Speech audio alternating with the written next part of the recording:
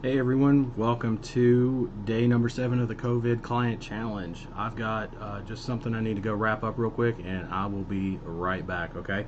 So hang tight.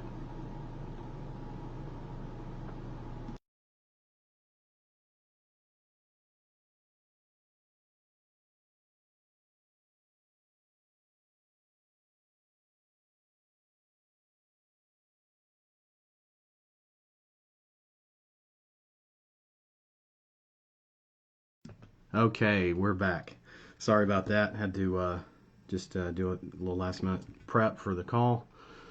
Okay, so today is today is the last day of the COVID Client Challenge, the 7-day challenge. We're going to do some more dialing and do some follow up. We got some follow up to do. We're going to update the tracking sheet here in a minute.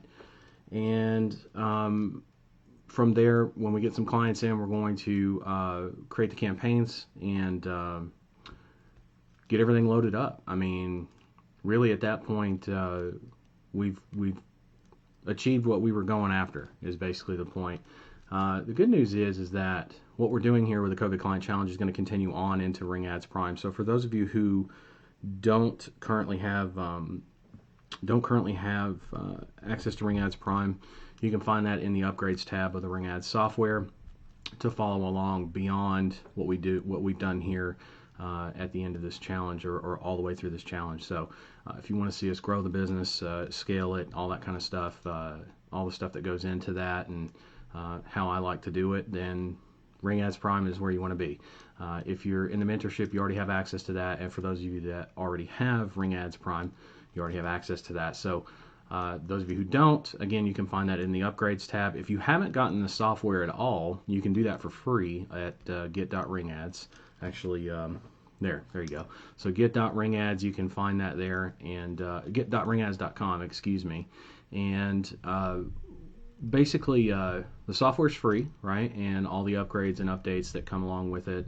There's a ton of development that we're doing and have done, and we're going to keep that going. I mean, that's always going to be free, and we're also going to go in and load up all the training that we haven't loaded yet. That's one of the reasons why, between the two guides that you have, the pay-per-call agency success in 24 hours or less, part 1 and part 2 PDF guides that also have video training in them, will help you go start to finish, as well as this client challenge, right? This COVID client challenge. So between those two, that will hold you over until we roll out the updated training, right? In a shorter video format. It's not going to be live streamed or anything like that. So probably for some of you, not all of you, but some of you may be much easier to follow that way. The PDF guides are laid out that way, I will tell you that. So between the two, I mean, and eventually you'll have 3 different options for the training, plus live streams and all that twice a month. If you're in the mentorship, you have the twice a month plus the once a week. So multiple sessions that you have access to on top of all that training. Anyway, figured I would lay that out there for you since we're on our last day. Haven't really talked about that at all. A couple of times I mentioned it, I think, early on, but haven't really dove into that. And I know that I'm going to get questions about that, like why did we stop the challenge? We didn't stop the challenge. Today's the last day of the challenge. So that said, let's go and take a look at our tracking, our sales tracking anyway, for the phone calls we made yesterday. So screen, there we go. So now you guys can see the screen, and we got to put in our numbers that we had from yesterday, right? So we had 6 dials. We had 4 of those, 3 of those, 3 of those, 0 and 0. Okay, there we go. And now I'm going to go and work on the follow-ups. I can't really show you that screen because it's got sensitive information on it, but I will update that while I'm in here. So this is kind of like on your prospecting days. You'll find if you're a one-man band, what I like to do is set aside 2 or 3 times a week, if I can, to go after new clients or new client acquisition. And That includes follow-ups. But my point is, on tracking, this is the first thing I come in here and do. Or at the end of the day, I usually just track everything, set it on the desk, and then first thing in the morning, I come in here and update my numbers for yesterday's work or for the last couple times that I was on the phone. It just depends on how many times I'm on the phone or how long I'm on the phone before I'll come in here and update the data. But the idea is I'm going to average these out. I've got the month of May listed here. I'm going to average these numbers out at the end of the month, since we're in May now, and that'll give me an understanding of what my close rate is, where maybe some problem areas might be, or where I might want to turn up the heat or not, depending on how I pitch. Which reminds me, by the way, I got a message recently, yesterday or early this morning, excuse me, asking if I wanted some help with sales. And here's the thing: I always welcome that kind of stuff. I always am open to that, but I want to make sure that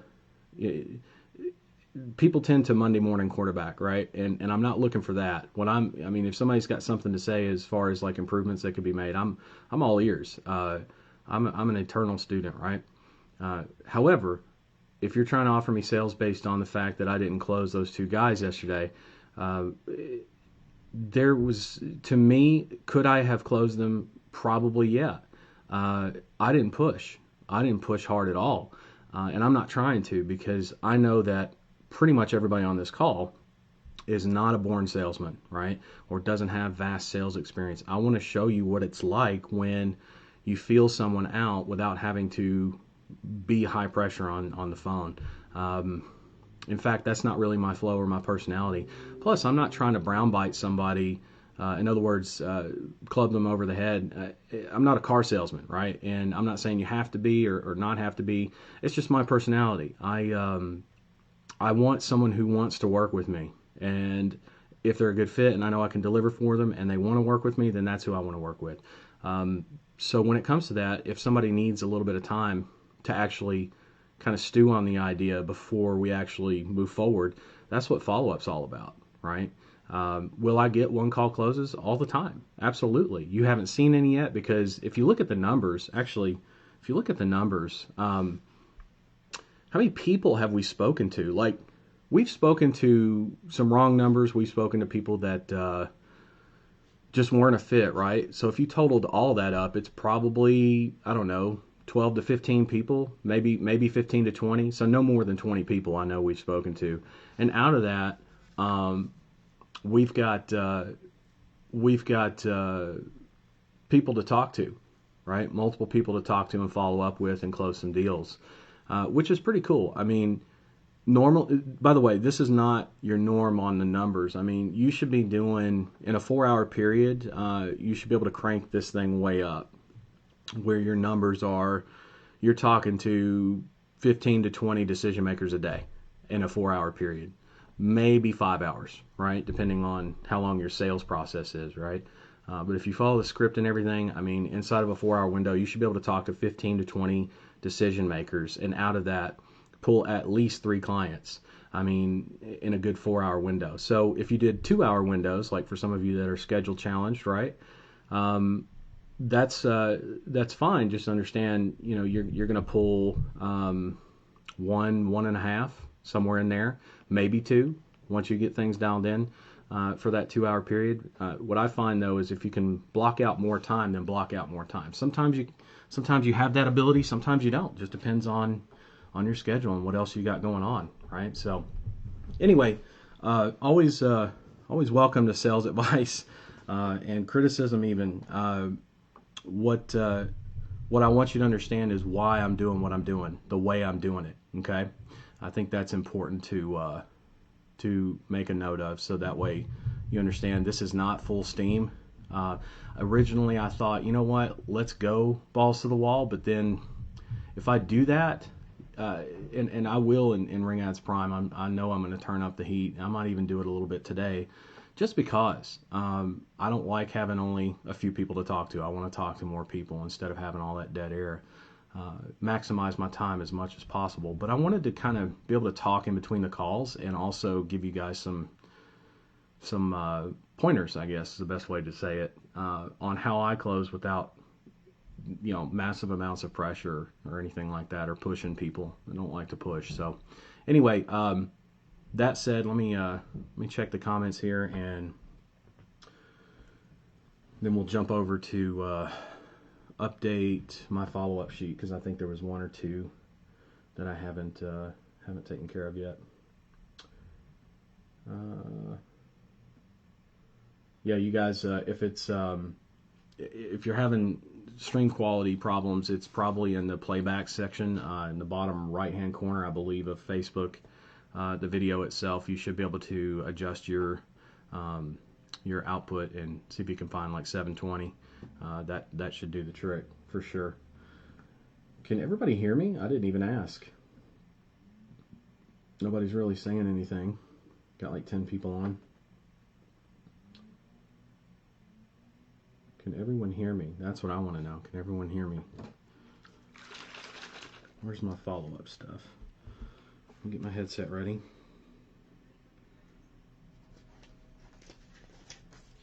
Okay. So that's connected.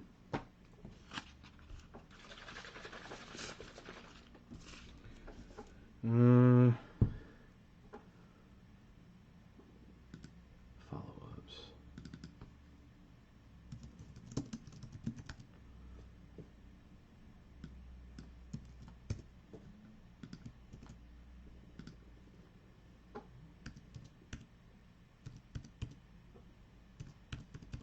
Okay. Haven't done that yet. And then, who was the other one? That's the one I didn't have the name. I do have a number. Which, by the way, I mean, that's worth that conversation that I had where I didn't get the guy's name. I just didn't ask. That's actually worth looking up and seeing if I can at least find out the company name. That would do it. All right.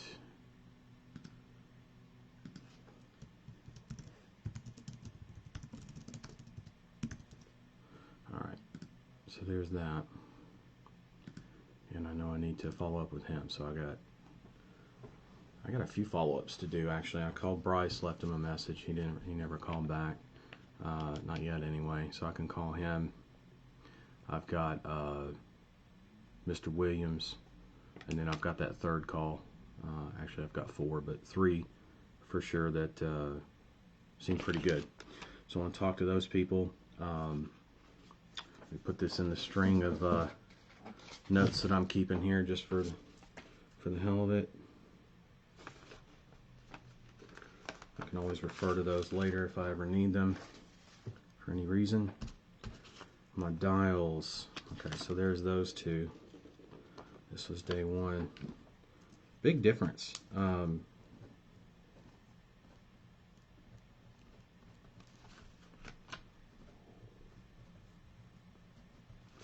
right. That goes over here as well. All right. Where's my sheet? Or my post-its here? It's another one that goes there. Stacking them up. All right, what do we got?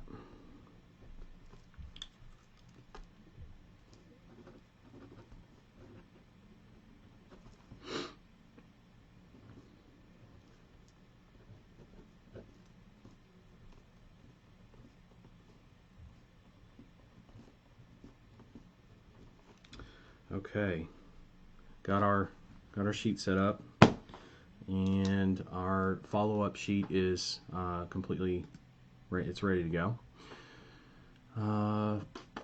Audio. Everybody can hear me. Okay, great. You guys aren't as talkative in the mornings as you are in the afternoons. It's kind of funny. I say in the mornings. It's my morning. Some of you, it's not morning. But so we got a follow-up call to do at 10. We're going to talk to some people before then. We got a follow-up call to do at like noon.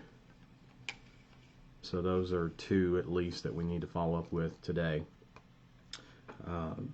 But everybody else, I think we're just going to bump up the dialer speed a little bit. And get that going. Let me make sure that I can get in here and set the settings. Schedule. No Thursday. Friday until 1. Started at 9. That's fine. Hit save.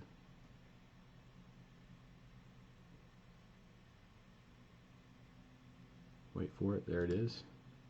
Alright, and go back into it and set it for today.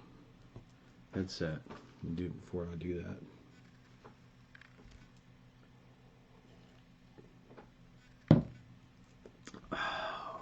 Man, oh man, oh man. I'm going to move that there.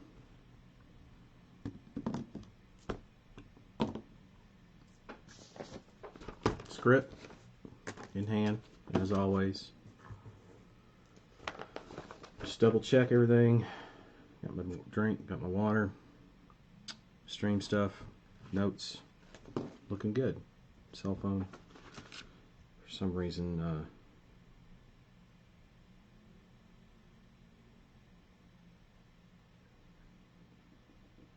okay. Boom, boom, boom. Let's set our date for in the dialer for May 1st. Ends on May 1st. Starts on May 1st, ends on May 1st. Save that. Go into Ring-Eds. Log into Ring-Eds, I should say. Ruh-roh. My Dashlane's not working. Come on, Dashlane. Got logged out of it for some reason. That's weird. Have to turn the app on. I got a 2-factor authentication.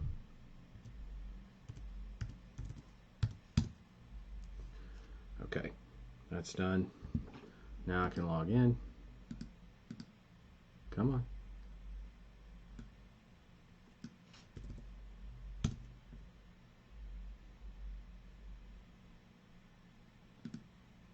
There it is.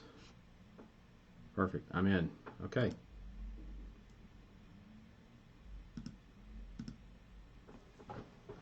Oh.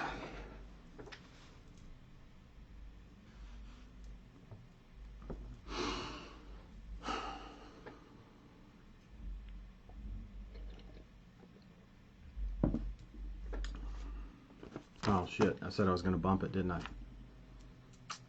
I did say that. I'm going to go do that now.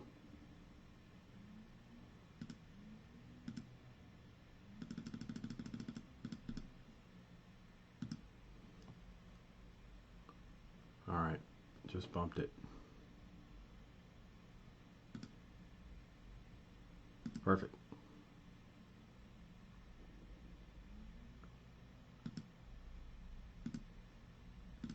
Just waiting on it to ring.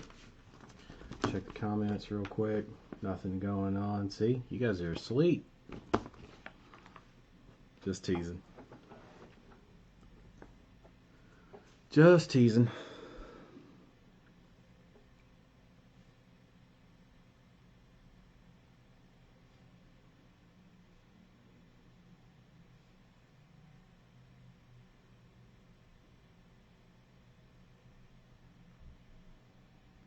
It's funny, we lost I say funny, like, you know, we lost a few people along the way. Not saying we lost them forever or anything, just probably schedules, hopefully schedules. That's why we're recording these, but yeah.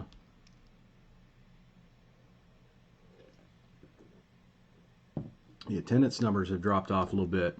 Either I'm really boring or people just got shit to do.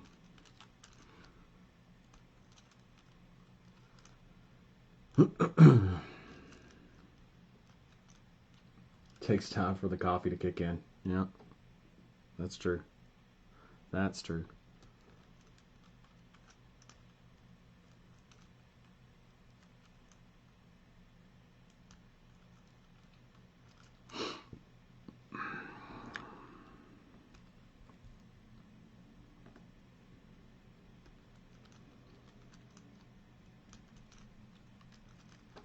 So double check everything on the dialer. Yep, it's dialing.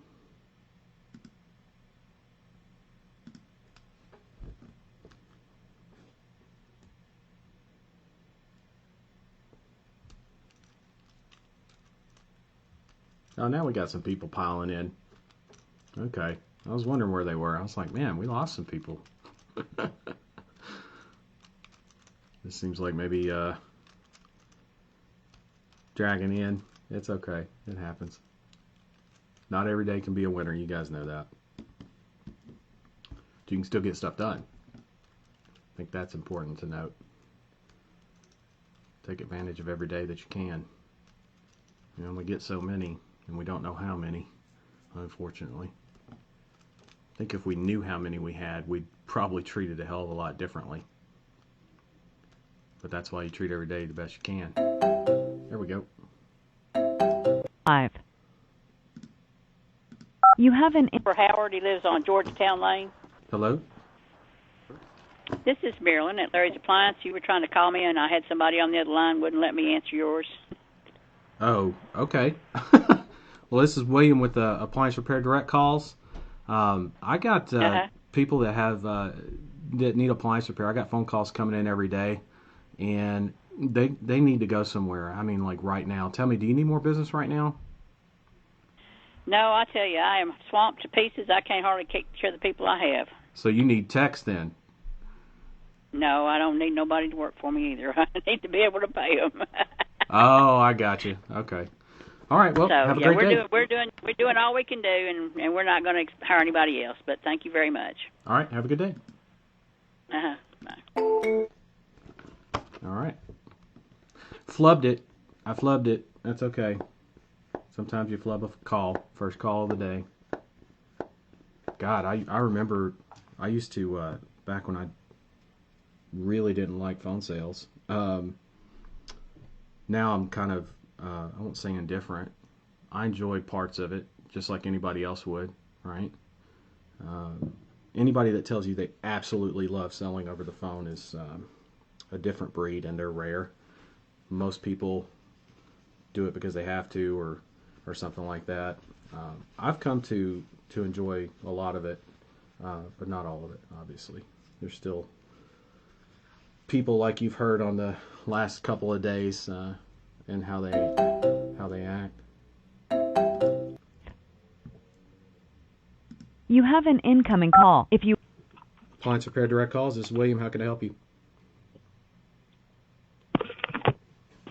Hello? That happens. Why don't you change your greeting? Because obviously if he hangs up, or she, they're not interested. They think they know better. They're not in a place to take phone calls. What does that mean? Like, if they're not willing to take a phone call, or take my phone call to even understand that it might be different, because I do sound different, they just hear that name and they're like, nope, not for me. That's cool. That saves me a lot of fucking time. I don't care if they don't say anything. I really don't. In fact, I would prefer it over the guys who waste your time, or the guys who expect something for nothing, the guys who are crabby as hell. Like, there's a bunch of different types of people out there, and I'm not looking for them. So I'm okay with that. And that's the not so enjoyable part, right, of phone sales, if for this model, if you want to look at it like that. But at the same time, it's not like it's super painful. I mean, what, did that hurt my feelings? Not really. You know, I didn't even hear anybody speak. I clearly heard somebody answer the phone, but no big deal. You just move on to the next call. Find the one who's open to that.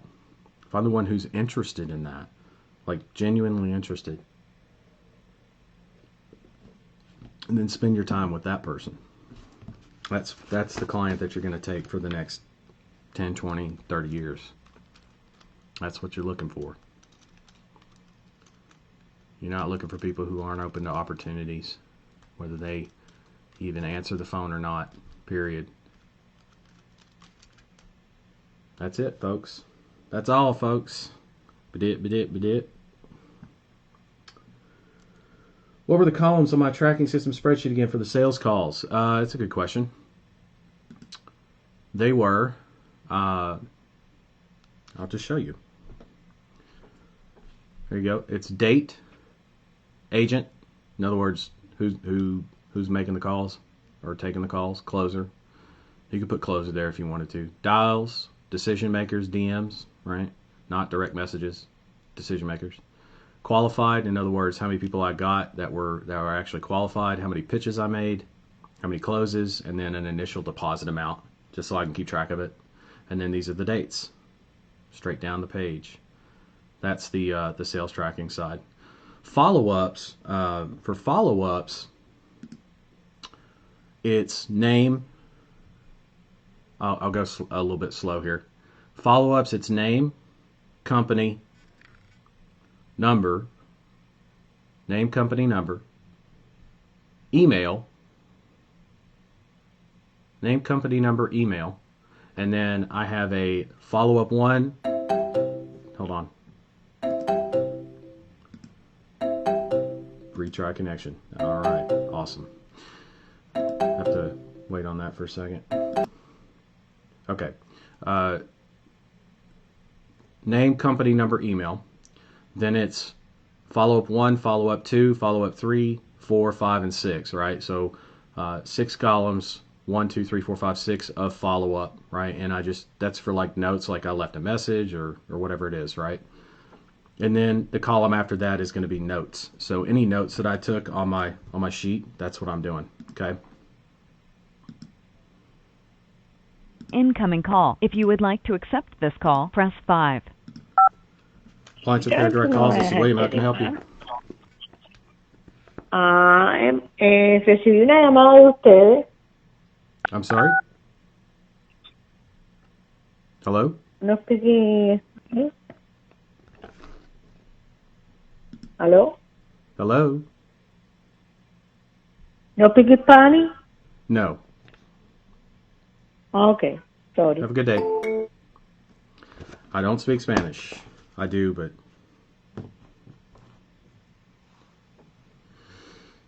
Oh... Entiendo más que hablo, meaning I understand more than I speak.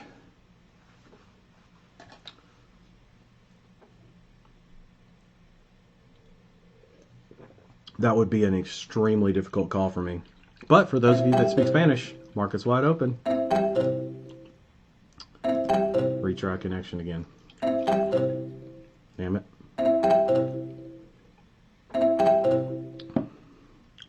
Ooh.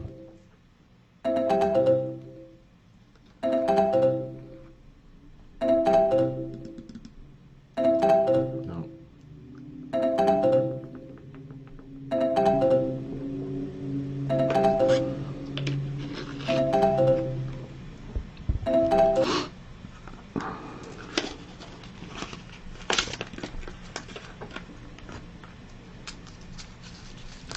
Waiting on the next one.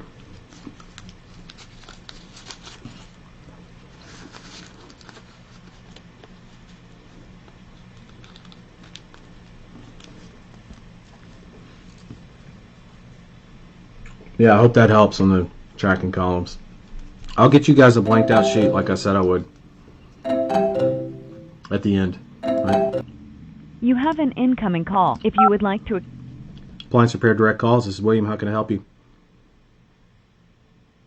Hello, this is Louis. How can I help you? They got a phone number.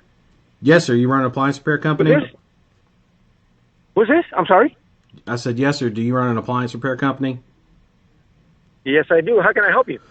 I've got live calls coming in for people that need appliance repair, and they got to go somewhere. And I mean, yeah. I got somebody there that did the same thing, and I'm still working for that people. So right now I do have quite a bit of calls coming in. I'll be lying to you if I get another one. So I got so much going on. I appreciate you calling. No worries. Appreciate Have you a great calling, day. Thank you. All right, bye-bye.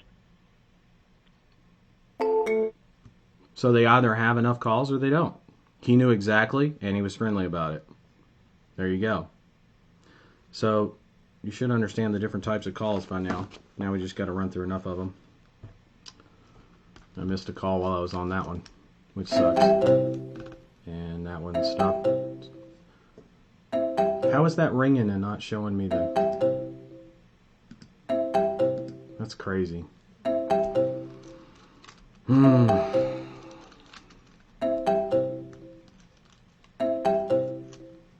Actually, I'll show you guys. I mean, see how it's not showing? It's just a call log. That's it.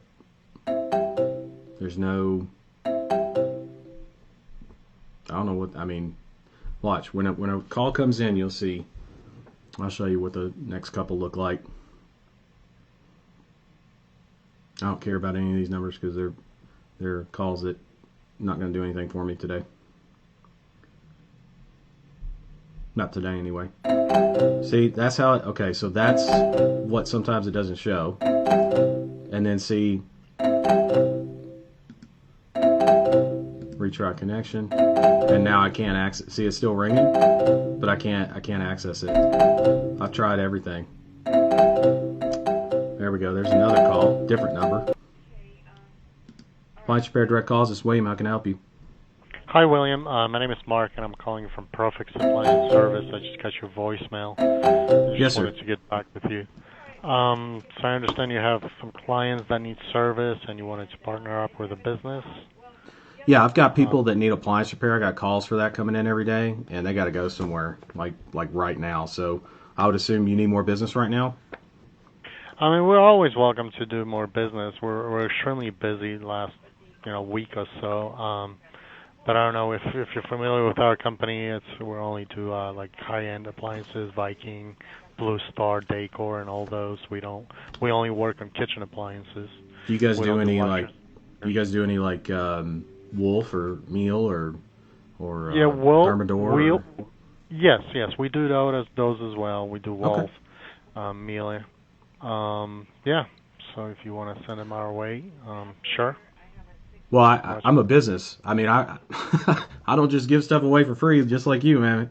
Oh, got it. Okay, no, totally understand. Then no, I mean, I'm honestly, we're busy enough where we don't need to, pay for clients or for referrals. So. I would say there's a difference between being busy enough and wanting to grow the business. So that's why I was asking if y'all need more or not. No, we're good. Thank you. All right, have a good day. You too. Not open to the idea, folks. Not open to the idea. Not yet, anyway. See, here's what's really crazy. Life changes every 90 days. I already said this before, but life changes every 90 days. So what does that mean for clients? They have babies. They have business drops. They move. People die, unfortunately. There's all kinds of things, major life events and changes in life. And when you run a business, one of those major life changes is your lead sources dry up, or your sales you have a drop on your sales, or for any number of reasons at any given time. And it's not always industry wide. Sometimes it's geographic specific, right? Like it's city specific or location specific, I guess I should say. And when you run into that, like people that say, no, not right now, we got enough business, it's like number one, they're kind of wasting my time a little bit because it's like they want something for nothing. High-end appliances, I'm not going to be able to drive tons and tons of calls for that because there's just not tons and tons of high-end appliances out there. There's a good amount, don't get me wrong, but compared to the other types of appliances, the many other types, they're much more rare, right? Retry connection again. Can't answer it. It sucks. That's okay. He responded. He was somebody that responded to the voicemail, so that's good. I know we're going to get some more voicemails in today then, or responses from the voicemail. Anyway, what I was saying about this ringer's throwing me off. Just give it a second. All right.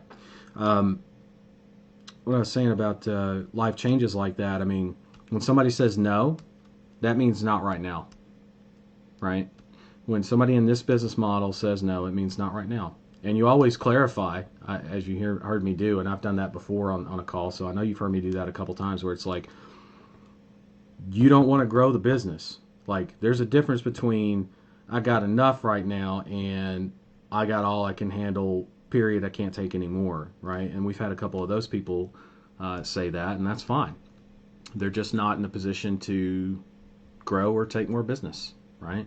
And the guys that are interested are wanting to grow, and they don't care what the cost is, or they're open to the idea of paying for phone calls, right?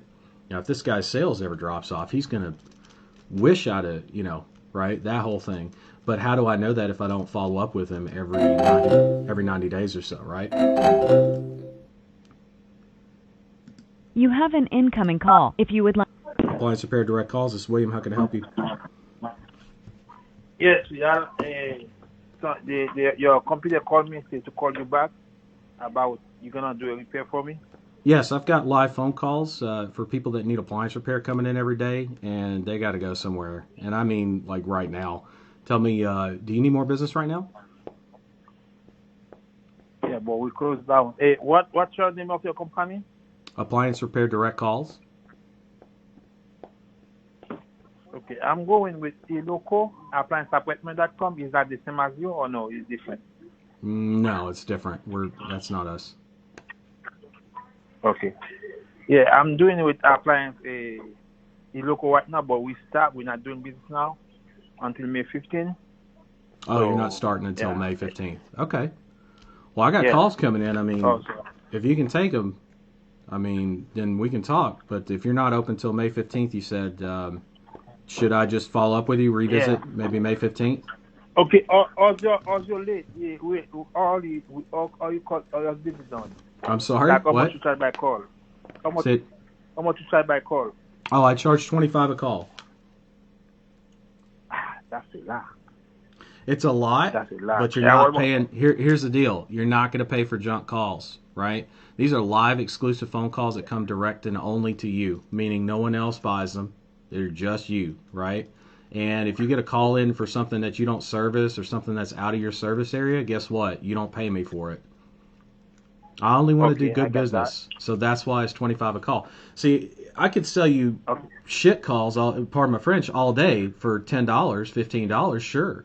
And be just like everybody else. But my goal is to get you calls that are going to pay you money. That's the deal. So that's what that's all about. You want me to follow up with you on May 15th or? No. You can talk about that. Let me ask you one more question. Okay, shoot. What about if I have a call right now? The call is like hey, I need appliance repair, and that's my. I'm sorry. Hang on. I got a phone ringer in my ear. What are you saying again? Hello? 5. You have an income. Appliance Repair Direct Calls. This is William. Hey, I just got a call from this number, so I wasn't too sure why. Something about appliance repair? Yes, sir. I've got live phone calls for people that need appliance repair coming in every day, and they got to go somewhere, and I mean like right now. Tell me, do you need more business right now? I do. I mean, yeah, that would help. Okay, great. Just a couple quick questions I got for you. How big is your service area roundabout? So I stay in the Pinellas County. Okay. Right now. But yeah, I'm Pinellas County right now, so. Pinellas County. Okay. Well, nothing wrong with that. Nothing wrong with that. And how many techs do you have working? Just 2 of us. Just 2 of them. We're a little slow right now, so yeah. No, I totally get it. I mean, you're probably, the drop is probably off for you a little bit. I get it. Yeah, a little bit. Okay. And do you have somebody dedicated to answering the phone? Like, is that you or? That is me. Yeah, I'm the owner of the company and all that. Yeah, so I answer the phone calls. Okay, perfect. And my wife also helps. My your wife wife helps in the office because we have a small little office too. But I handle most of the phone calls. No, I don't blame you for that. And how many calls do you think you could take a day? Honestly, me and my partner right now, we're only getting about 5 a day right now. Okay. And that's total. So, I mean, I could probably handle about five extra a day, 5 a day. Okay, gotcha. All right, and as far as like what you service and don't service, I pretty much service everything besides I don't really do wolf. Wolf I don't really do. There's a couple other Melee. I don't really mess with Melee too much, but all the regular like Whirlpool, LG, Samsung, I do all those. KitchenAid, Frigidaire, and all that. I just pretty much Wolf. Melee dishwashers we don't really work on too much. what about Bosch or Sub-Zero, Viking? I do work. I do work not Viking but Sub-Zero. I do, and I do work on Bosch. Yes. Okay, cool. So some high end, but not all. Got it. Yeah. I'm surprised Wolf, you work I on just Bosch. never really got into. Yeah, I got. Yeah, I've done plenty of the Bosch's, so I mean, I'm kind of familiar with those. Oh, okay. Yeah, some people, I mean, just based on my experience, like, it can be a pain for parts and all that, with getting parts from them sometimes. So that's what I hear. That's the word on the street. Yeah, they can be like, Bosch, Sub-Zero, Wolf's a real pain. That's why I don't even want to mess with Wolf. Got it. But Bosch, we can pretty much get things. It's not too bad, Got it. Sub-Zero is pretty easy to get it too. So. Got it. Okay.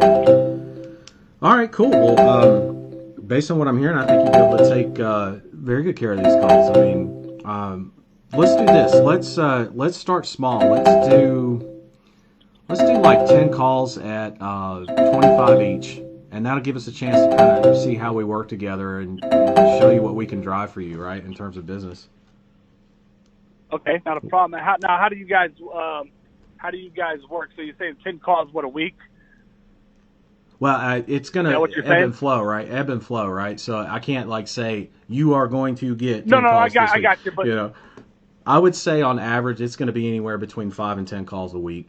It might be a little slow right now, but it's still going to be additional calls to what you currently have going on, which means more money in your guys' pocket. That's what I'm trying to do, right? Fill your pockets. If I can do that, then you have no problem working with me and paying me for my calls, right? Especially if I'm not targeting calls out of your service area or making sure that in other words, there's no junk. You're not going to pay me for any junk. And I have actually a back office for being able to log in and dispute the calls that don't fit the needs. In other words, hey, this is not Pinellas. Yeah, I got you. Right?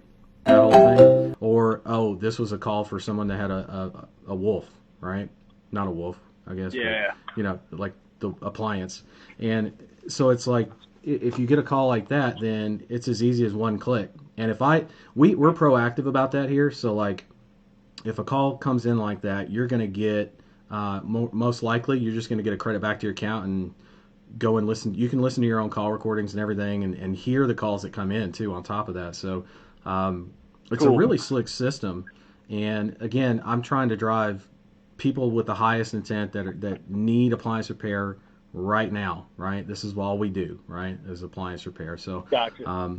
Drive phone calls for appliance repair. That's my business. That's awesome. Now, so I would be just kind of like, I would be ordering my parts through myself, right? Say that again. I'm sorry, say that again.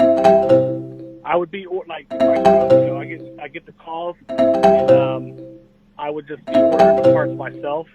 Oh yeah, no. So the calls. Let me kind of run down through it again. So these are live exclusive calls, meaning they only come to you. Okay, they're going to be in your service area based on what we define together. Okay. You said Pinellas County, so that kind of narrows it down. I mean, it's not all of St. Pete, right? So it's like you just Pinellas. I mean, well, I guess that is kind of all of St. Pete, isn't it? I'm not sure where the county line is. Yeah, I mean, for you. I do St. Pete, Pinellas Park, Clearwater. Okay. No, that's a bigger service area. But that's okay. Yeah, that means when I say that means more business. County, I do all that. St. Pete all the way to Clearwater area, you know? Okay, just making sure. So with that, these are live exclusive calls that come direct to you, meaning once they're on the phone with you, it's all you. It's all your business. So whatever service, like tech fee you charge, diagnostic, whatever, to come to the house, right? Whatever you charge for parts and labor, I don't want any of that, my man. I just want to drive you good, clean phone calls that you can make money with, because then you and I, listen, I want to do this so that I'm looking for people that I can work with over the next 20 or 30 years. That's what I'm looking for. So that's awesome, man. Yeah. You see what I'm saying? Like that's where we're at. I know what I can do and what we have coming in, and it's like, they just need a good home. Someone that, so like there's certain calls for, like, for example, some of the higher end stuff. There's some you do and some you don't. What I'll do is I'll go and find somebody else in the area that does Wolf and Mealy and Viking and all that, right? I don't have to worry about. I don't have to worry about that, right? So, but I got to find the right guy that'll do just that, as opposed to not a problem. You do that's almost awesome. everything else. Yeah. Yeah, that's awesome. Okay, cool. Yeah, sorry. I just, when I got the call, I was like, man, I'm not even sure. Did I call somebody on this or what? So, no, I called you. Kind of came out of nowhere. So that's awesome. Well, we got I appreciate calls. That. Yeah, that's awesome. Yeah, I'm definitely in, man. All right, cool. Here's what we're gonna do. Go to appliancerepairdirectcalls.com.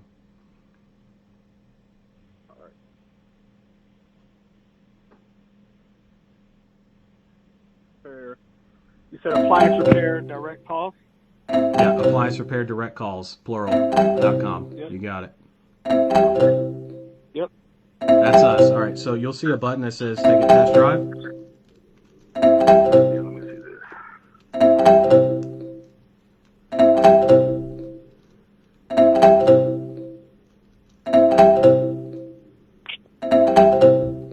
Sorry. That's okay. My laptop right now. Take your time, man. Everybody's shut down right now. I'm just kidding. Not everybody. Hey, it'll be over soon enough, man. It'll be over soon enough. Yeah, you guys crazy times. How are you guys holding up? You guys doing all right? We're doing great, actually, because here's the crazy thing about COVID. Like I say it strictly on a business perspective. Okay, like personally, it scares the shit out of me. Okay, but like on the business side, everybody else is down, but our calls are still coming through. So it's like, for us to find the people right now, it's actually like people are hurting, and they're more open to the idea of like, hey, I need good phone calls, like now more than ever. And so I almost feel like if I'm not working right now, I'm not doing my industry a service, like people in the appliance repair industry a service at all.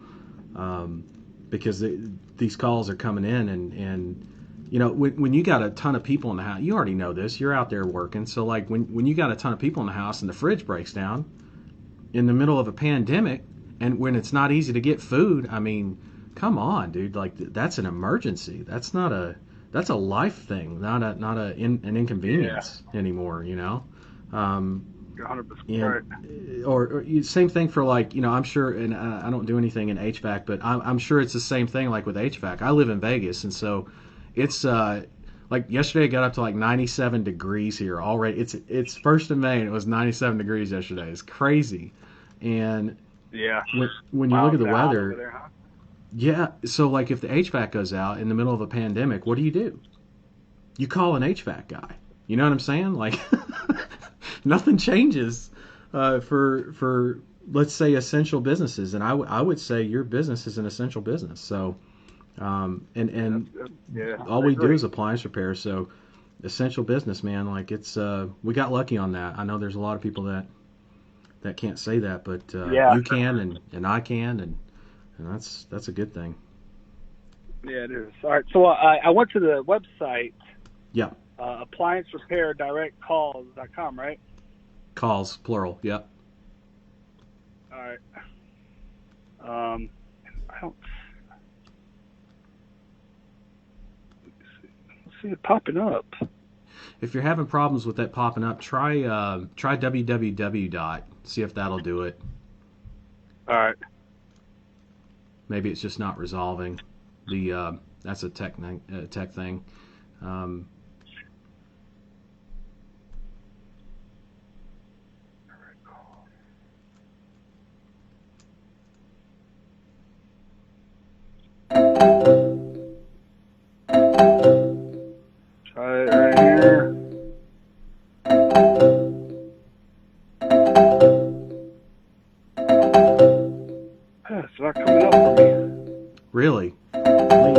trying on my end. Should be just fine. Unless our site's down. Should be. I might have got it right here. Does it say direct appliance repair? Appliance repair direct calls. Yeah, but when I clicked on the Should just say at the top. Should be a yeah. blue header. yeah. Okay, I think I'm on it. And then where do I go? Take a test drive with us. See the green button. I don't think I'm on the right one, man. Sorry. That's okay. That's okay. Try HTTPS : that whole thing, and it's got to be the S. And maybe it's because it's a secure site that you're having challenges with it. Shouldn't be set that way. I'm not sure why it would be doing that, but Yeah, you said to try what now? HTTPS : and then / www.appliancerepairdirectcalls.com. See if that'll do it. No, it didn't do it for me. I don't know if it's my computer or what. That's weird. No. Do you have the net? Yeah, I do. Yeah. And you pulled up like another site? Or Yeah, it's just click. Yeah, it brings me to other sites. So like when I put that in, it says appliance repair, and it's like answers list. And I don't see. Weird. Huh. Yeah, it's not coming up for me for some reason. Yeah, I don't know why. There's no way you can email it to me, can you? I was going to say, what's your email address? That's exactly what I was going to ask you. I'll just shoot you an email. Man, I appreciate that. Sorry about that. Yeah, That's my all right. email's S as in Sean, M as in Mary, last name Bowley, B-O-W-L-E-Y, 86@gmail.com. I'm sorry, I got a call going off in the background. You know that call waiting thing? Hold on, let it. Yeah. Go ahead. So it's SMBOWLEY. Hello? Hello? You gotta be kidding. Drop the call. Let me find him and call him.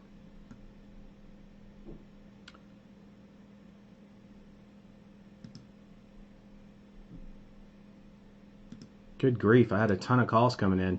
It must be from voice messages, but the dialer should have stopped because I was on the phone. It should not have kept coming in that furious. That was crazy. Where's this guy at? Hold on. That's him. Ah! You gotta be kidding me. I got his number. Found it, I think.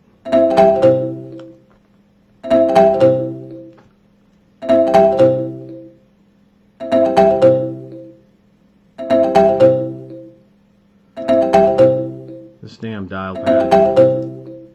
I'm gonna do some improvements on it so it can actually do this kind of stuff a little better. Works just fine. It's just getting overloaded, obviously, with a bunch of calls, as you can tell. Let me see if I can call him up. I think this is him.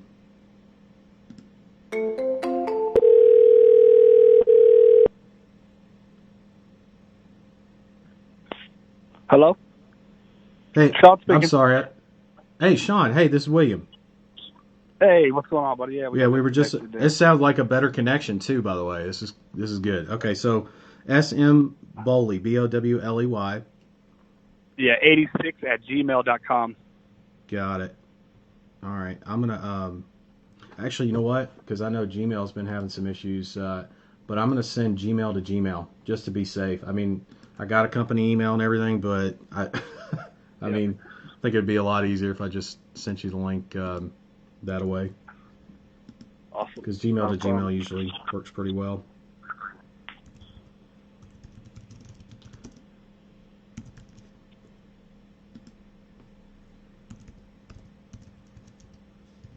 86. Got it. All right. I'll let you know when I get it. All right, I just sent it. All right. Let's see here.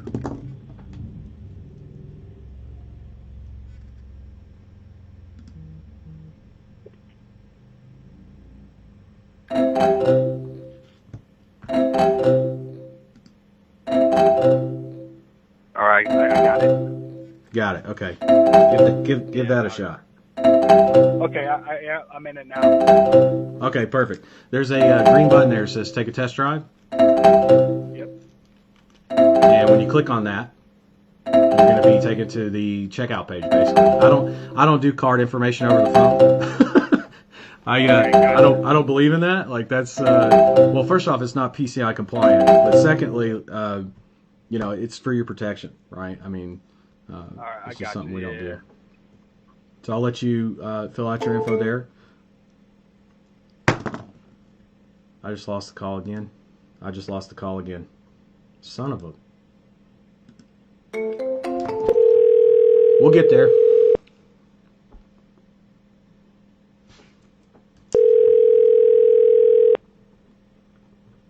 Please leave your message for 72732055621.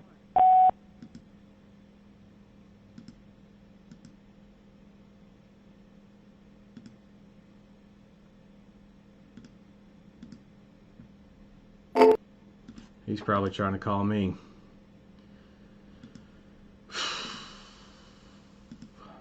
This is stressful. But this is what it takes. Keep cool, keep calm, handle your shit, get back on the phone.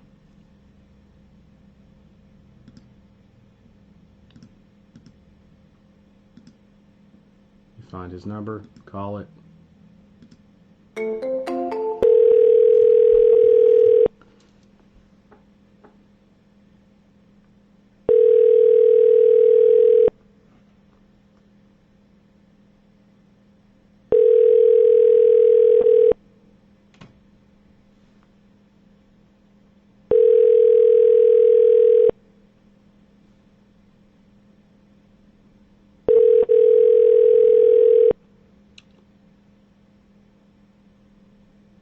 Please leave your message for 727320556. Okay. Let's see if he calls us back. Guess best thing we can do is just wait. Not really. Kind of need to though. Don't want to bug the shit out of him. He knows what to do.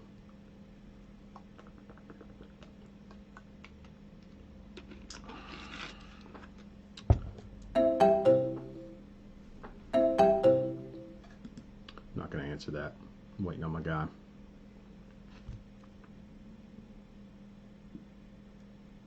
Call him back one more time.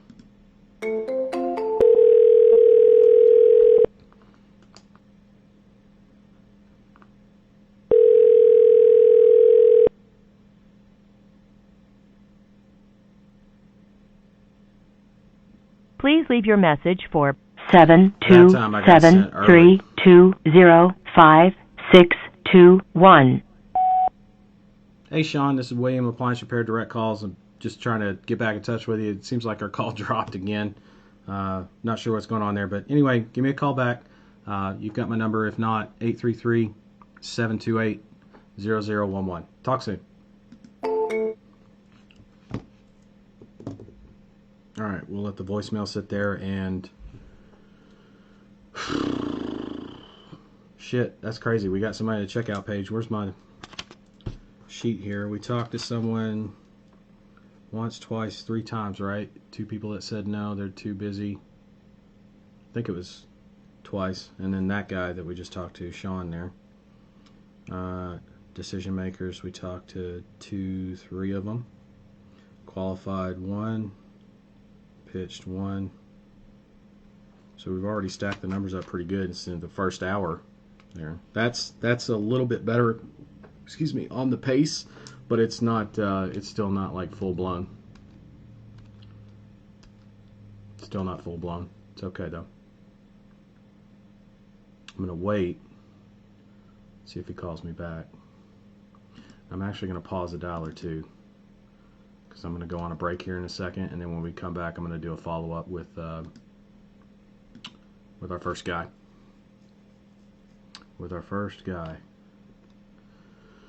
All right, so that's paused. I'll give him one more shot. I think that was plenty of time for him to hear the voice message.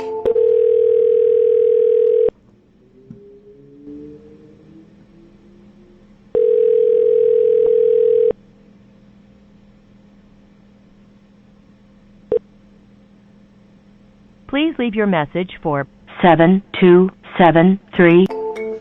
Okay, it's possible. I'm not saying this is what happened, but it's possible he got to the checkout page and flaked. We don't know. We just don't know till we know. And the only thing you can do is follow up with that guy. So I got his info. Oh, somebody else. We'll answer this and then we'll go on break. You have an incoming call. If you would like to accept this call. Appliance Repair Direct Calls. This is William. How can I help you? Yeah, is this Capital One? No, it's not. Oh, okay, thanks. Have a good day. Capital One. My number's not even close to that. Maybe it's an old Cap One number. I don't know. That'd be kind of funny. Till it's not. Okay. I'm going to leave this up and going. We do that right there. Okay. So I'll come to the comments real quick. We'll take a break, come back and do that follow-up call. I'll try this guy again too, since I'm going to take a 10-minute break or so. Now you've seen us walk to the checkout page and you see how you collect the money on the phone, right?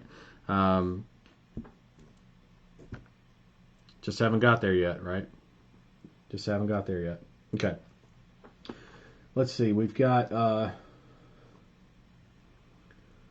I've started a not right now checklist to check in with them 3 months later. Perfect, Gary. Good deal. Not a done deal till it's a done deal, folks. Actually, you know what I could do is I could check the Stripe account. Maybe he filled out the. I mean, I've seen people do that. I've jumped off the phone with people and gotten paid, and it's like, okay, you know. See if I can find the right account. Really? The Stripe app sometimes is a pain in the ass. I could do it on the computer, I guess, but if I do it on the phone, maybe it might be a little easier. Nope, not yet. Nothing in yet. That's okay. All right. Yeah, I sent him the link. He must have been doing a typo or something. Because as soon as I sent him the link, all I did was copy paste from the browser, guys. Like, it was easy. His battery might have gone flat. Maybe that's why the calls dropped. That's entirely possible. It's 100% possible. Losing weight here from the stress. Don't you lose them. It happens, right? It happens. Let's see. You guys are talking to each other. Art and Gian's talking to each other. William uses a metaphor about this is how we built his house. Yep, sure, you can start changing things, then it won't be his blueprint. You could have a poor foundation. Yeah, actually, I here's another great example of that. I answered a support ticket this morning that someone was saying they had followed. I'm not going to call them out by name or anything. I'm not that mean, right? I'm not trying to be mean at all. I'm trying to help you get things set the way I set them, right? And this person said, I followed everything you know, because I encouraged them to go back and watch the training video for Mailgun and set it up the way I set it up. And they say, I followed it to a T. And it's like, then the rest of the rest of what they wrote is like, okay, maybe you didn't. Because it says, I followed it to a T. I'm using Namecheap. And then I've got my site over on HostGator. And I was like, okay. Never have I ever, right, if I'm playing that game, have I said anything about HostGator or having a site on HostGator. Ever. forever, right? For you Outcast fans. I never said anything about HostGator, right? Ever. And so, again, I had to clarify that point, not be mean about it, but clarify it and point them in the right direction on that and say, if you're going to follow it to a T, like, follow it to a T, meaning no HostGator. I've never taught HostGator ever. So it comes up like that where I'm not doing it to be an ass. I'm doing it because the reason I don't know what your problem is with Mailgun, and he's like, he reached out to Mailgun support, reached out to Namecheap support, can't get it working with HostGator, obviously. If he was just using Namecheap as I taught with Mailgun, Namecheap and Mailgun, he would be fine. No HostGator, right? I can only say what I can say, and I can only teach what I know works. Beyond that, I'm not saying that there's not stuff out there that doesn't work. I'm saying it's a question mark. If you're okay with a lot of question marks in your business, because usually behind the door of a question mark, it's usually not a good thing. And sometimes it is. Sometimes it's okay. Sometimes you luck out. But the more you do that kind of thing, the more question marks you have in the business, the more luck plays its part. And you're not doing yourself any favors, right?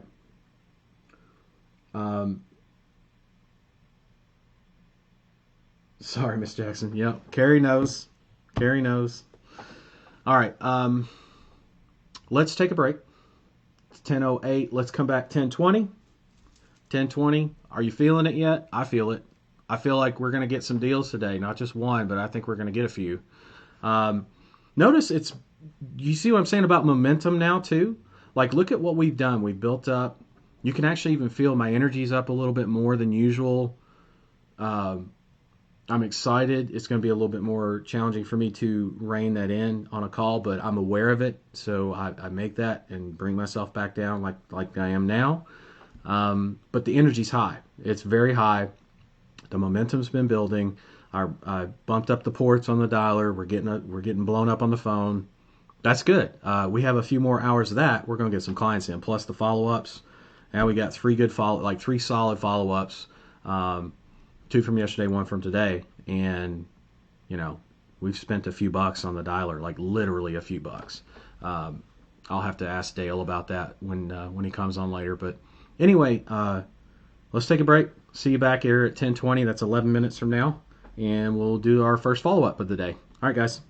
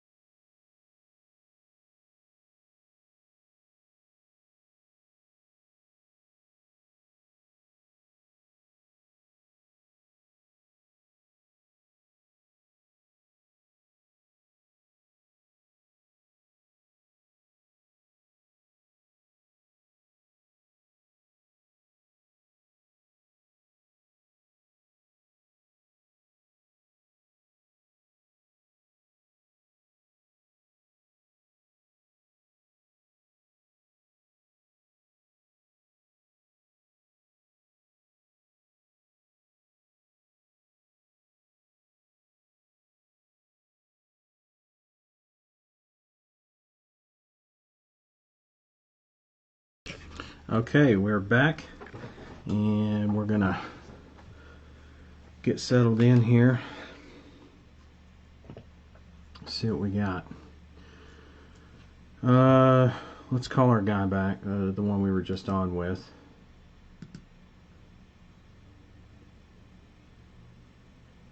See if we can.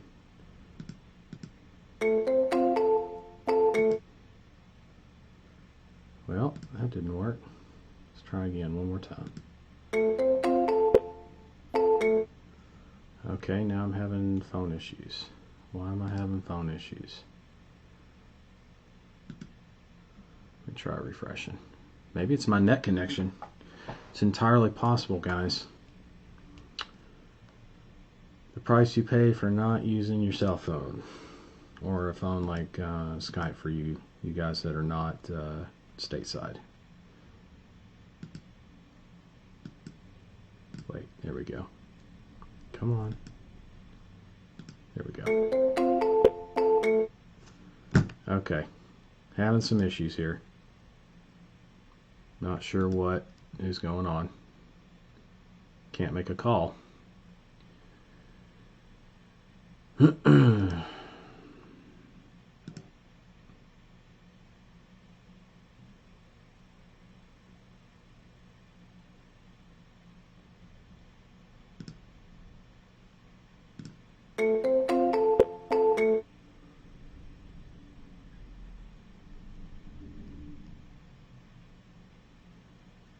Okay.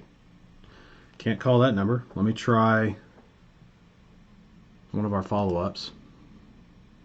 The one we got to call at 10. See if we can dial that number. Hopefully we can. If not, we got a dial pad problem and we're going to have to adjust accordingly, which kind of sucks, but you know, it's what it is, guys. Roll with it.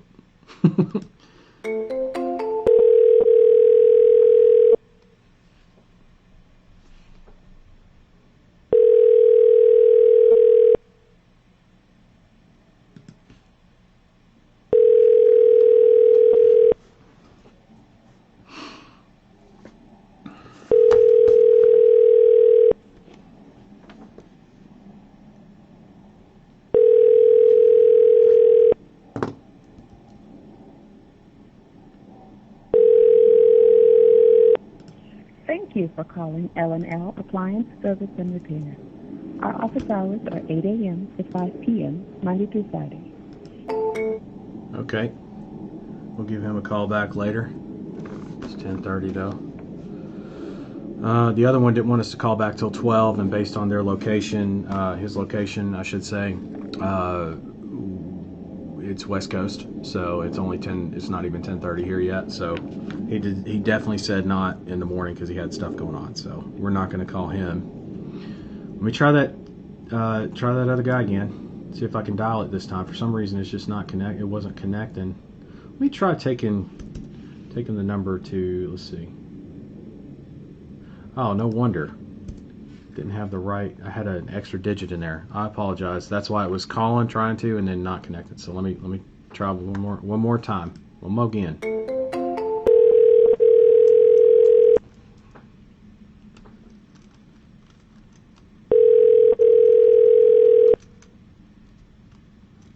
Please leave your message for 727-320. Okay, so nope. Nothing we can do about that either. Okay, so our follow-ups are done for right now. It's back to the old same old till we find someone else. Let's turn this back on, hit save.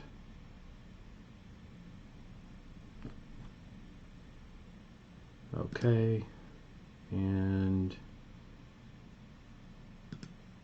back we go. Back we go.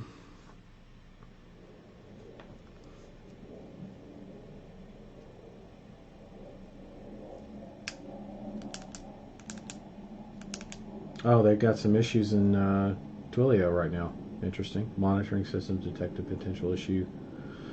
The engineering team has been alerted, is actively investigating. Update as soon as we have more information. That was at 9:44 this morning. Yeah, 09. So definitely 944 this morning. Well, ain't that a bitch?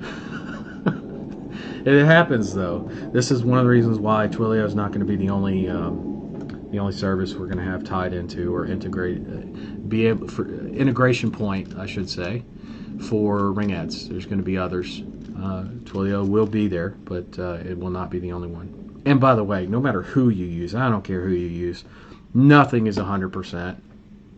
Even Lysol kills 99.9% of germs, okay? They say that because they cannot legally actually say 100%, even though most times it probably is 100%. They just cannot say that. So throw that out there just for perspective. The overwhelming majority, 99+%, hey man, that's you're getting the meat. You know what I mean? You're getting all meat there. So anyway, ooh, stretched out. Water. All systems green now. That's good.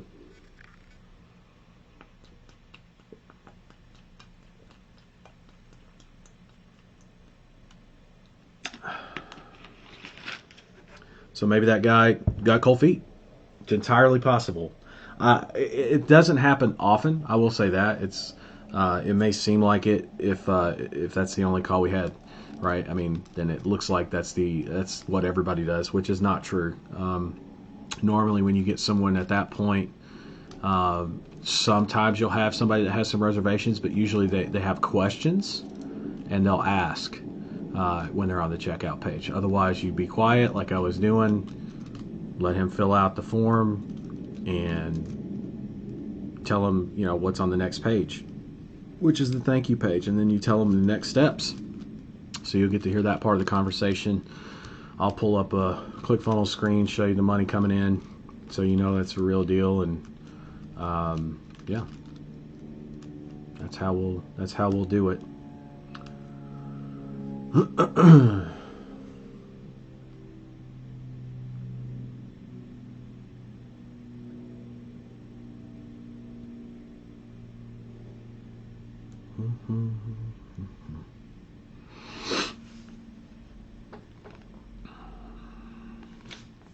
My script over here sitting off to the side, that's no good. If it's not in my hands, I'm not constantly reminded to look at it if I need to, right? Especially since I flubbed the first couple calls this morning. You get the flubs. Sometimes that happens. When I first started doing phone calls with my own scripting and everything many years ago now. Not that old, but many years ago, believe it or not. It usually took me 6 or 7 calls to really get the flubbers out. Like, when I say flub, I mean messed up, like the screw ups. So for me to get rid of the screw-ups, like the hiccups, right, it took me like 6 or 7 calls. Now, the first 2 days, never had a problem. Now, all of a sudden, my brain's not clicking this morning or something entirely, which shouldn't be the case. I mean, I've had plenty of water, plenty of rest. I only had 2 Jack and Cokes yesterday for my birthday, and that was it. I mean, it's all I wanted anyway.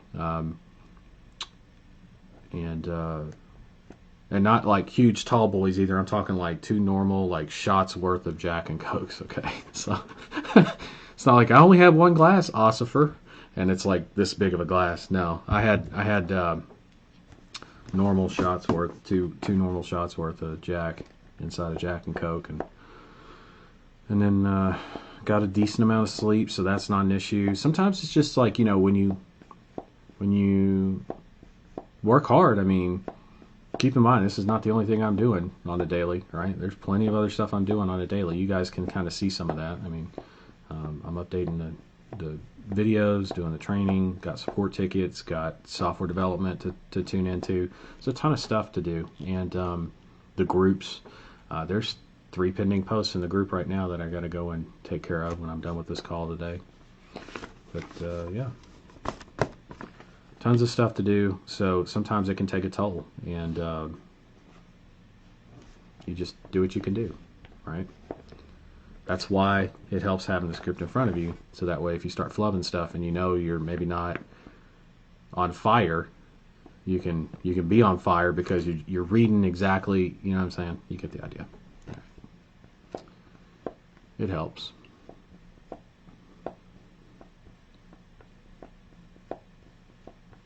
But if you didn't practice this script, just having it in front of you is not enough. You're going to sound like you're reading, like you don't know. Let me check the dialer, make sure everything's good. Should be. Yep. Oh, look, just got a phone call right when I want to check the dialer. You have an incoming call. If you would like to... Appliance Repair Direct Calls. This is William. How can I help you? This is who? William? Hello? Hello. Somebody just called me here and I said hello and I hung up. That, well, I didn't hang up, but that was me. I called. Okay. What can I do for you? Yes, sir. I got live phone calls coming in for people that need appliance repair, and they're coming in every day. They got to go somewhere. I mean, like right now. Tell me, do you need more business right now? I can handle a couple. You can handle a couple?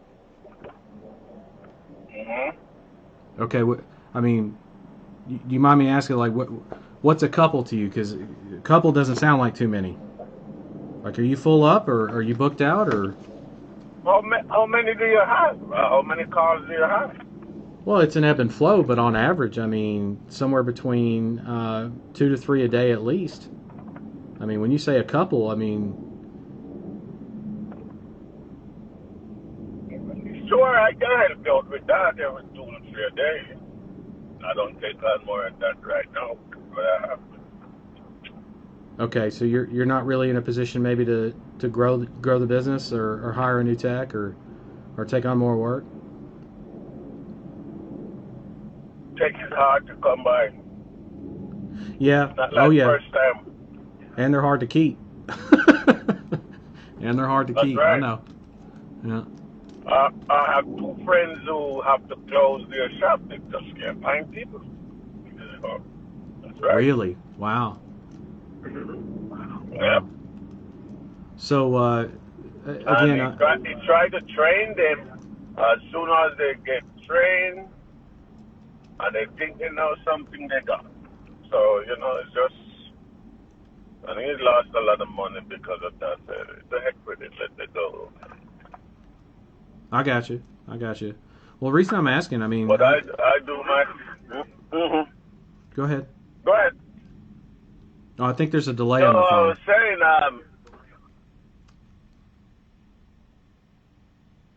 all right, I'll listen to you then. Go ahead. No, I was listening to you. All right. No, I was saying that as soon as they know something, they just... especially these young folks nowadays, it's unbelievable. You can't depend on them. So it doesn't make sense whether you can do what you can do and whatever you can't do, stay. But makes no sense to invest all this money on there. You just can't get people that's reliable. They'll work away. Better not to have them. Okay. So it's kind of an important question. I mean, I've got clients all over that, able to take 100 calls plus a month. And sometimes, especially in peak season like we're coming up to now, that's like a normal thing, even with everything going on right now. So if you're not able to take those calls, that's my biggest concern, because they're coming in. I gotta find somebody to be able to take them. You say you can take a couple, but a couple's a couple, and that's why I'm trying to clarify here.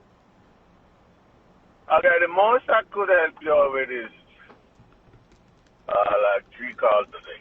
That's it. Like 3 calls a day. Okay.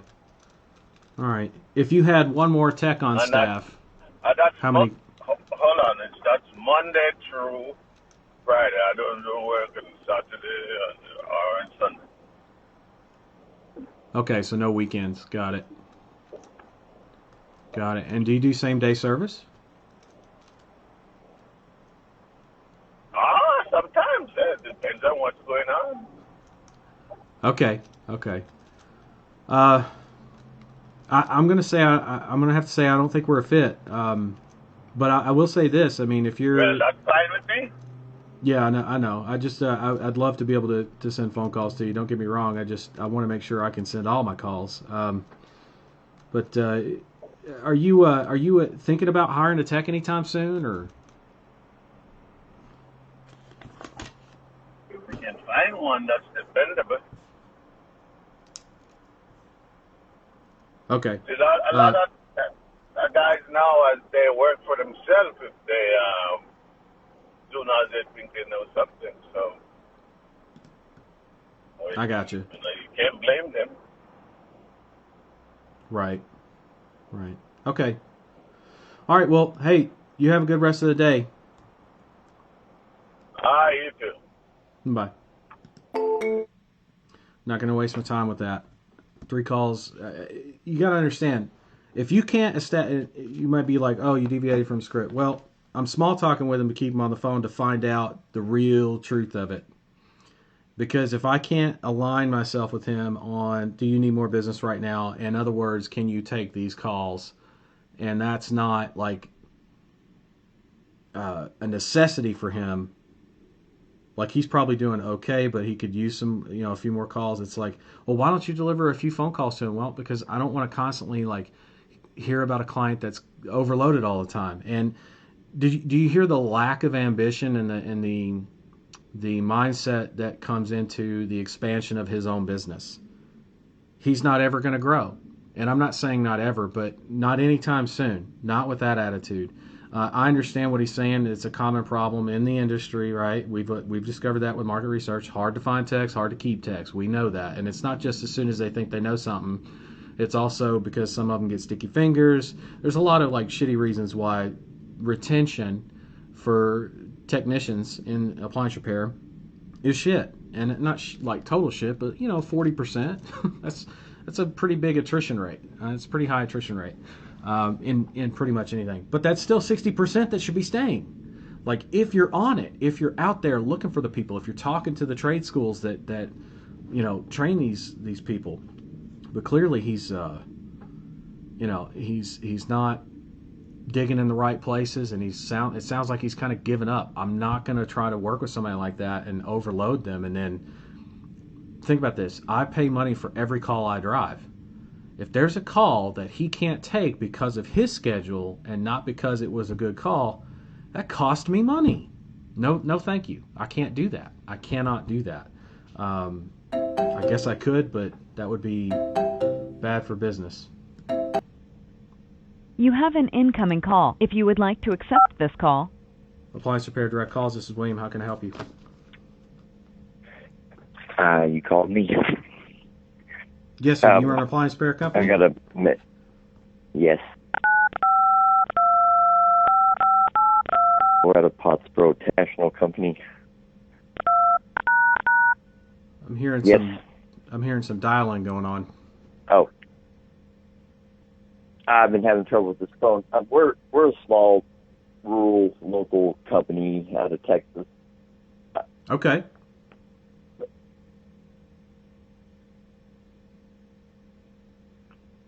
What company are you with? Appliance Repair Direct Calls. I'm out of Vegas. Yeah. Yep. Who owns this outfit? I do. I'm the owner. Oh, cool. Awesome. Yep. I like to do My business name's Shane. a certain Pleasure way. to meet Shane. you. Nice to meet you, Shane. Whereabouts in Texas are you at? We're just north of Dallas, up on Lake Texoma. Okay, gotcha. I live in Vegas, but I'm actually not from Vegas. I'm from Alabama, so don't hold it against me, okay? Yeah. Good. No. At least I'm from the area. We're in the south here, so yeah. Right. Yeah.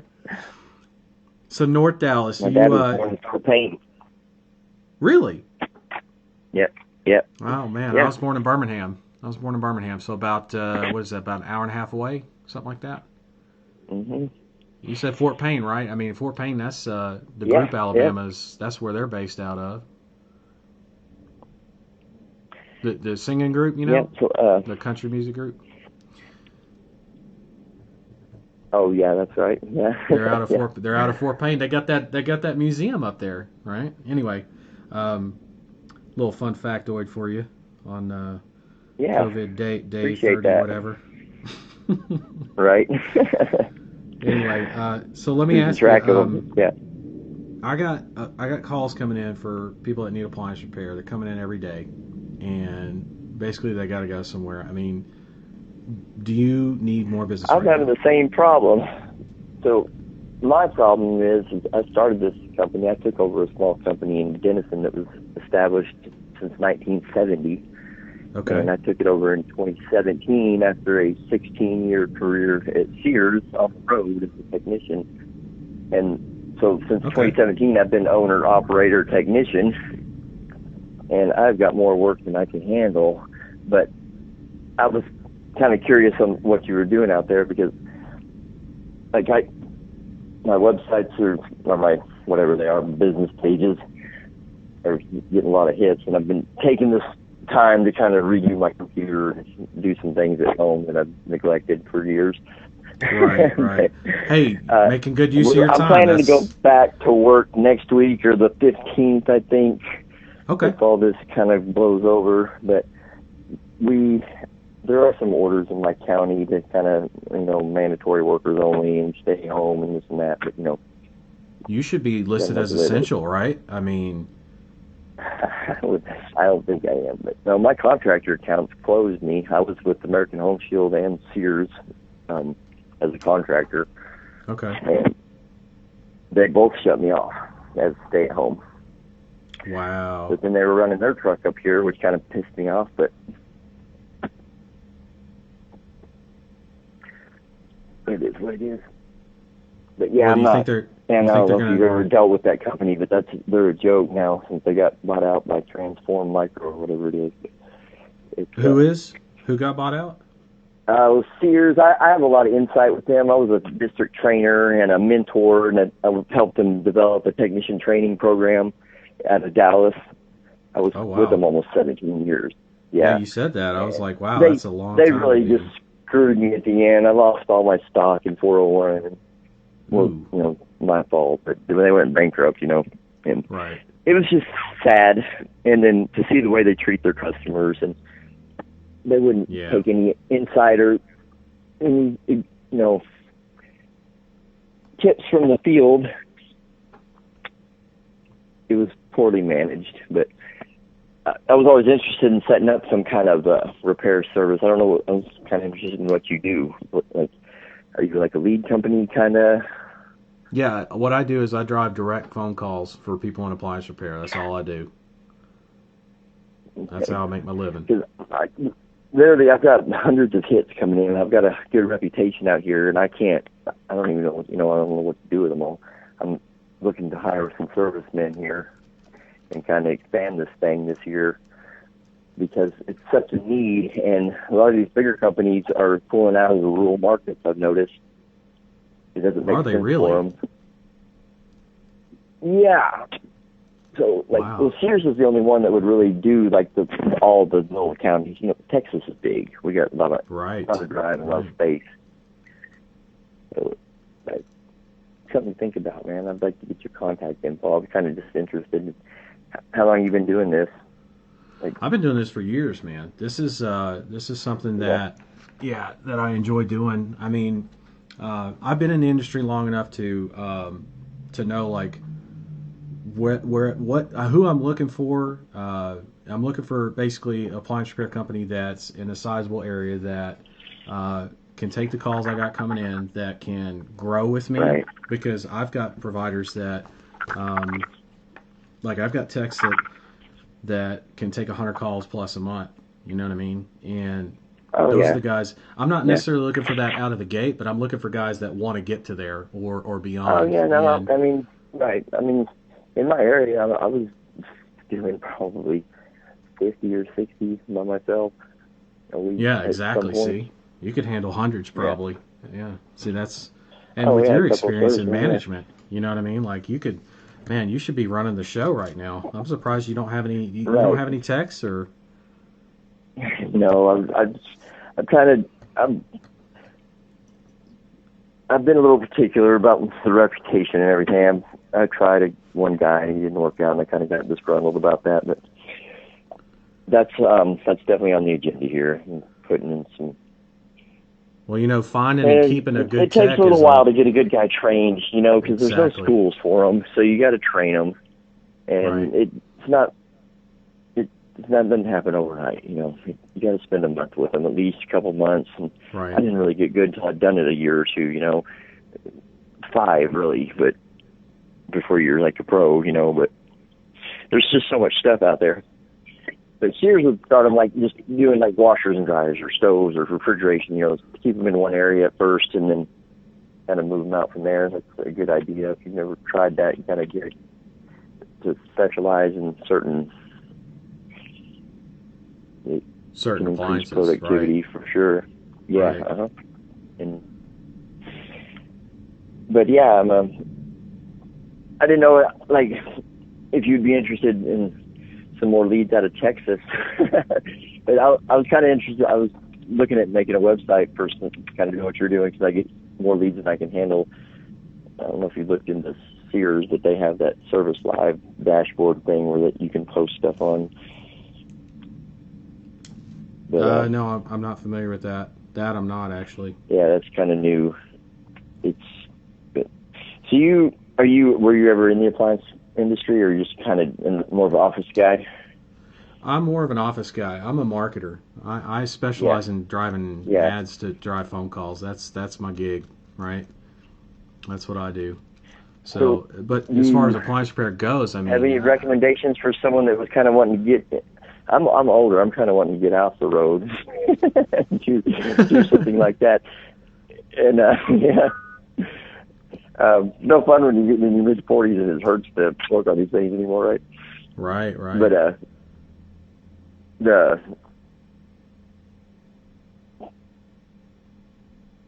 there's money to be made in driving people to a website, whatever, to connect them to a service.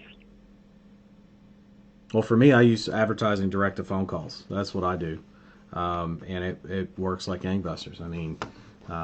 I expand out from there and what I help my clients with, right? But I stick strictly to appliance repair. So the ins and outs of the industry, what people service and don't service, what their locations are, how many techs they have, how many calls they can take, the whole smash is it's a bit of a learning curve, but not like, I mean, you've been in the industry long enough and you're pro level at it. I mean, if you're management from way back with Sears, I mean, you know the business. From the ground up, from parts counter sales all the way up. I did all the training classes and got all my licenses and then went out on my own. But I'm glad to take your contact info and hopefully grow this into something here later this year if everything gets back to normal. No, I'll definitely keep in touch with you. I mean, assuming when I've got more calls. We were running 225 techs and running thousands of calls out of Dallas. I mean, I have contacts all over Dallas and Tulsa and Oklahoma City, different techs and stuff. So those were the 3 major markets up here. It would be Dallas, Tulsa, and Oklahoma City. And right.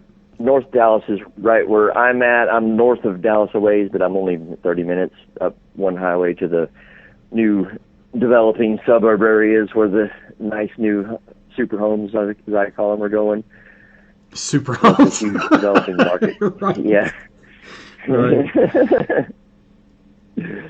Very cool. Well, that's where you need to be if that's where, all the big stuff's going. I mean, all the main business. That makes sense. Yeah. Cool. Our little community up here, we're kind of rural. I do a lot of, I don't discriminate. Washers and dryers don't discriminate either. Everyone's got one. It's a good industry to be in. And there's a gazillion appliances everywhere you go. Every neighborhood you look in, there's 4 or 5 in each home you drive by. They'll never run out of work. Something I've learned about appliances. Are you currently? Let me ask you this, because this is actually a pretty good conversation. Are you currently taking calls?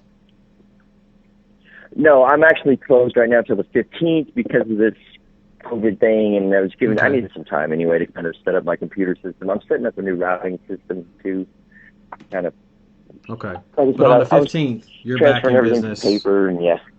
and you'll be taking calls at that point. And that's not a guarantee. I get Yeah. that, but I'm just saying, like, assuming everything's going Right, better. I'm shooting for the 15th, yes. Okay. And when I get Now- back to work, we usually run like 7 to 10 a day. So. 7 to 10 calls a day. Got it. See, that's what I want to know. And then you said you've got a ton of contacts of people that we could tap. Is that what you're saying? If I heard that right, I think we can do some business together. Yeah. Like it's a little bit different, but if it makes you money and it makes me money and the guys get good calls, I mean, I don't mind at all. If, And if like you're I said, saying I get more calls than I can take. I got warranty companies calling me every day that I just decline. I don't work for some of them. There's a few that I've learned not to even mess with. And be glad to give you their names, but well, warranty companies, I don't run warranty calls. I run strictly people that are. But most of my jobs are local business, and I get, like I said, I've got 3 business sites that I get. I can't stay on top of all the messages and hits I get on there people wanting repairs. Right. Well, here's what I'm thinking. What if when you get up and going? Obviously, we're going to stay in contact, right? But what if when you get up and going, we talk about driving phone calls for a couple of test cases for guys in the Dallas area, and I'll split the calls with you in terms of like revenue generated, right?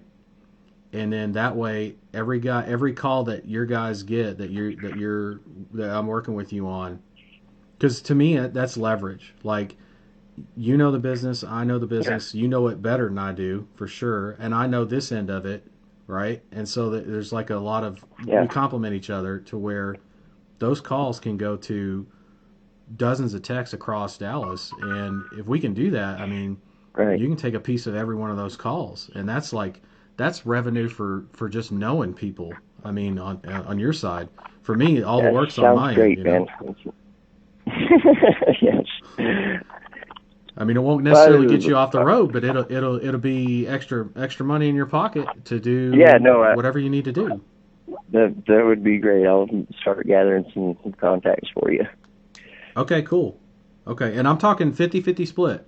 I'll do a 50-50 split with you. I mean, because to me that's valuable, right? If we're talking dozens of texts or more, it's not going to be much work or much time for me to do it. So let's do this though. Let's start with a couple. Let's start small. Let's not do like a ton of people yet. I want to show you what we can do for your guys, right? And I've actually got a back office where all the calls are tracked. There's call recordings. If a call comes through that's not qualified based on like their service area or based on what they do and don't service, like let's say they don't do Sub-Zero or something. If a Sub-Zero call comes in, then we're not going to charge them for that. There's actually a way for them to. I'm glad that you know at least that much. That makes me feel confident. Oh my God, are you kidding me? Like the way I customize, it has to be that way, because if you don't customize like that, then people are getting junk calls is what it amounts to, and that's wasting their time. And if you're one of these other services out there, you're driving phone calls to people that can't service the call and charging them. That's not fair, right? Yeah, so you learn not to buy a Sub-Zero because no one will work on it, right? There's very few. Very few people will work on it. That's exactly right. I'll stick with something a little more common. Yeah. They're nice, but they're. Yep. Okay, so when do you think we should touch base? Like maybe mid-May, or do you want to touch base sooner than that? Yeah, I'm looking at the 15th. 15th is anything after the 15th would be great. Okay, I got you. I got you here. 15th. Is this a good number for you? Yeah, 833-728-0011. You got it. What's your email address? I'll grab your email too, just so DubsAppliance@gmail.com. It's David Uncle Bravo Sierra Appliance at Gmail. And there's a Bing and a My Business, but they're just locations with a phone number. That's what I was kind of working on. And there's Yahoo out there too, or Yelp or whatever. Okay. Yeah, man. Hey, this is kind of exciting because, like I said, we'll start small. We'll just do a couple, and then I'll show you my entire process. What was your name again? Name's William. Okay. And what's the name of the company? Appliance Repair Direct Calls. It's what we do, baby. Okay. Cool. All right, my man. Well, listen, I'll let you get back to setting up computers because I know how much fun that can be. And yes, it's a blast. Yeah. And we'll talk. We'll reconnect somewhere around the 15th. But I'm excited. This is actually going to be this is going to be fun.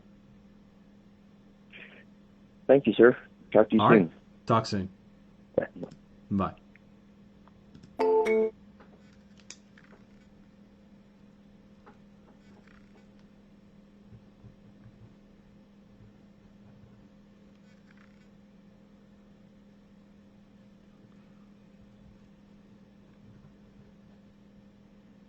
Okay. Sorry about that. I had to make sure I got the number. Good call. Good call. That was a dial decision maker. We'll call it qualified. Uh-oh. You have an incoming call. If you would like to accept this call, press 5. Appliance Repair Direct Calls. This is William. How can I help you? Yes, Wayne. Can I ask who you guys are? You guys are. I was inquiring about something that you guys sent me over my phone here. I'm an appliance repair company. Yes, sir. I got live phone calls for people that need appliance repair, and they're coming in every day. They got to go somewhere like right now. I mean, do you need more business right now? Yes and no. I mean, it just depends on what it is. I can ask who you are and where are you from? And yeah, my name is William. Appliance Repair Direct Calls is my company. I'm the owner, and I'm based out of Vegas. Okay. You know, William, I appreciate you giving the call and everything, but I'd like to have a little more information beforehand if you want. If not, you can send me an email. I'll give you my email. Could I give you it's the same as my business name at gmail.com. But right now I wouldn't until otherwise, because it's all about billing and everything else and trusting and everything else. And I hate to put it that way, but there's this, I appreciate it. So if you want to, I mean, I understand maybe there's other people out there who will take it right now, but I'd rather do my due diligence first and see who you are and what you're offering. I don't mind anything about due diligence. What's your email address? All certified appliance repair at gmail.com. And my name is Ben. I am the owner of All Certified. Okay. All certified appliance repair.com. Or at Gmail, excuse me. Not .com, at Gmail. Yeah, All Certified Appliance Repair at gmail.com. I got you. And you said okay, your name William. was again, I'm sorry. Well, thank you. My name is Ben. Ben. Okay. B-E-N. I'd be more than happy to send you. B-A-R. Yeah, I got you. Ben's fine. Go ahead. I'm sorry. We'll get to the. Yeah, I hear that now. Sorry, Ben's fine. I can get your last name later. I'll do my due diligence as well. Here's what I need to know. If I'm gonna send you an email and you need information, you got to tell me what to send. I'd be more than happy to send you anything you need. What do you need? No, I just want to know who you are, and I mean, you can't. I mean, I want to send you information, but obviously, you're not going to just send me service calls for no reason, and you're going to charge, obviously. So I'd have to believe that's why you're looking for. Yeah. So I want to know who you are and why, and how long you've been in business, and I mean, we get this stuff all the time. I mean, I am a service provider for like GE and all these other, some other companies and warranty companies, but also there are a lot of there's a lot of them out there too that are just, are doing the same thing that you're doing, and it's just a matter of they're against her, and no disrespect to you, just it's a trust issue and payment and what your expectation is as far as hey, what do you want, what do you want, and so forth. That's really what I mean. When I get information from a warranty company, they're gonna tell me, hey, what what they're charging and what their expectation is, and your rules, or what your, because some people want, I've had companies call me and say, hey, you know what, you got to wear our shirt. I'm like, no. I mean, if that's what, if that's what you're looking for, I mean, or whatever. I mean, and that's what in general I'm looking for, William. So, but okay, partner, I appreciate you calling, and I just will leave it at that. And hey, and you have a good day. All right, thank you. Yep, you too. Bye-bye. I didn't pursue it. I'm probably not going to pursue that guy. Why? He's such a good lead. Not really. He's kind of, but not really. Hold on, I'll explain why in a second. Of course, I have a connection error. Great. Okay, so why am I not pursuing this guy? I said I'd be more than happy to send you any information you need. What do you need? And everything he mentioned, I should have pushed for this, maybe, but I chose not to. Hold on, I got another call coming in. Appliance Repair Direct Calls. This is William. How can I help you? Yeah, that's Chuck Carter. I'm calling you back. I returned your call from Carter Brothers Appliance Service. Yes, sir. Hi, how are you? Fine. How can I help you? Well, I've got live calls for people that need appliance repair coming in every day, and they got to go somewhere, and I mean like now. Tell me, do you need more business right now?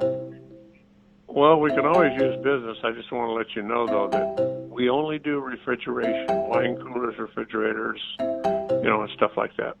Okay. We do. Yeah, see, I've we got all major. Specialize in just one thing. Yeah, I've got all major appliances, and not that I couldn't send you the calls I got for refrigeration, but I don't want to waste your time, right? Well, if you want to send us, the calls for refrigeration, we'd be happy to do that. Well, I'm in this business, right? That's what I do for a living, is send phone calls, right? So I get paid for my calls because they're good. But I'm looking for somebody who does. What do you charge for your calls? $25 a call, flat rate. Okay, we're with the local right now. They're charging us $15, but I'm willing to pay. Why? Well, you know why. Why? Oh, you tell me. I'll tell you what I think. I'll tell you what I think, and then you tell me what you think. But here's why they're doing that. I actually work with companies like eLocal, Marchex.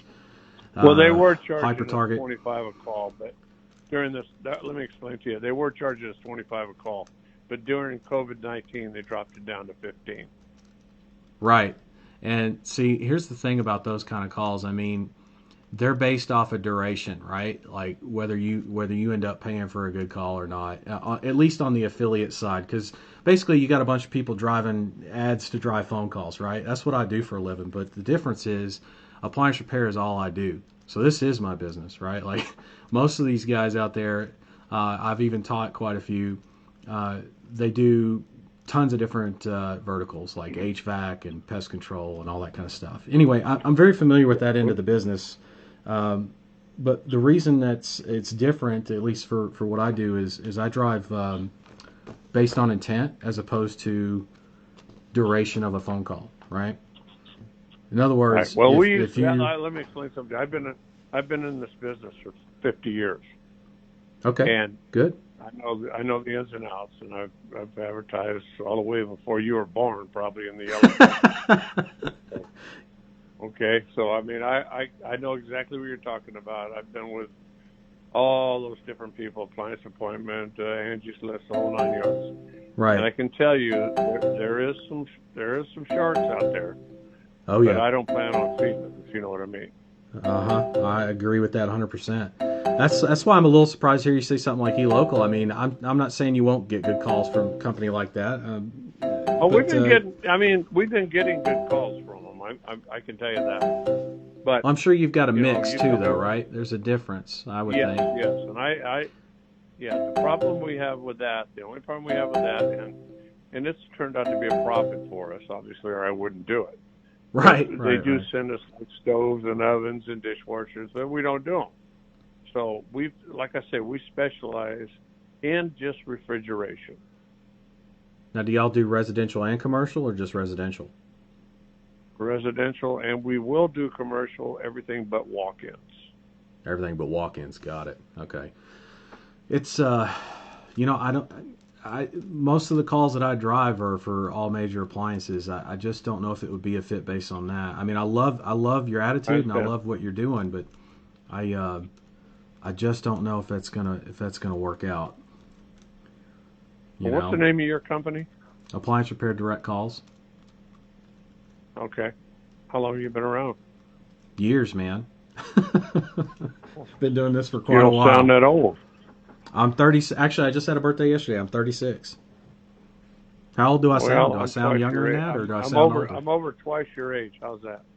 I got That's not 47. There's nothing wrong with that. I am just a baby. Well, I am. I'm proud of you. I'm proud of you. You're doing a good job. I'm proud of you. Keep Thank you, up the good sir. work. Thank you. Okay, but I mean, if you want to shoot us refrigerators, I'd be happy to pay you for that. I want a relationship with somebody that I know that's not going to BS me and I can trust. No, I totally get that. I mean, this industry, I get it. I mean, we've been burned before too. It's just how the industry goes. I get that. What I would say is, let me go back and look at some of the data and do some thinking on it. But okay, in terms what is your name, by the way? My name is William. Okay, William, I'm Chuck. Okay, gotcha, Chuck. And is this a good number to reach you at pretty much all the time, or? Yeah, that's my straightaway number. Yeah. Okay, perfect. All right, my man. Okay. Well, stay healthy, stay safe. What you can do. Maybe we can do a little business. Sounds good. A little bit. Little business. Okay. I heard that in the background. That's her. That's the boss. That's the boss. I yeah. Work for her. She's the boss. Oh man. All right, where are you Chuck. located, William? I'm located in Vegas. Oh well, I got a buddy there who works for ESPN, and he tells me it's like a morgue there. It's dead.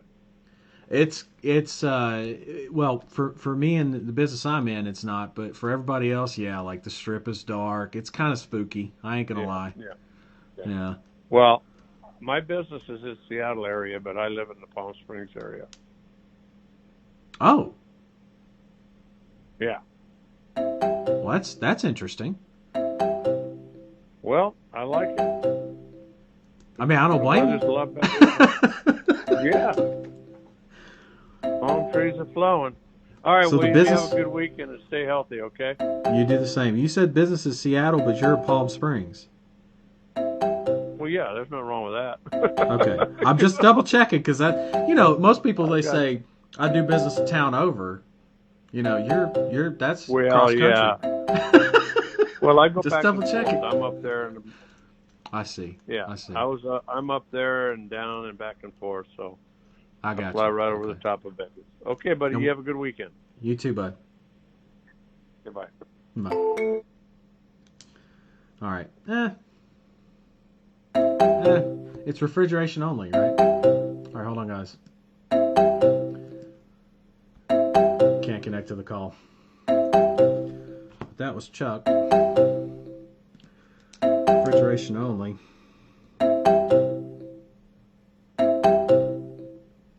Lives in business. No walk-ins. There's another call. Let's see if we can get that one. You have an incoming call. If you would like to accept this call. Appliance Repair Direct Calls. This is William. How can I help you? It's who? This is William. How You can I help call me. This is Kenny's Appliance Repair. You called? I missed your call. Oh, okay. I apologize. I didn't realize.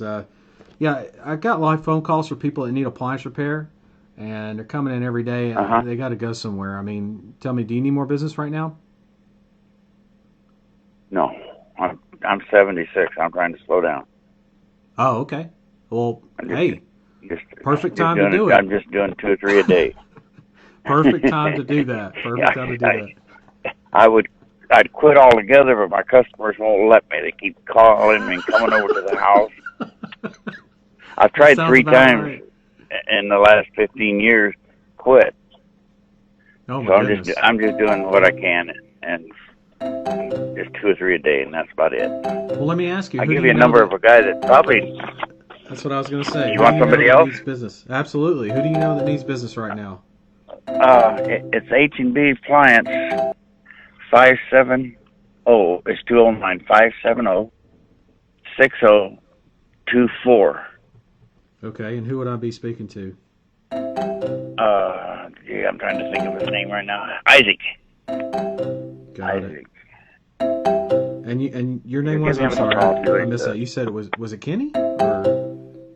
Yeah, my name's Kenny. Yeah. Got it. Got it. Okay, just tell him I had you call him. Well, I'll be a little nicer about it. I don't want him all pissed off and calling you about it. That's And you said it okay. was- Don't worry about that. You said don't worry about it. This is you said it was Yeah. for H and what appliance? H&B Appliance Repair. H and B. Got it. H&B, Alright. yeah. They're a lot younger than I am. There's 2 of them, 2 brothers. 2 brothers. Got it. Yeah. I'd say they're in their 30s somewhere. In their 30s. Maybe younger. All right. Well, hey, I appreciate the help. Okay, you have a good rest of the day. Okay. You too. Thanks. Bye. Bye. And now I can't answer the next call that comes in because that one just hung up on the. That's crazy. So you can see what I'm dealing with here. I can't answer that call. Let me try backing out, coming back. You see, it doesn't show. That's a problem. I'll get it fixed. It's all good. I need some water, man. Good grief. Let's take a break. La la la la la la. And now I have another call coming. And I can't access that call. That sucks. Alright, back to the dialer. And they're pouring in. Pause, save, back to. They're just see the pace has picked up a little bit. It's still not like full on, but it's pretty good. And it's not full on because of the friggin' dial pad. If I was using the cell phone, it'd be a different story. So, like I said, I've got a couple solutions where I think I'll be able to use the cell phone. And of course, I can't answer the phone. So stressful to not be able to answer the phone. What I want to do, actually, before I go on break, is call. Okay, hold on. 5. You have an incoming call. Appliance Repair Direct Calls. This is William. How can I help you? Hi, William. This is Justin with JP Appliance. I received a message from you. Yes, sir. I've got live phone calls for people that need appliance repair, and they're coming in every day. They got to go somewhere, and I mean like right now. Tell me, do you need business right now?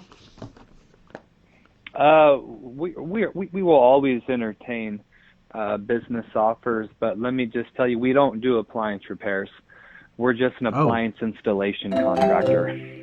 Oh, okay. Yeah, it's probably not going to be a fit. I'm looking for the repair guys. Yeah, unfortunately, yeah, we don't do that. So, That's but okay. I appreciate you calling. No, hey, yeah, you have a good rest of the day. Have a great weekend, actually. Yeah, likewise. Take care. Bye. And now I can't answer the next phone call because it's not showing up. That sucks. I want to call our other guy that we had. There's 2 guys I want to follow up with.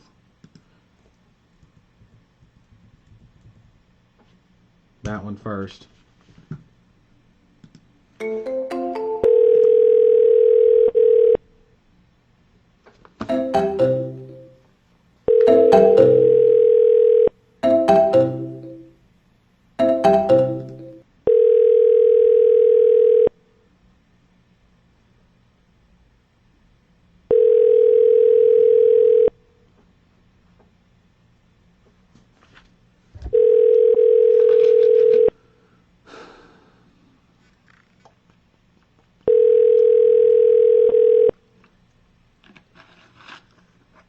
Please leave your message for Nope. 72732205621. Call, press 5.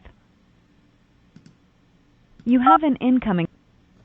Appliance Repair Direct Calls. This is William. How can I help you?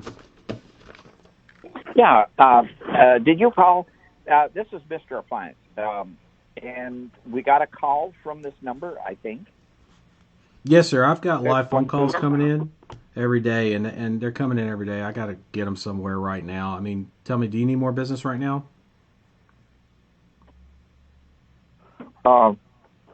Ellie, did he call in, or what happened? Yeah. Okay, you called us. Yes, sir. Mr. Appliance. Do you need help? No, I've got live phone calls for people that need help, right? Coming in every day. Oh, okay. They got to go somewhere. Do you need more? Okay. Yeah. Those guys are franchised, by the way, and unless you've got an in with like who they're franchised through, which I happen to know who it is, and have actually spoken to those guys before when I was helping somebody build their business up in this industry, in this vertical actually. We ran across that, and we almost had a deal with those guys that runs not just that franchise, but a bunch of different other franchises as well that are all in verticals, not almost all in verticals that we service, and the deal fell through because somebody said something they shouldn't have said, and it was not me. Meaning something was what the big mistake that was made was we kept prospecting, right? And I told this guy that I was helping build the agency, I said, keep prospecting. Just, he's like, well, what do I do when I run across one of those guys? And I'm like, well, just, treat them like you would anybody else. Don't talk about the big deal, right? Because the big deal is the big deal with the big boss, not got anything to do with the individual franchise, right?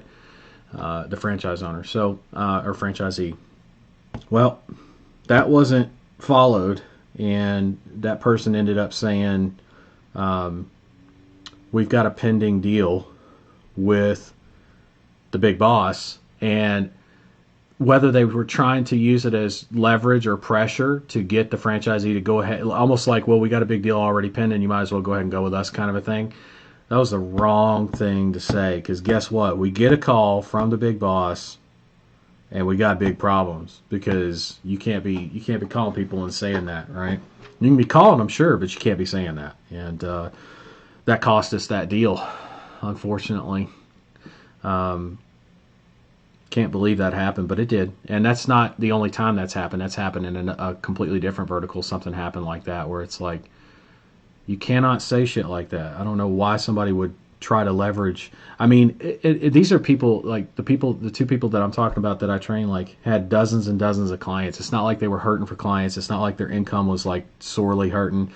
I was there helping them too. Like, there was no call for doing that, and just to get one extra client in, right? Like, you didn't have that before when you pulled in all these clients, but it's almost like people, human nature, not always, but sometimes human nature will be to take the easy road, even though that easy road ends up costing you a 7-figure a year deal, if not more. It may have been more, but at least 7 figures for sure. In that one vertical, it would have been 7 figures a year, and came close on a national deal like that twice. And I've worked on national deals before that went through no problem, but those two failed because of the very thing that I'm telling you about, calling franchisees up and strong arming, or having the appearance of strong arming, right?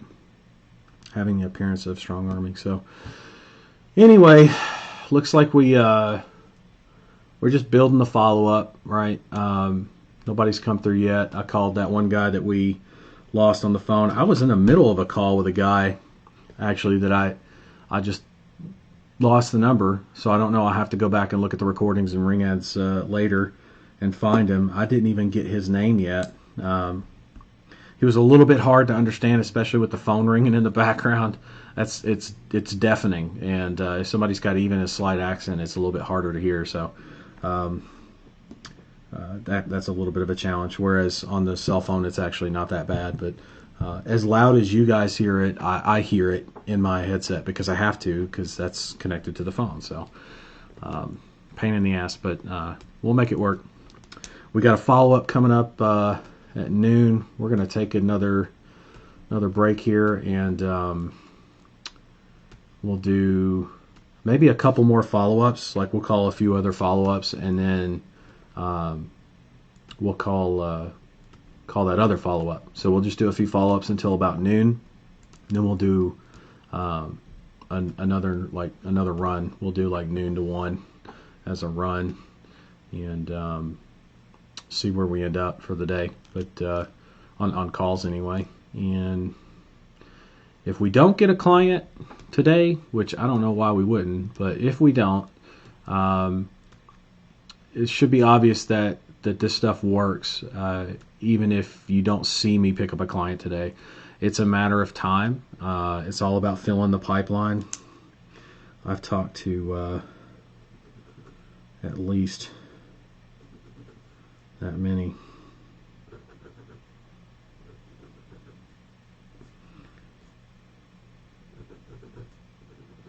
Sorry, I'm going through here. Yeah, we're due a qualified conversation or two here in a minute, and then obviously some more pitches. So I would think between the follow-ups that we're doing today and what we can do on another run of the dialer here, we should be doing pretty well. Let's see. Total money spent today so far, a few bucks. Like literally a few bucks. When I say a few, I mean a few, like 3, 4, 5 maybe. So all that for $5. Not too shabby, not a bad deal. All right, so let's take a break. Let me look at the comments. Got questions maybe to answer. Hold on.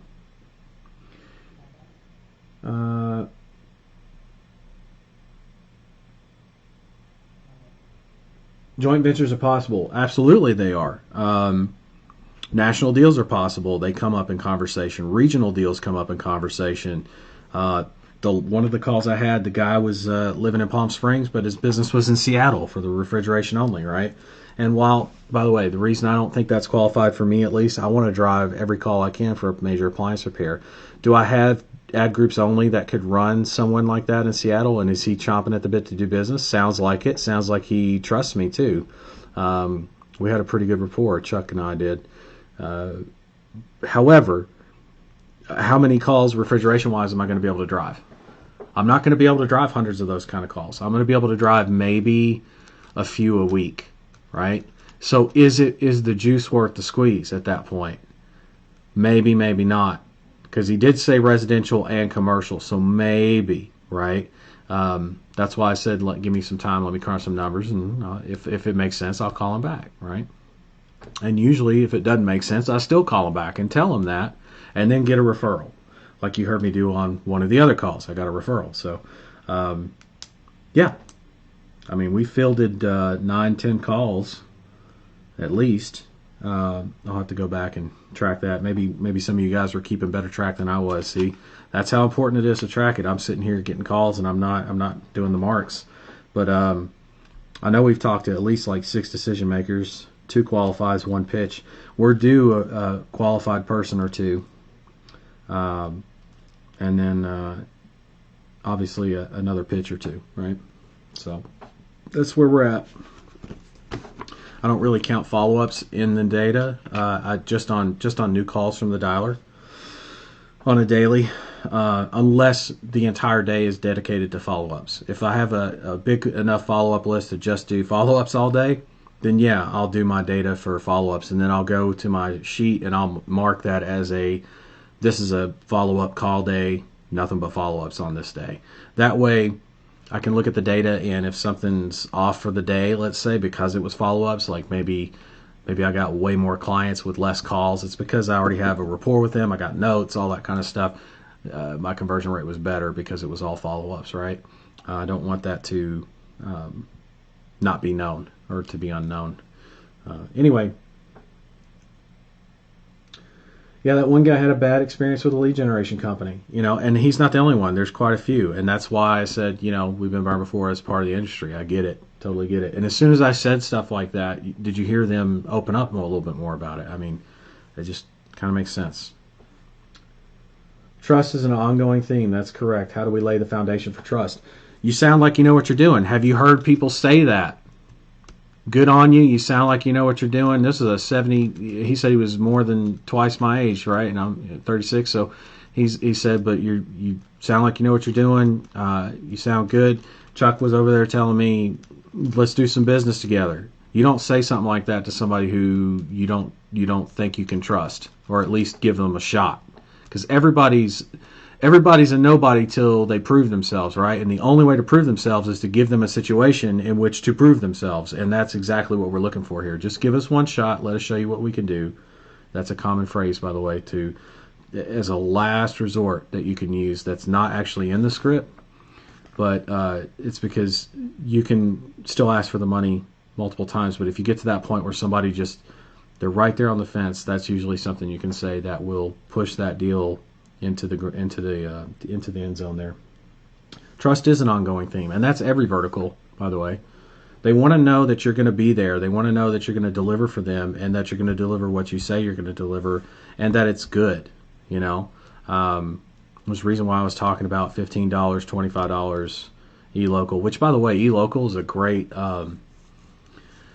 great market. It's just, you got to understand, there's a lot of other people out there driving phone calls that it's all strictly based on duration. That's their model. And anybody that's based on that model in our business and with our targets going after the local markets is actually substandard.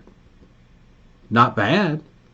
I mean, I'm sure he said, yeah, obviously we're making a profit with it. And I was like, that's great. Hey, congratulations. Not everybody's doing that, by the way.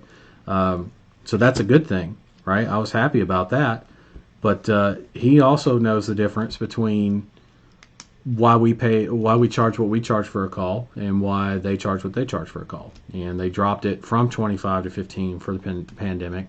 They shouldn't have done that. They did that probably just to give people a break because they want to keep them as clients. That's what they're trying to do is keep them on as clients, retain them, which is smart in their book, and that's cool. But for us going after the clients, it's very different. They charge off duration. We charge off of. You even heard him say, we get all kinds of calls, but we only take the refrigeration calls, and it's still profitable for us. So you can imagine if all I do is drive refrigeration calls for him, if it makes sense for us numbers-wise, which I'll go and look at, then I'll call him back and we'll do some business, and we'll start small. Same thing in the script, right? I'm confused as to why you can't take those calls. Doug, the dial pad inside of Ring Ads was not designed to take that kind of volume in phone calls from the dialer. The dialer using 800 link, everything that I set up in the previous days, previous sessions, the previous days, from Dialer Central to 800 link to my cell phone. That's how it's supposed to be, or a landline, or for those of you overseas, a Skype line is fine. Just something that can take phone calls and then also do like some kind of call waiting. The dial pad was not made for that inside of Ring Ads. It was made to make single calls, no problem, receive calls, no problem, but an abundance of calls like that, it's not made for that. So there's some development stuff. Obviously, I've taken a copious amount of notes on what's going on with that and what we need to do to fix that. And I say fix it. It's not really broken. It's just improvement, right? So what do we do to improve that for user experience, right?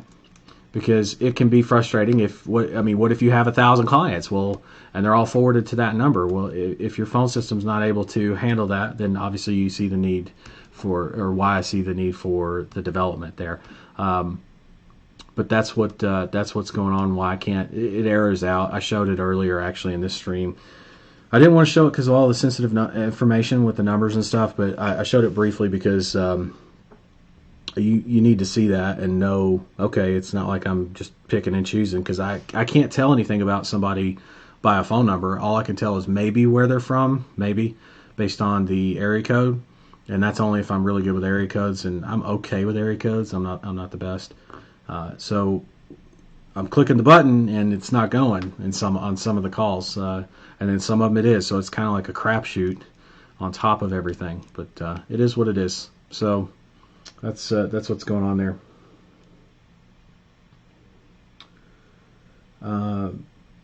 I wish we could honestly slow the call so that we can review the conversation, the thought processes of the exchange. See what I'm saying? You bump the volume up a little bit, and you just get to see me in work mode, and I don't get to explain as much. The problem, though, with that, Sid, is this: like, I'm gonna gradually, as we go through, like in Ring Ads Prime, as I do more of these sessions, and I'm not gonna do live streams in Ring Ads Prime. It's gonna be recorded, like kind of similar format to this, but just not live. And that's gonna enable me to do like a bunch of phone calls and maybe go back and do some kind of, I don't know, I'm either going to have to keep it slow like this, or not like this, but like we had it the last couple days, and do commentary in between, or do commentary after. I'm not sure how that's going to work or how that's going to play out, but that's why I'm kind of doing this warm-up set of sessions here, so you can see how the pace can be increased, and you just got phone calls pouring in, and you just got lead after lead after lead, note after note after note, to the point where you even forget to sometimes mark it down. Just go back and get your marks right. You know, look at your cell phone, for example, and see how many calls you had, count them out on your lunch break or whatever, and handle business, right? That's what it's about. All right. View count went up. Oh, wait. Hey, William, can't you mute the incoming calls while on a call? I wish I could. I've tried that, and it looks like I'm actually, once I accidentally hung up on somebody. That happened today. I was on a good call with somebody, and a call came in. I was trying to understand what he was saying because I couldn't fucking hear him. I couldn't understand him very well, even when I could hear him. And so I tried to hit it, and it actually was the call I was on. That's what happened. So no, I can't do that. Cannot mute that. Probably just me, but can you define on duration? You mentioned regarding other companies. Yeah, so duration, it's not other companies necessarily. It's affiliate-based companies. So think eLocal's like a middleman like we are, and what they do is they take phone calls from affiliates, right? They're the JV Zoo of phone calls. They're the Warrior Plus of phone calls. They're the ClickBank of phone calls, okay? That's what eLocal, MarchX, and all them, that's what they do, right? And they're good at it, and they're both of those two companies, they're both great. I work with them, and will continue to work with them. However, their calls are based on duration. What do I mean by that? They usually get with a contractor, like the guy I was on the phone with, who does business on the other side, not the affiliate side. That would be, us running ads to an offer, right? That's what that whole thing is. It's an affiliate offer. We run ads to it, phone calls to it, right, through the ads. This guy's on the other end, right? eLocal's in the middle. This guy's on the other end of the phone call. eLocal says, hey, and I'm paraphrasing here, keep in mind, I'm not giving you the exact business model, but the idea is, hey, you need phone calls for appliance repair. They're like, yes, the business owner. And they say, okay, we're going to send you phone calls, and if it's over 90 seconds, you're going to pay us $15 or $25 for a call if it's over 2 minutes, regardless of whether it's actually appliance repair or not. And they're going to offer them the ability to dispute some of the calls, right? And I say some of them. I'm not exactly sure on what their dispute processes are for the business owners, right? But I know that they probably have that.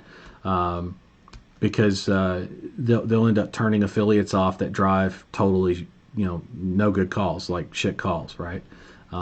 Because some people try to drive phone calls that go past 2 minutes, but they're not the best call quality, right? And eLocal's obviously looking for the best call quality. And by the way, HomeAdvisor is another one. They do the same kind of stuff. They actually set up with companies like eLocal and MarchX and a few others. HomeAdvisor does, and so that means all the affiliates drive calls that end up going through to HomeAdvisor, and that's why they end up reselling, and that's why they're in the hot water they're in right now. with the whole reselling and sharing leads and all that kind of stuff, selling it to the same lead to 5 different people. That's kind of crazy, but it is what it is. That's how they choose to do business. That's fine for them. For us, we don't do calls on duration. We do it based on the fact that the call goes live exclusive. It's direct to the business owner. There's no middleman, right? There's no middleman for them. The call goes direct to them, and they take the business. That's all there is to it. If it's not something they service, then it's not qualified. They don't pay for it. We don't base it off of, oh, well, the call lasted more than 2 minutes, so I'm going to charge you. That's called duration. And if you'll notice inside of Ring Ads, when you set up a campaign, there is a duration option. In other words, you can run affiliate offers right now through Ring Ads. You can set up a campaign for it and run it, and the duration option is there. You can even run local clients on duration. I highly, strongly advise against. Highly recommend you do not do that. Strongly advise against doing that for local clients. Okay, affiliate offers are fine. Do that all day long, but for local clients, don't do duration. Do not do duration. You're going to be shooting yourself in the foot, and your clients are going to end up not liking you. And not just you, I mean your service. Could you have your tech devs reprogram the Ring Ad system to roll incoming calls to other extensions for when we expand and have a sales team that can take incoming calls? Yeah, that's part of the development that we're going to be adding to the ad staff section. They're going to be able to have their own numbers. You're also going to be able to, under my company phone number, you're going to be able to do a phone tree. That's going to take a little bit. There's some other things that need to be coded first, but it's something we're looking at for sure. Is an IVR system to be able to, at least for the my company phone number, to be able to, you have a support phone number and you have a phone number for sales, right? That whole thing. I think that's going to be the way to go. So yeah, that's definitely something we're looking at for sure. When, I don't know, so please don't ask. But it's on the to-do list. There's no other way to really say that. It's on the to-do list, and when something's on the to-do list, it gets done. I can't really tell you when, but I can tell you that it will get done. That's what I can tell you. And have faith, believe me, trust me, make it work. Until then, you've got plenty of ways to make this business successful without that. Okay, so do not hold back. I mean, plenty of people have come and gone before you that have dozens and dozens of clients that didn't even have half the features and functions that you guys now have since we've launched Ring Ads last year. So think about that for a second. I'm not saying that means you're spoiled, and if you are, I'm totally okay with that, because I want to spoil you in this business. But at the same time, understand it's not something that's debilitating to keep you from doing business and expanding it. Okay, so yeah. Okay, let's take a break. It's 11:39. Let's come back at 11:50. That's actually pretty good. That'll give us like 10-15 minutes to do our follow-ups, and then jump right back on it and see what we can do for that next hour of calls. So 11:50. We'll be back at 11:50, and go take a break. Do what you got to do. Be back here. Get your energy up, and we'll be ready to go. All right.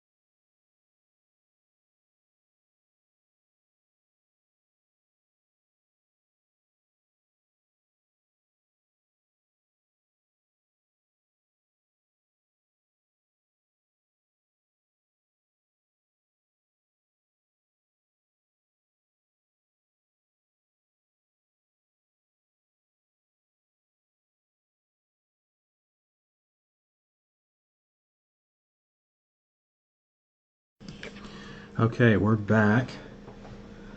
Let's get settled in again. So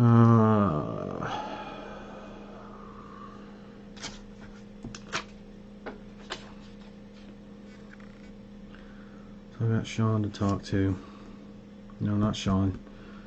Excuse me.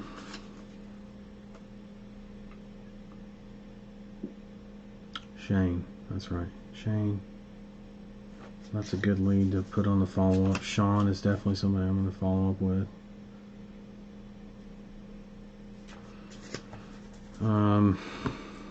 There's somebody else too. Chuck. That one. I don't know why I put it down there. So there's Chuck, and then there's also Ben, who was kind of shitty. Probably not going to follow up with him. I mean, ask for information. Be more than happy to. The saying goes, "I'd be more than happy to ask. Be more than happy to send you any information you want. Tell me what it is you need, and I'll be happy to send it." And then you wait, and they usually pop off with what it is that they need. Well, I don't know you, and it's like, okay. I mean, short of me sending him what? A copy of my license, my EIN number. I mean, what is he looking for that's going to make a difference? And I don't think he understands how we work or operate. And based on the attitude, I could tell he's not going to be a good fit. Doesn't mean he can't handle the calls. It's just sounds like he's got a lot of. He mentioned restrictions coming in from other places and stuff. Sounds like he might even have a few limitations of his own. I didn't even get to the point of asking him what he serviced. I mean, so you're talking about someone who's not qualified yet, that I would be sending information to for what purpose? For him to tell me no, and I don't even know if he's qualified yet. I mean, that's not really a good scenario there. So I'm not going to call that guy back, and I'm not going to email him either. But Chuck, Shane, and Sean are people I'm going to talk to again. Comments.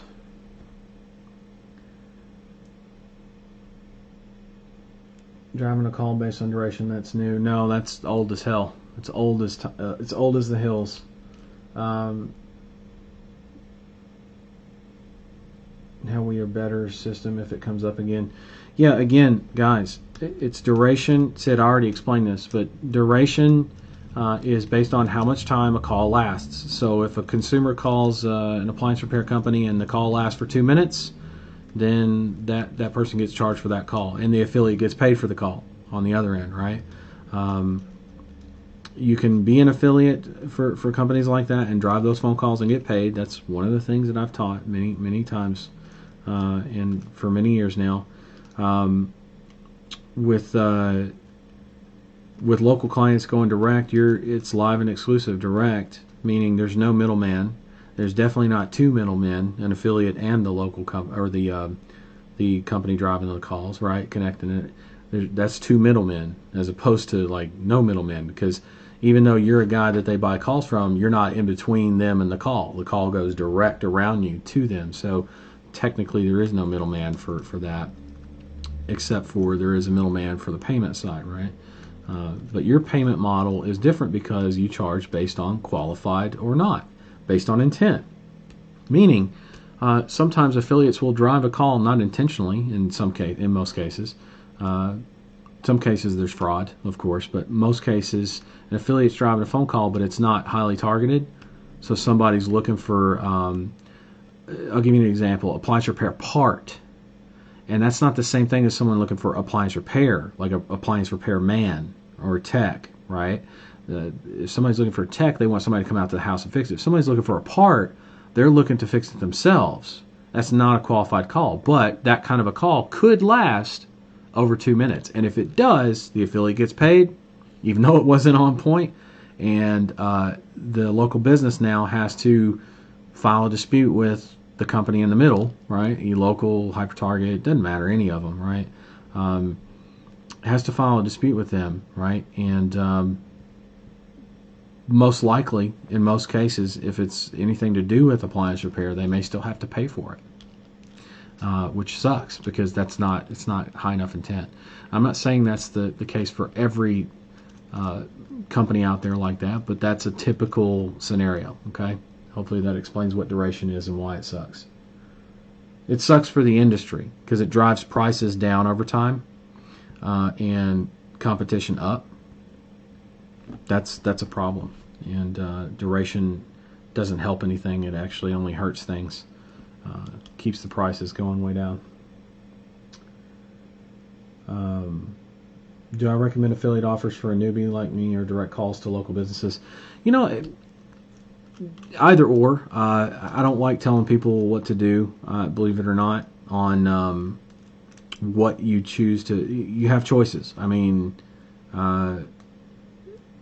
I've seen people start with affiliate offers and stick with affiliate offers only. I've seen people go affiliate offers and then transition over to local clients, and then I've seen people just go straight after local clients. Totally up to you. It's totally up to you. It has nothing to do with whether you're new or not. You're still running ads to drive phone calls to a business, right? It's just a matter of whether it goes through a company like eLocal or HyperTarget or Aragon or any of them, right? It could be any of them.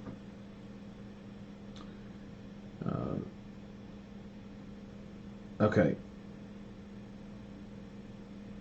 All right. Cool. So we're ready to go again. Let's do some follow-ups here. Let me log in.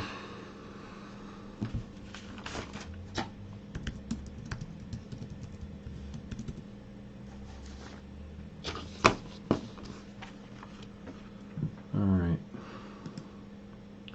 First follow-up I'm going to do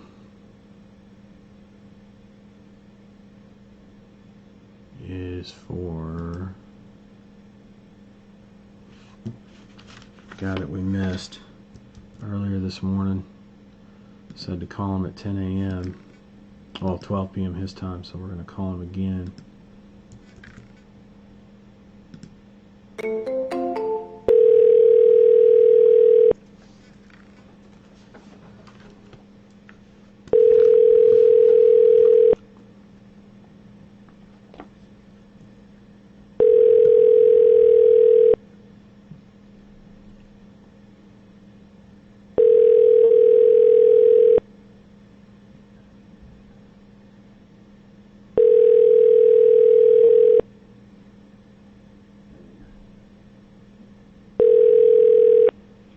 Thank you for calling L&L Appliance Service and...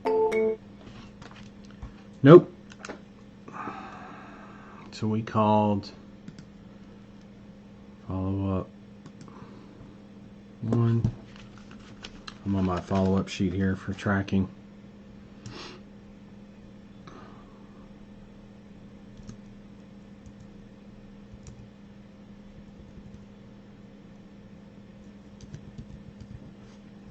Okay.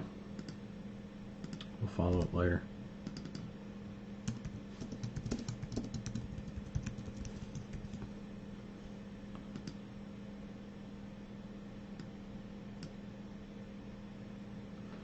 All right, then we got this guy that we're supposed to call. It's a little too early for him. Let's call Bryce from yesterday. We never got a hold of him at all, actually.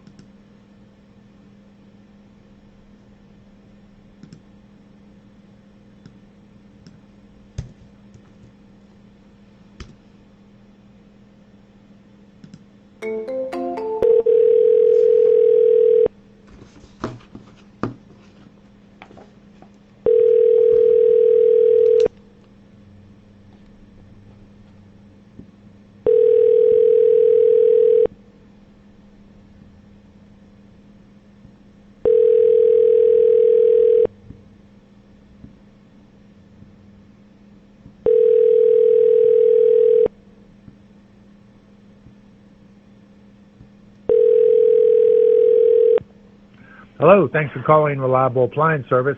Please leave a message. Call you back soon. All right, we already left him a message, so we're going to label that follow-up 2. So this is the second time I followed up with him. I did not leave a message, so I'm just going to type in the date. And let's call our other guy from yesterday, the one we had another good conversation with, right? It's a little bit early, but not super early. It's actually 12 on the dot.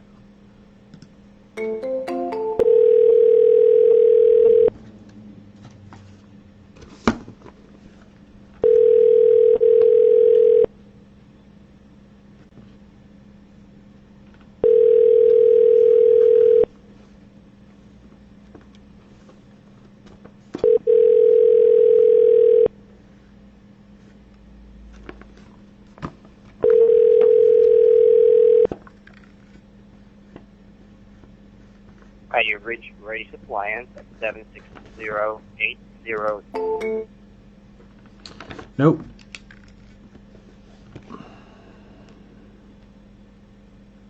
Can't reach him. Boy, everybody's unreachable today. Shit thinking, you gotta work on that. Gotta deal with it. You know, part of it is like my expectations were off for what I expected this challenge to do. I mean, here's the deal, guys. You have challenges. It's frustrating sometimes, probably more for me than it is for you. Like, there's been a lot of learning lessons for you guys here and things for you to do. Here's the thing. My thing is, I don't want people to look at these 7 days and think, well, he didn't close anybody. Because it may happen. We're coming up on the end of the day for Colin, and it may happen. That doesn't mean that it's going to stay that way. Obviously, I mean, I've taught so many people to do this and do it myself that this isn't necessarily the most accurate representation of what can be done. Actually, it's a small percentage of what can be done in terms of actual, even just dial rate, for example, and connect rate for the phones if you're not running to the dial pad inside of RingAds, right? And run into a cell phone or to Skype or something, or a landline. And so for me, it's frustrating because I want to show you guys as an accurate as representation as possible. And thus far, you've seen all that because you still have all the challenges that I've, not all of the challenges I've had, but you still have a lot of challenges that have come up. Similar challenges will come up for you, and you just work through them, right? And I'm not saying I'm giving up or anything or not working through them, but I want you to understand, like, when you get frustrated, like I am actually currently, just with the whole process and everything. I mean, we went through 7 days of a lot of setup and getting everything going, and so we've only been at this for a little bit of time, actually, if you look at it perspective. And just for us to not have clients yet is highly unusual, and it's not because of COVID. This is a business that's in demand, even in the middle of COVID. Okay, and I have tons of people. Actually, some of you are even on this call right now, and you've gotten clients during COVID. So it's not that, and it's not the vertical we chose. It's not the people. It's not who we're looking for or how we're talking. It's just the chips fell where they may, right? And this is where we're at. I mean, I really don't even know what else to say other than to say we're gonna give it one last shot on the dialer here and just take it from there. We'll do some follow-up still, maybe at the end of the day, here in an hour, and see where we're at. But don't let this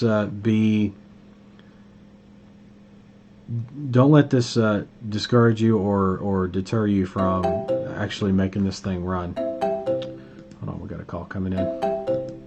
You have an incoming call. If you would like to accept this call, press 5. Appliance Repair Direct Calls. This is William. How can I help you? I'm sorry, what, who, where, what? Appliance Repair Direct Calls. This is William. How can I help you? Okay, Wayne. Bill's Appliance. Somebody called me. Hey, Bill. That was me. Okay. All right. How can I help I've got phone calls for people that need appliance repair, and they're coming in every day. They got to go somewhere, and I mean right now. Tell me, do you need more business right now? not outside repairs. No. I appreciate the call tonight. Have a good day. All right. Thank you. He didn't understand what I was asking. I wasn't going to clarify it. It was very clear he was being a dick. He was trying to sound like he was being nice, but he was being a dick. All right? And not because of the who, what, when, where, why, and how. I can tell by his tone. Right? And he also didn't listen. So if he didn't listen, then I'm not even going to be asked out to. I'm not even going to be bothered to go through any of the motions with them, because I want clients that want business and are attentive and actually listen and engage in the conversation, not someone who is going to be a pain in my ass a month from now, 3 months from now, 6 months from now, right? I don't want clients like that.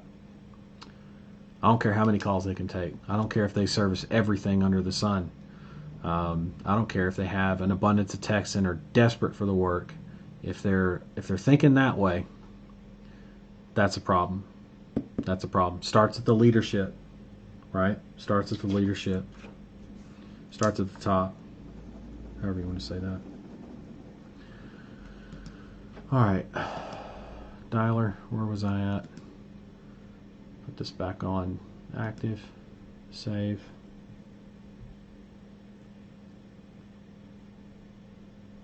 Hit OK. Go back to ring ads. Water.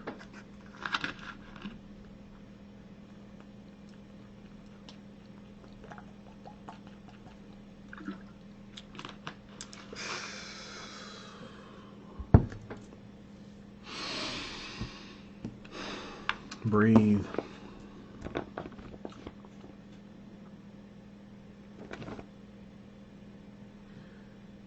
Friday afternoon, probably the worst time.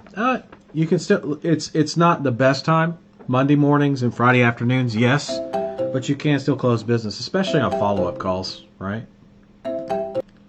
You have an incoming call. If you would like to accept this call, press Appliance Repair Direct Calls. This is William. How can I help you? Hello? Hello?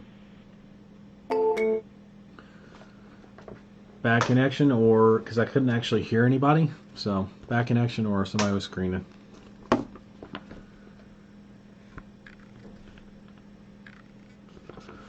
I did it to, oh, you guys are talking to each other again. Awesome. Did it to learn the industry ad side and transitioning to clients. Yeah, there's nothing wrong with that, starting with affiliate offers. I mean, some of the most successful people I've seen in this business model have started with an affiliate offer and transitioned to local clients. But you still run the affiliate offer if it's profitable, right?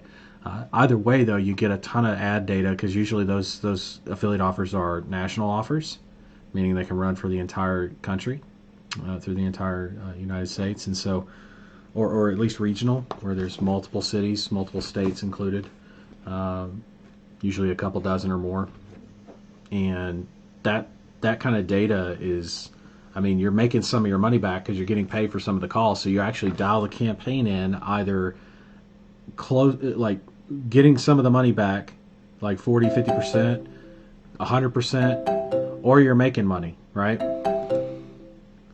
And of course I have a connection issue. Great.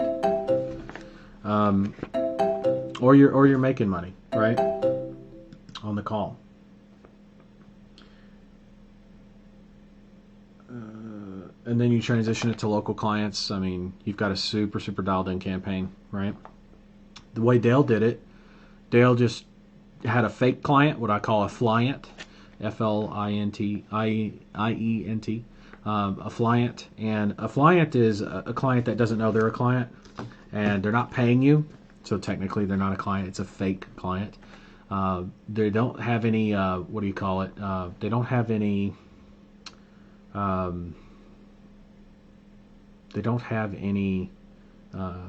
whisper messages, going to them, so they don't know they're getting calls from you. They know they're getting calls, but they don't know where they're coming from, right?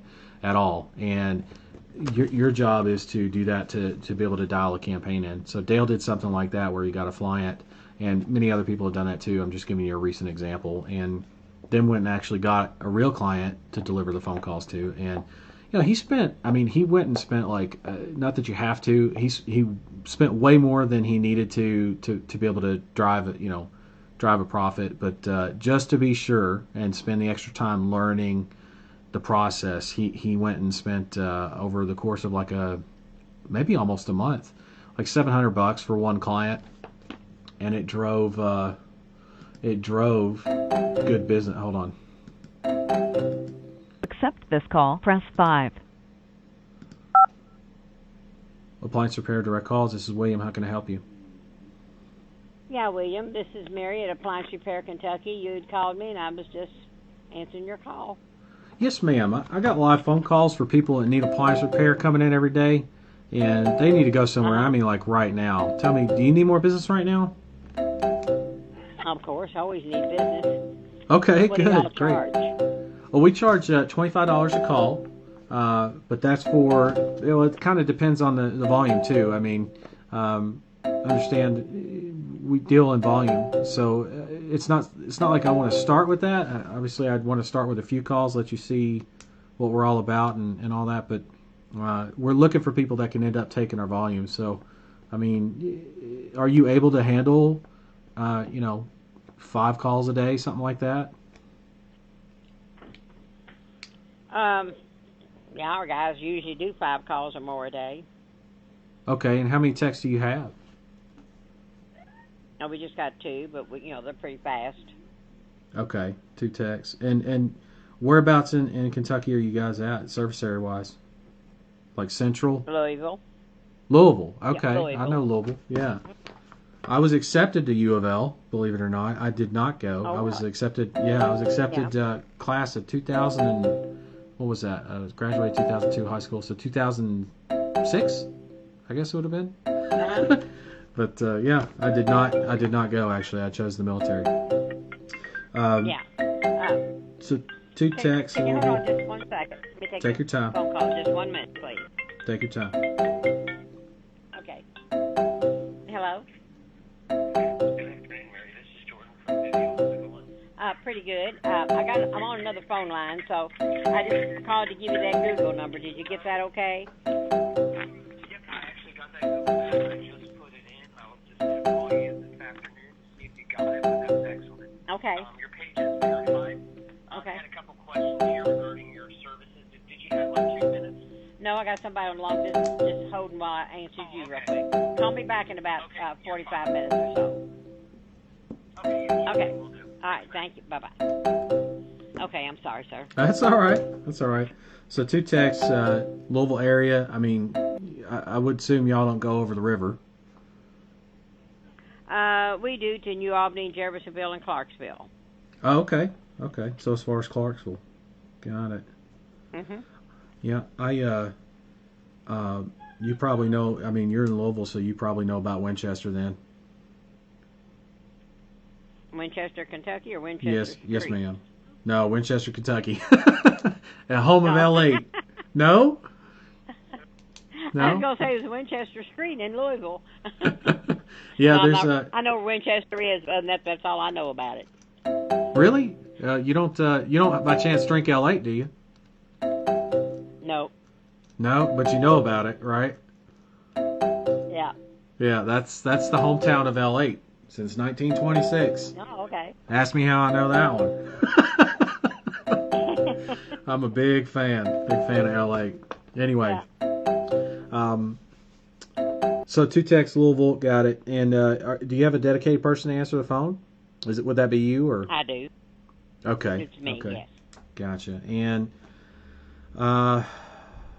service area is pretty good. You said you could take. So, I mean, how many calls could you take from me a day, do you think? Well, it just all depends, because, I'm paying another lead company the same amount, so I'd like somebody to give me a bunch of calls. Okay. Right Well, now, I don't blame you. Enough to keep alive. Really? Wow. Okay. Well, what do you guys service and what do you not service? We service refrigerators, washers and dryers, Okay. ranges, dishwashers, although the guys really wished I quit taking dishwashers. We hate them. We do not do microwaves. Yeah, I got that. We work on the majority of brands. What do you not do? We I don't think that would be probably easiest. We don't. Yeah, Bosch. We stay away from Bosch. Good on you. That's a pain in the ass. Yeah. Parts and delays and. Yeah, we do. Samsung and LG, along with other brands, which a lot of them don't do the Samsung and LGs. Yeah, there's good But money in we that. do pretty much. Yeah, there's pretty much just about anything else we do. We stay away from standalone ice makers. We stay away from those. Okay. We stay away from the commercial. Let me get this right. You do Samsung and LG, or you don't do Samsung LG? No, we do. You do. Okay. Just double checking. Got it. Okay. And then ice makers. Got it. Okay. Oh, that's cool. This is based on what I'm hearing. I think you'd be able to take very good care of the calls. I mean, let's do this. Let's start small. Like I said, I'm looking for somebody I can grow with. It sounds like it's you guys. But let's do 10 calls at 25 each, and I think that's going to be good enough to give us a good understanding of each other and see if we can do business together over the next 10, 20 years. What do you say? Yeah. Well, how do we do that? Do we pay it up front? Do we have a dashboard we can go check? Or? Yes, ma'am, you do. So these are live exclusive calls. They come direct to you. They're not coming through me. This is all I do. I'm in appliance repair. I don't run an appliance repair company, but all I do is drive phone calls to appliance repair companies. So I'm very familiar with business needs, right? Like I'm very attuned to the fact of like how hard it can be to keep techs and how hard it is to find techs and the ins and outs of the industry, right? So this is all I do. And like I said, live exclusive calls. There's a back office that I have. Absolutely. It's actually my own back office. So it's not like some kind of third party thing. It's me. Meaning when you log in, let's say you get a phone call, for example, that's not in your service area.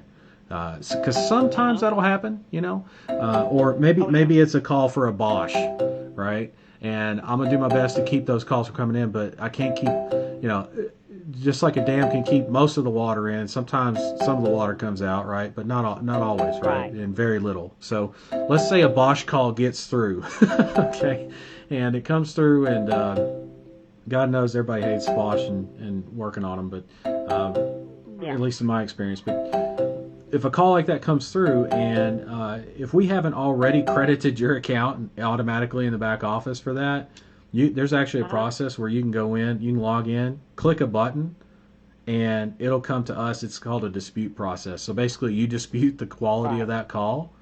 We listen to it instantly comes to us. We listen to the recording and say, yep, she's right. One click, done. Money's back in your account with us. Yeah. So that's how we do it. So we do take a payment up front, and you're able to fund your account as you go for as many calls as you want with us. But we always like to start small. Like we want to start. I mean, we can do a lot more than 10 calls.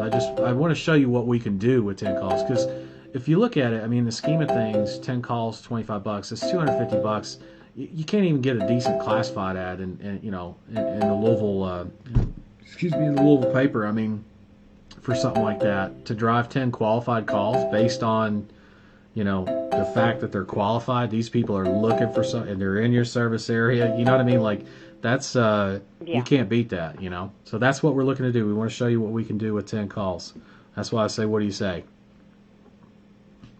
Yeah, but now let me explain this too. We do not go by mileage out from our office.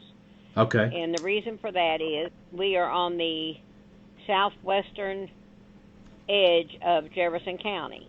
Okay. And we service all of Jefferson County, but we don't go south of Jefferson County as a rule. We go along the edges of it, but I get you. Basically we don't really, like, in other words, say if you put us, let's say 20 miles, we go north and east 20 miles, no problem. But we don't go south 20 miles because we'll be in Fort Knox, and we don't go that direction.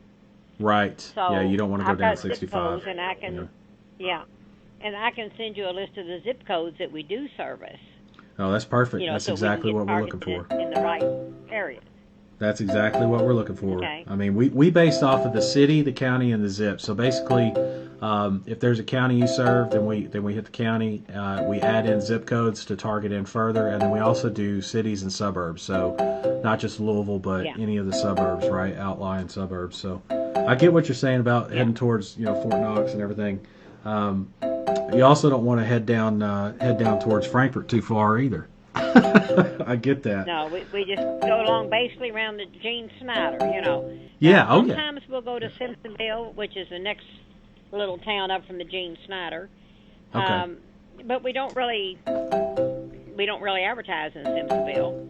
But like when it comes to Shepherdsville, we do Shepherdsville in Mount Washington, which is south of Jefferson County.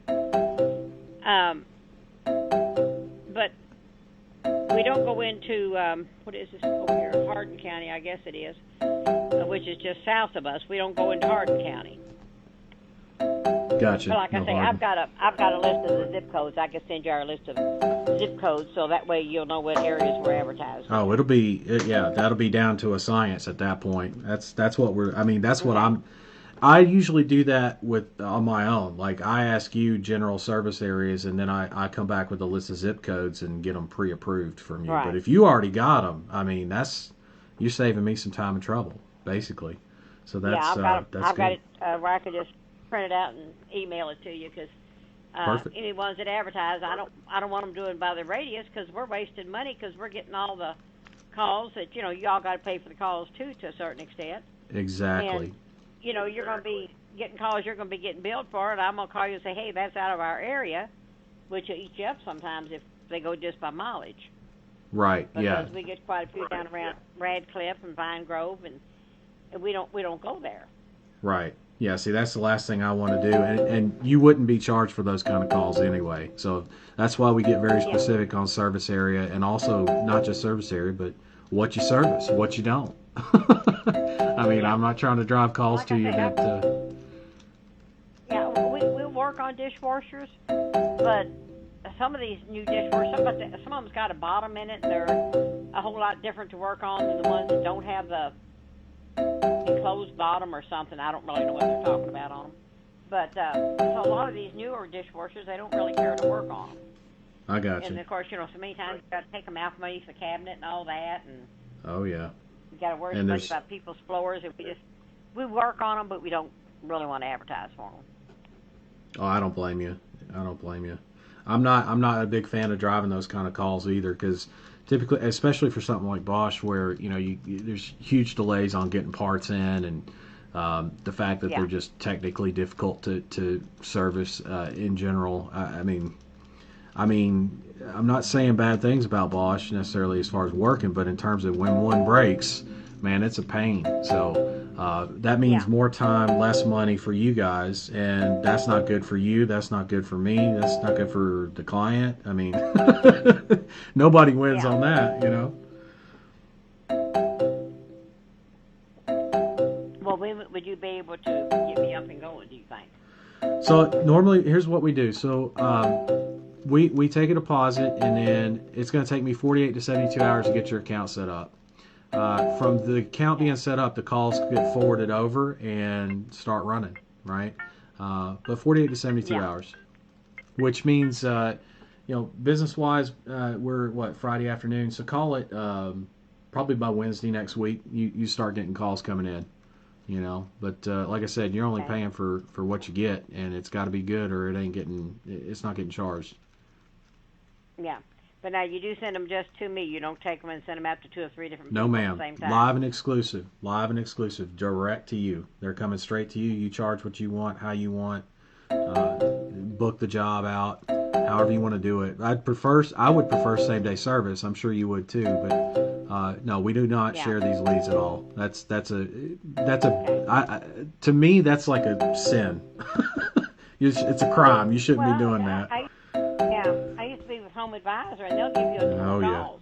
Oh yeah, but they're all But at the same shared. time, they call out to, And, 5 you know, people. And I used to get real irritated because, you know, I'd get a phone call and I'd get it on my cell phone and I'd get a call, all these 2 or 3 different ways to alert me.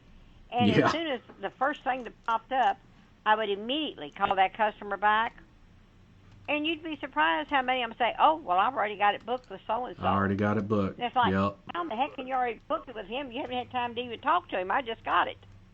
Yep. So, and I called him on that, and I said, hey, look, you're charging me for these calls, but you're sending them out to this other guy before you send them to me. And Yep. they said, no, that's just the Internet. Whoever's got the fastest Internet will get it first. And that's a load of And I said, crap, well, I by the can't way. I can say I can't believe my email's that slow, you know, or my Internet's that slow. Because You know what? I- You know what it it's been is? in two. They're getting sued. You know that, right? No, I Did you didn't know that. there's a class action lawsuit against them for exactly what we're talking about right now. That's why I don't do business that way. I've never done business that way. Yeah. It's just not right. Yeah. Well, I was raised a little they're- better than that. Well, when I finally really got disgusted with them and told them just take me off, was I'd called several people in about a 2-week period there at the lights because I was getting all these calls. I'm paying this huge bill, and I'm not getting any actual good calls. Business, right? Yeah. And so a couple of people I called said, "Oh, well, I got that fixed about 2 weeks ago." I said, 2 weeks ago? Because I just had got the call. And they Goodness. started sending me a bunch of crap like that, and I said, look, this ain't going to get it. And so I said, Man, oh, forget man. it, you know. I don't want to deal with anybody that's going to do the shared calls. No, Because it's if not they a call me, it's not a good model. Yeah, I can usually, you know, get them booked if they send them directly to me, because Exactly. we'll work it in somehow or another. We usually get them the same day, or if not, then we get them the next day for sure. Right. So Yeah, that's we what get we're pretty looking fast for. service. That's what we're looking for. Yeah. That's why I was asking you all the questions, because I got to know, you got to be able to take care of them. Like, you'd be surprised on my end how many times I talk to somebody and they say, well, we don't do this, or we don't. And by the way, saying you don't do something one or two things, especially something like Bosch dishwashers, I get it. That's not a big deal. But if somebody goes, we don't do Samsung, we don't do LG, we don't do this, we don't, and it's a laundry list of what we don't do, and then they say we got 2 techs in the field, but they're booked up, and it's like, well, you can't even take calls right now. Like, why are we talking? Well, however, you got techs in the field. You do pretty much everything. You got a great service area. I'm very familiar with your service area. I mean, the fact that I drink L8 and know what Grippos is, I mean, you know what I mean? Like that, we're kindred spirits, kinda, right?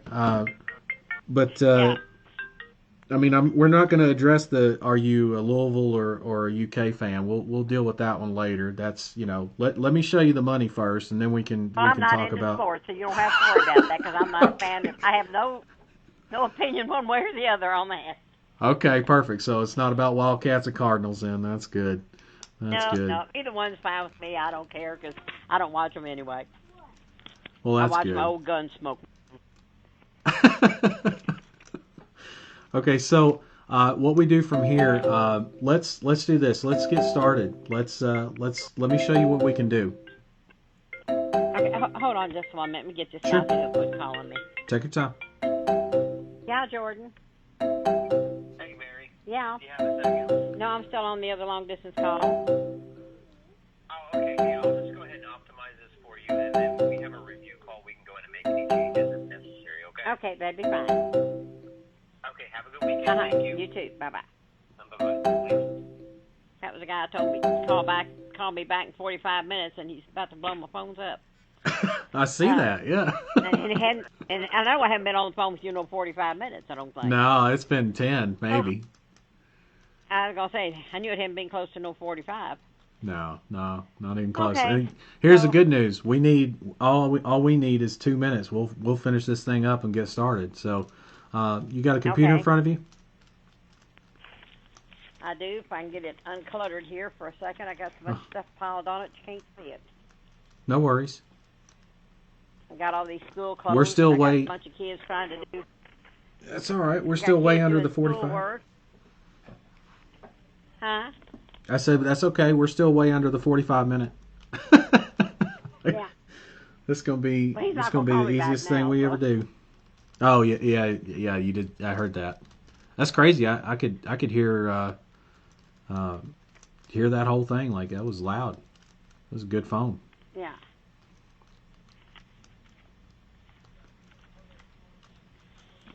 Okay. I mean, get this stuff out of the way. It's going to take a few minutes for my computer to get up and going.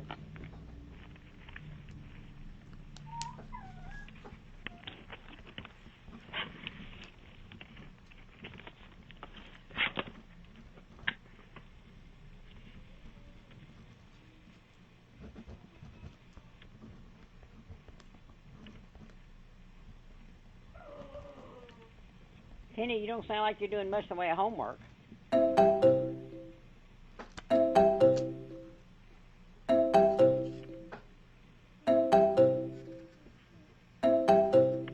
come on, computer.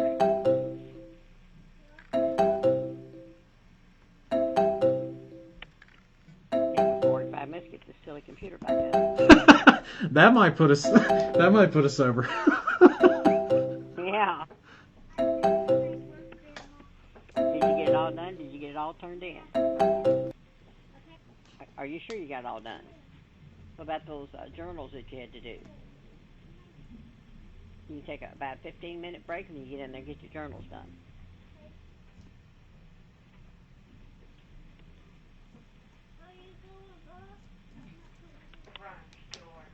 Okay, got the computer up. Let me get my internet up here.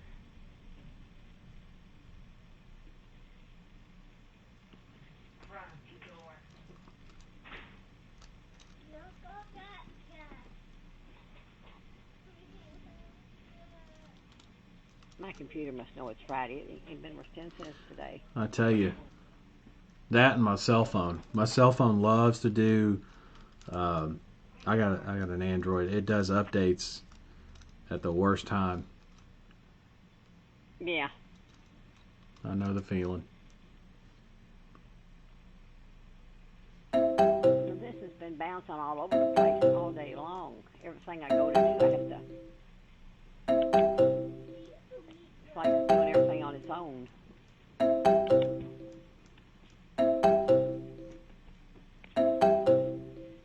Try again to get the internet up.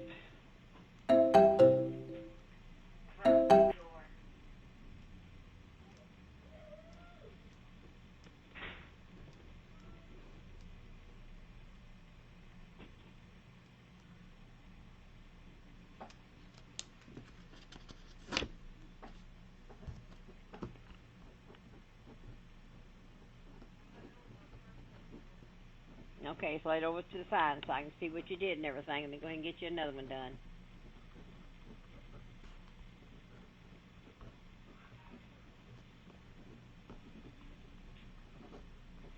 He's done one page of homework and now his eyes hurt. Okay. Okay.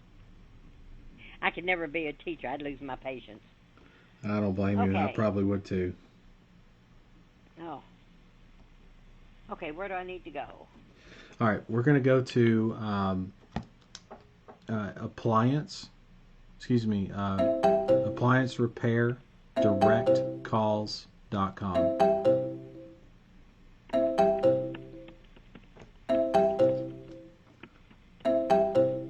Appliance repair directcalls.com. Okay. And it's Directcalls.com. Say that again. Yeah. Appliance repair directcalls.com. That's correct.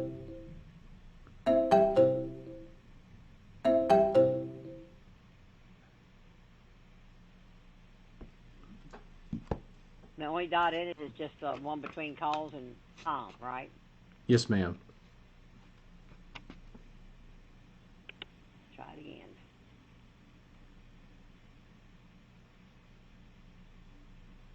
Try, actually, you know what? Try https colon //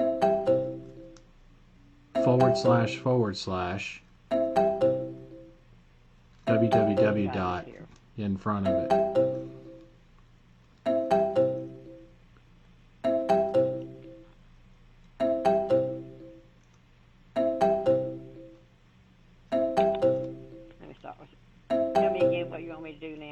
At the beginning of the web address, you got usually it's like www dot, and then before that there's a https colon forward slash forward slash. Yeah, I've got http colon forward slash forward slash. Now what you want me to put in after that? www dot, and then make sure it's https as in Sam. It's a secure site. Do what now? I've got HTTP. S. The little thing. It needs to be HTTPS as in Sam. And then colon forward slash. Okay. And then www dot, and then appliancerepairdirectcalls.com. I could just email it to you. I didn't even think. I just now thought of that. Why don't I just email it to you? I'll make it easy on you. It's Friday. I guys just now got typed in. Let's see if I can get anything come up. Okay. The thing, I'll put something in my browser and it goes through it's going through Bing somehow and it can't ever reach a page. I've got the HTTPS colon forward slash www.appliancerepaircallsdirect. Nope. Directcalls.com. It's direct calls. Appliancerepairdirectcalls.com. You got it.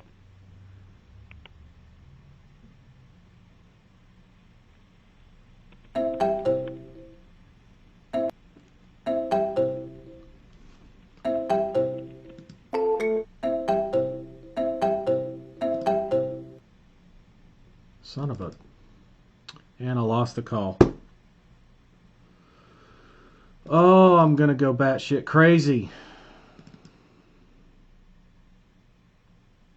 I'm turning the dialer off.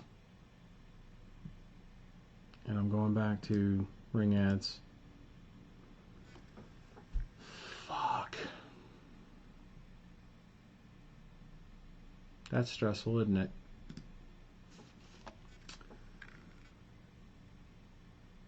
$502, I think that's the one, ain't it?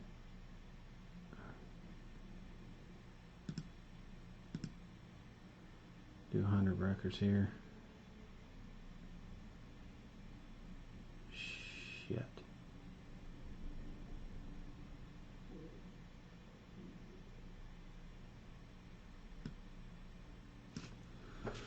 Have to check and see.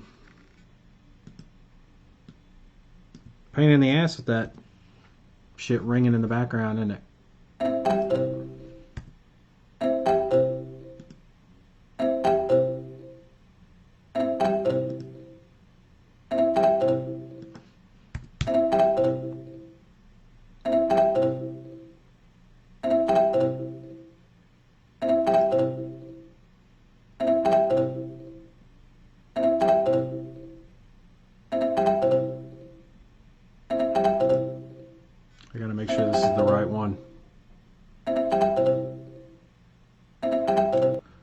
Call them up.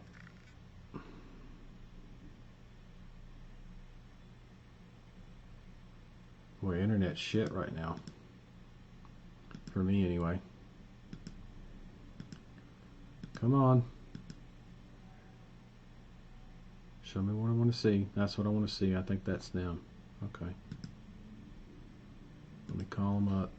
Of course, they're not in the recent calls. There's been so many calls, they're not in the recent calls anymore.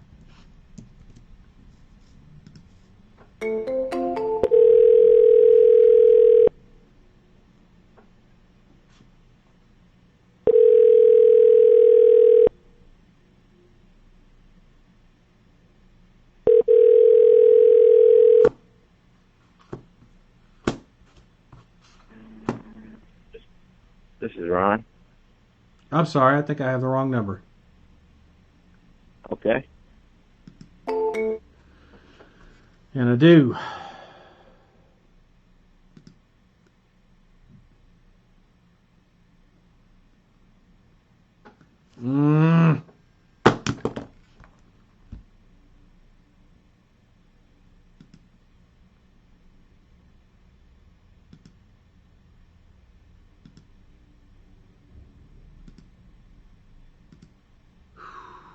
Oh, I know what I could do.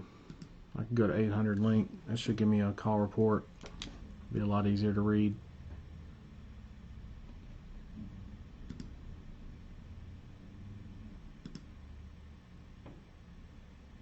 Where's that call at? Damn it.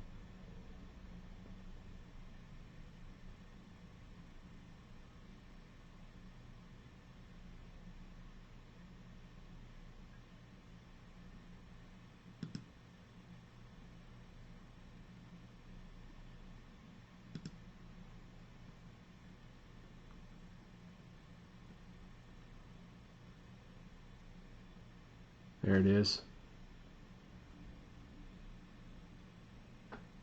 Got it.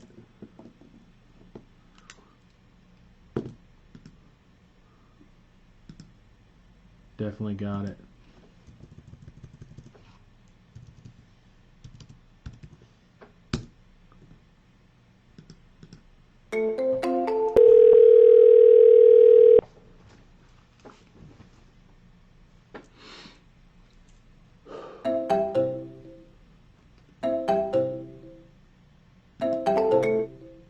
Oh, what happened? What a pain in the ass. Where's the number at?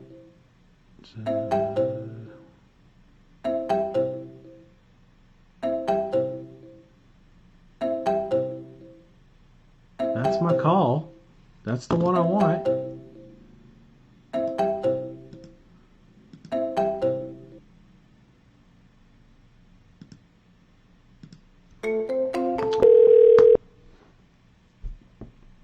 Thank you for calling Appliance Repair.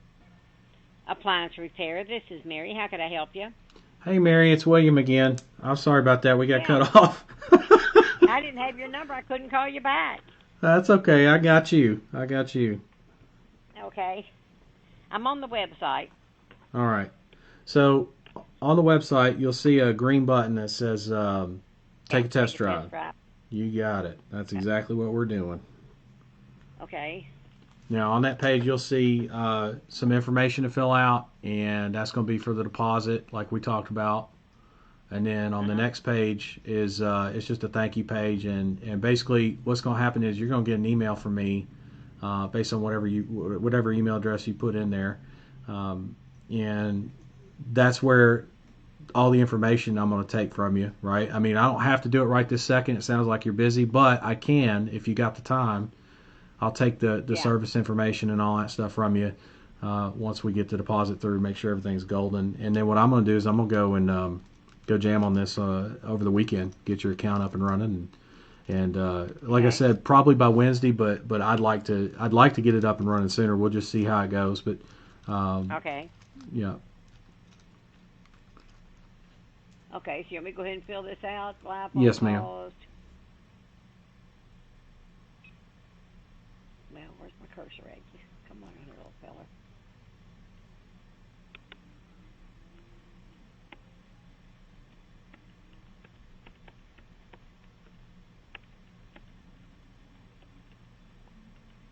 Okay, credit card number.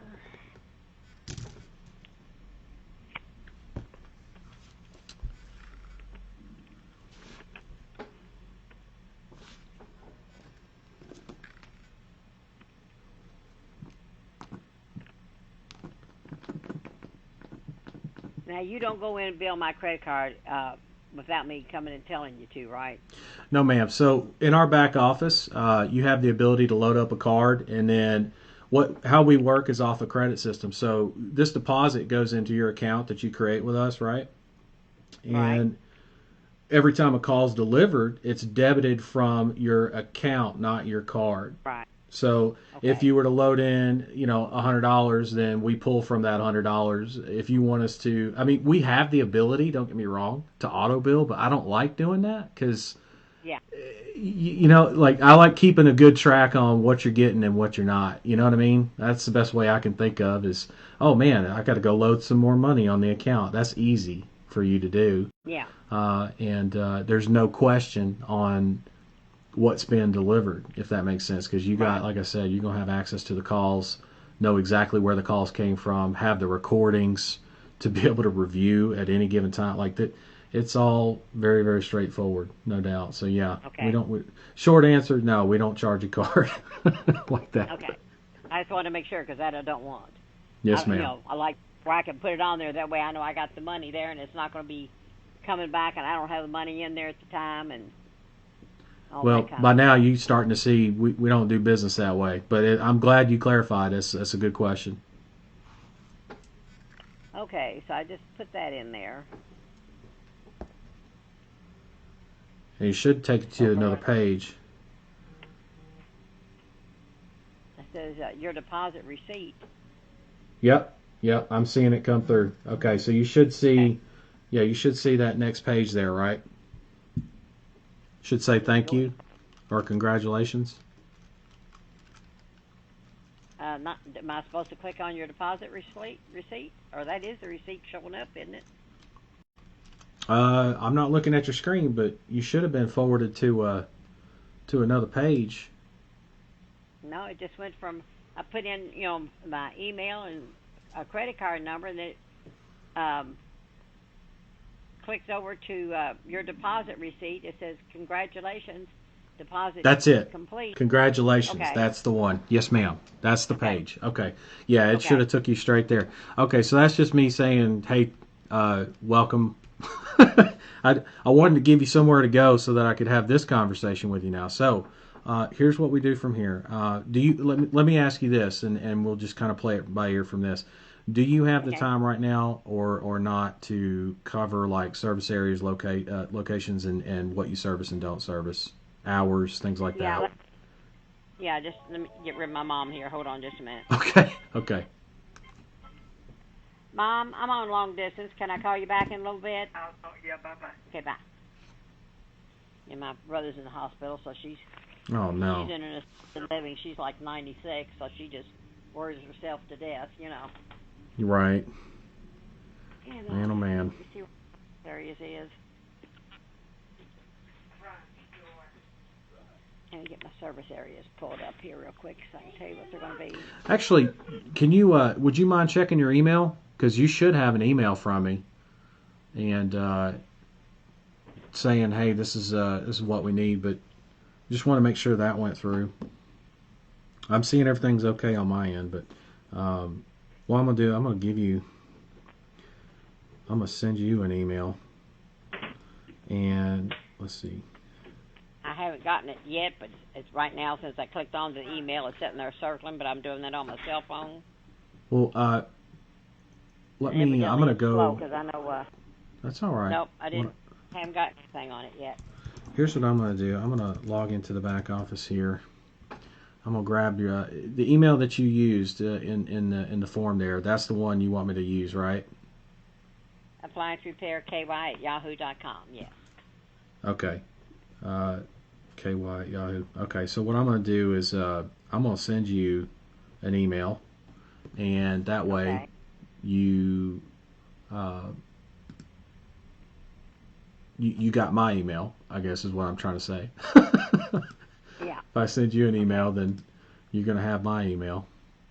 Let me just log into it. For some reason, it logged me out. So give me 1 second. I'll log in. But I'm thinking the service areas and all that stuff you're going to pull up, I figure it'd be easier for you just to email it to me. I just want to make sure we cover it over the phone. That's all. Where's my... there's my login info. Let me grab that real quick.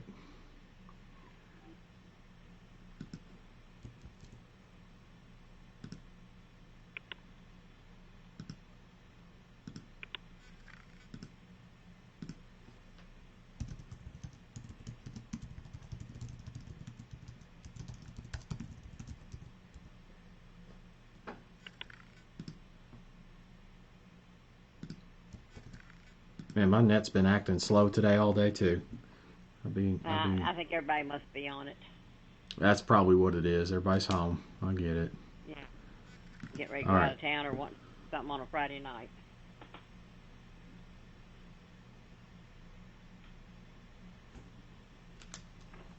Yeah, you think they... Yeah. That's exactly right. I know when Come I on went now. out a little while ago, it was about 12, 1 o'clock. There was traffic galore lined up on the main road out here, you know. And I thought, gosh, where are they going? It's noon, it's a little after noon. What's all the traffic doing out? Right. Okay, Same I've got here. my list pulled up. We can double check it, or I can email you the whole list. That's what I'm thinking. We just do the email. That's going to be easiest. So what I'm looking at is, please send us your, I'm just going to list it out for you, if that's okay. Hours of operation for the phone. Phone number you'd like the calls forwarded to, right? Okay. And what else? Locations, zip codes is more than great.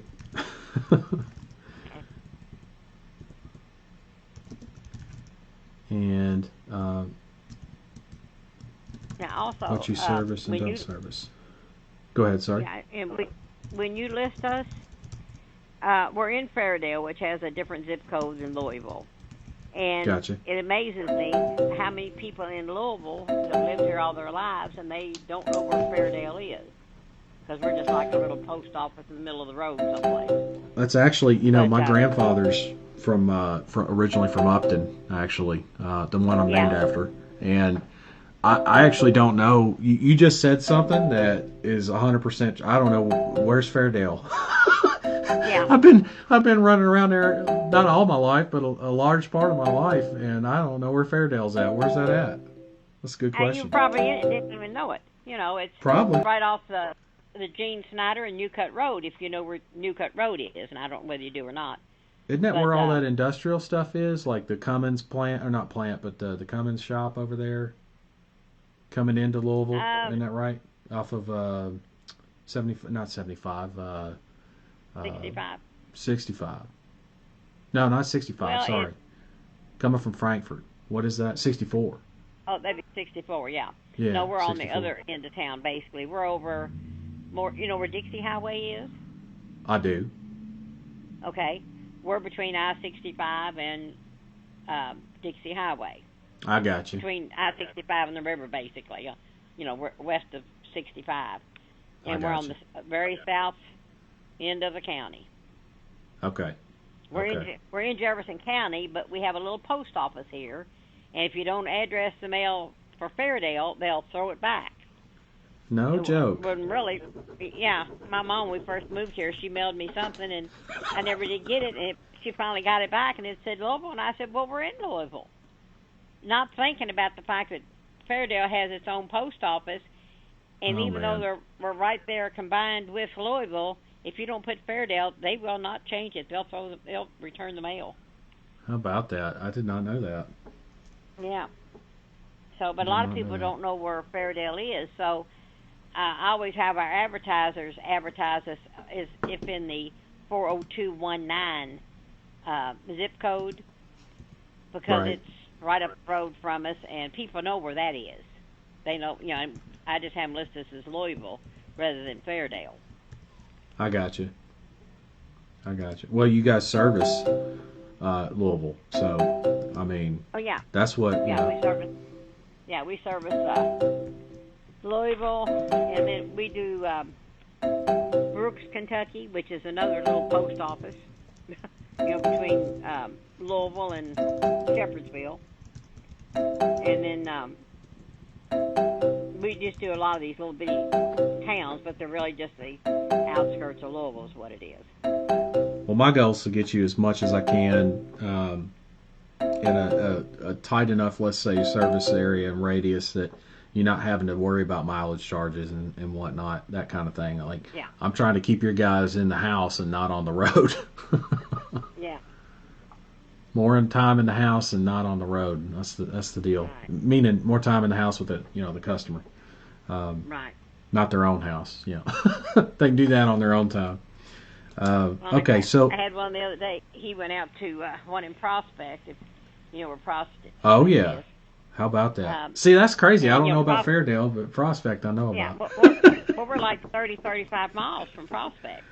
Okay. But we go that way, no problem, because usually that's good money area, and they usually have things fixed, so it's not a wasted call.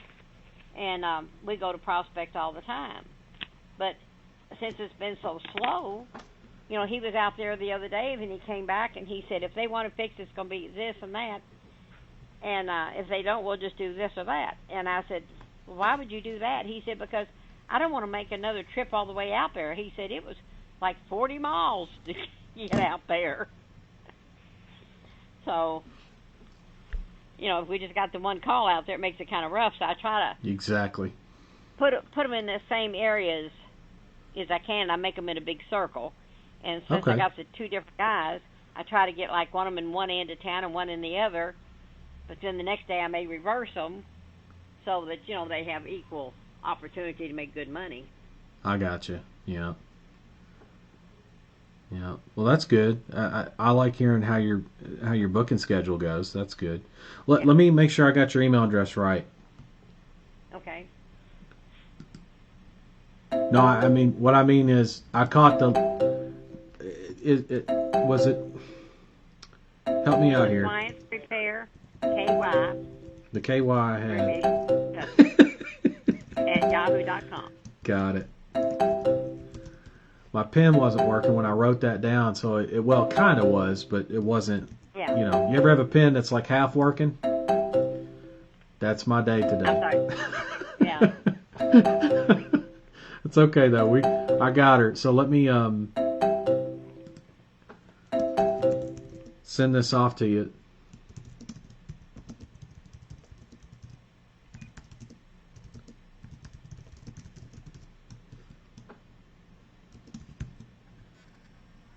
Of course, I got a typo in here. There we go. All right.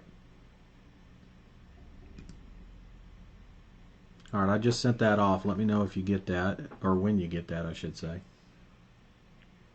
I'll stay on with you too, so we make sure we get that going.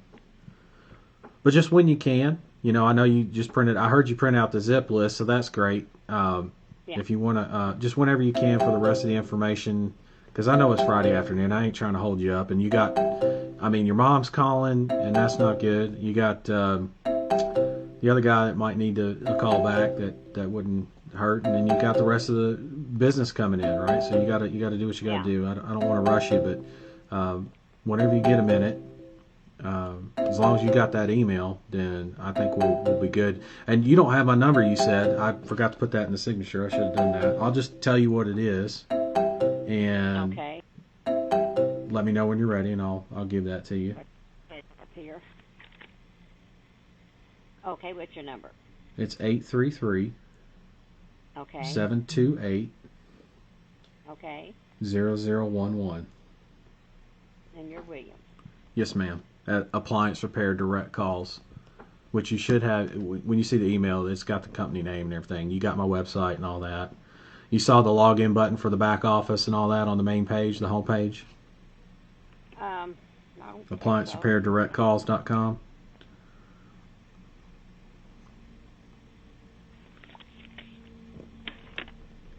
See if that email's come in real quick.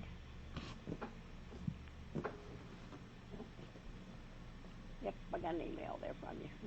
Just Perfect. there it was.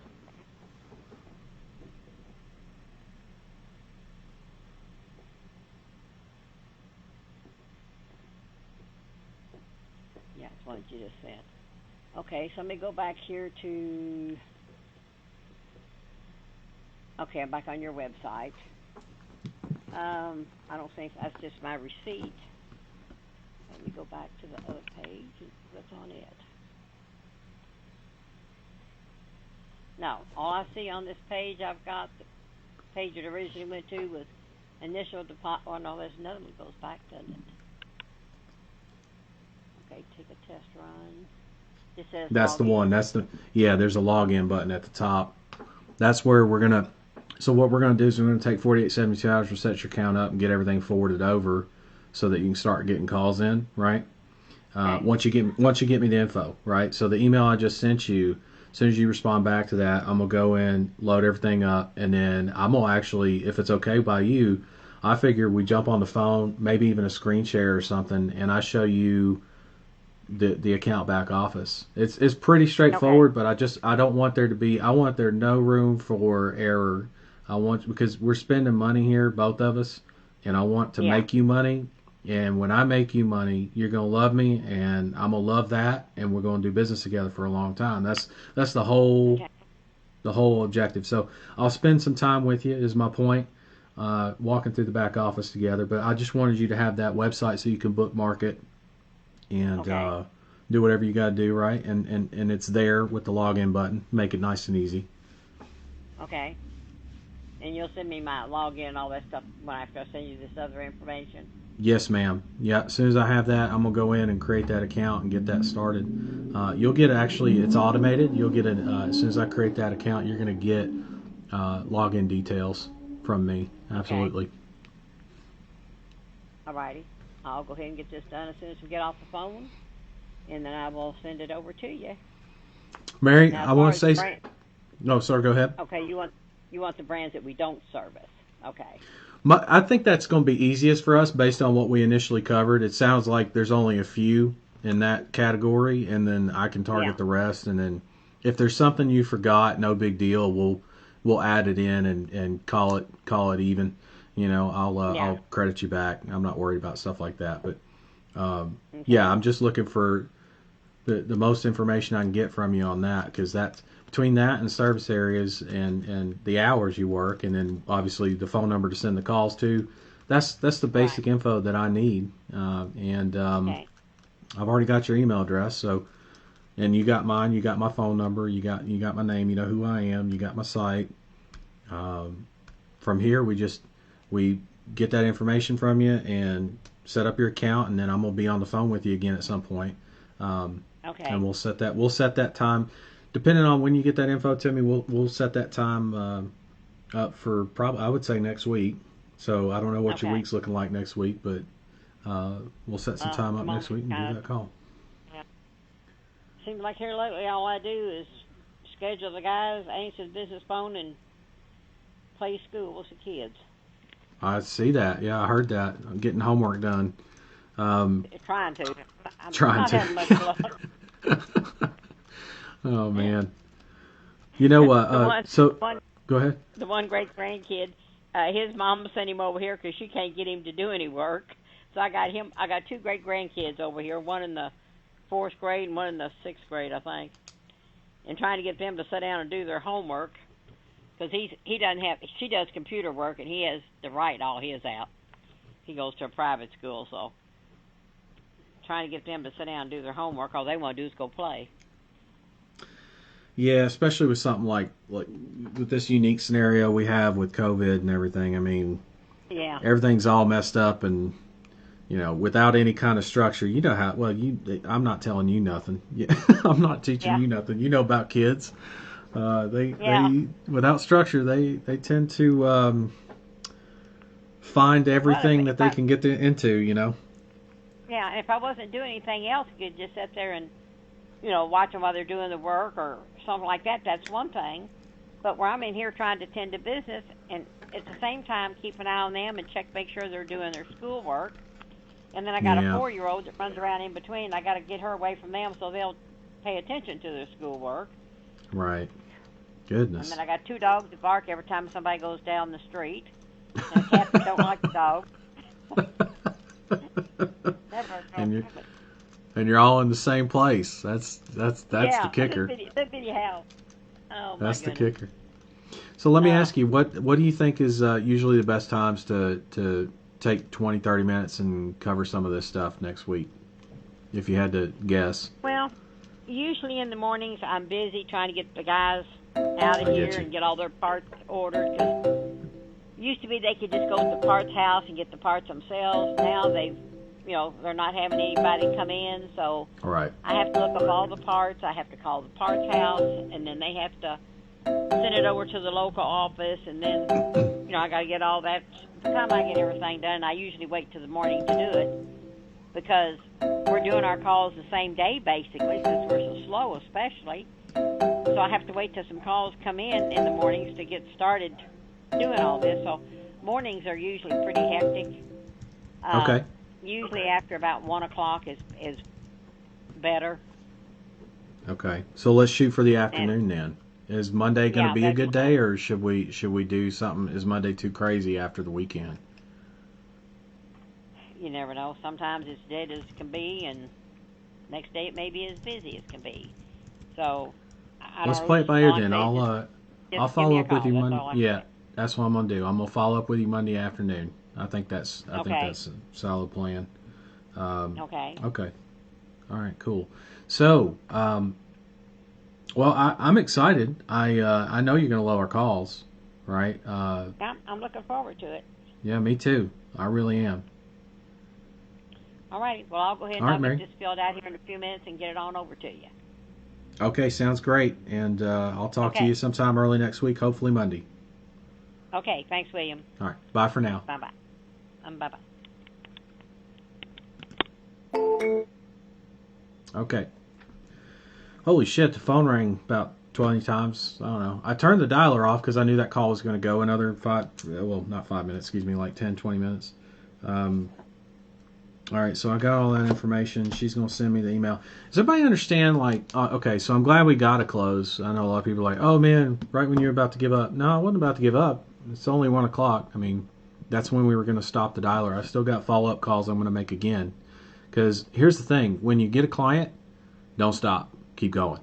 At least go another half hour, 45 minutes. Because usually you're in a good mood. Notice, I'm not in a bad mood, but notice, the struggle, right? Everything you go through. You see me get stressed out. You'll see me curse. You'll see me throw shit. You'll see me grab my little stress doll. That's what this is. In case you were wondering what I'm doing, I'm squeezing this. It's my stress thing, stress toy. And I actually haven't picked this up. It sat on my desk so long it had dust on it. So this is kind of as a practical joke. I look, actually, as a reminder even, I look at it. I don't even have to squeeze it anymore. But I picked it up to show you guys. Anyway, you notice how you quiet on the phone right during the time when they're doing what they do. Now, if they got a question, like she had a question, you answer the question, and then you go right back to being quiet. Now, I did throw in a couple of comments or couple of statements or funnies because we were hitting it off well, and that was great. But at the same time, I shut the fuck up so she could do her job, because that's how you don't want to be talking to her. Look, did you hear all the shit she had to deal with? She's got great grandkids, two dogs that bark at every car that goes down the street, she said, a cat, all in a tiny house, as she's trying to do business. And how many times you hear the phone ring? Her mother called, and she said she was on a call. Another business provider called, she was on a call. She was ready to do business, okay? So when you got somebody on the line like that, respect their time, go easy on them. They got enough concentration problems as it is, guarantee you. They always got shit going on in the background, even when COVID's not going on. There's always somebody knocking on their door at the office if it's that kind of a setting. You get the idea. The point is, shut the fuck up. I'm saying that nicely as a joke. Just be quiet. Let them focus on the card numbers to punch in, the email address to punch in. Just be quiet. If they have questions, answer, and then shut up again, okay? So when I say shut the fuck up, I mean same for me too. You notice I was very quiet. I shut the fuck up. Sometimes I have a problem doing that, in case you didn't know that. That's why I'm very aware, and I do this. Or when I'm on the phone and it's just me and nobody's watching me and shit, this is me. I do that, not to grab my face, but just if I cover my mouth, I know I'm not going to be heard as easily. So if I do this, how many calls is there? You've probably even seen me do that on video and just didn't realize what I was doing. It's a habit of not talking as much, okay? So that's one thing. The other thing is, notice she started the call with, how much are the calls? All right, and I went straight into, it's $25 call. I didn't avoid the question. If I'd avoided the question, Mary probably would have got pissed at me, right? And I wouldn't blame her. You can't skirt you just tell them $25 a call. It also depends a lot on volume too, though. Here's what I'm looking for. I'm looking for somebody that can handle the volume. And then I go into asking her the questions immediately. She starts answering the questions. She checks all the boxes. She can service all the calls, and it's like, okay, this is somebody, and she's got a great service area. This is somebody I can work with right here, and I'm pretty sure she's willing to grow, right? She can definitely take care of the calls I got coming in. she's probably going to be able to grow too once COVID's kind of lightened up a little bit on the restrictions here. So I look at that and I go, okay, that was a good call for many reasons. It didn't go exactly according to plan. There was also, dropped call in the middle of it. There was, couldn't find the fucking phone number in the middle of it. There was stress in the middle of it. But not when I was on the phone with her. When I was on the phone with her, I was cool as cucumber. Somebody's asking if I was looking at the city of Louisville. No, I just happen to know a lot about that area because I lived in that area. Like I said, I was accepted to U of L in 2002.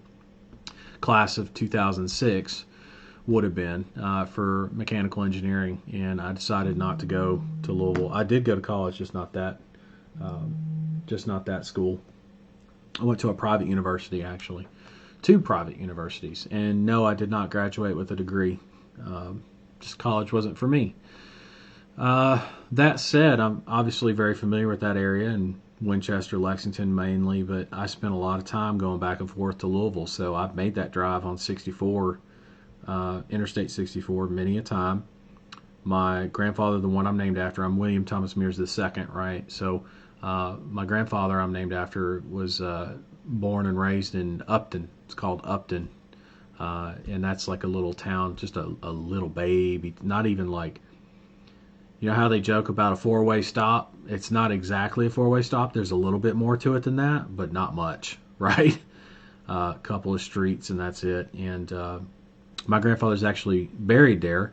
And when my father died, July 3rd, 2018, I had to take care of his ashes and everything, and I scattered him up there with his dad, and his mother actually was scattered up there, and his old dog was scattered up there. So very familiar with that area, obviously.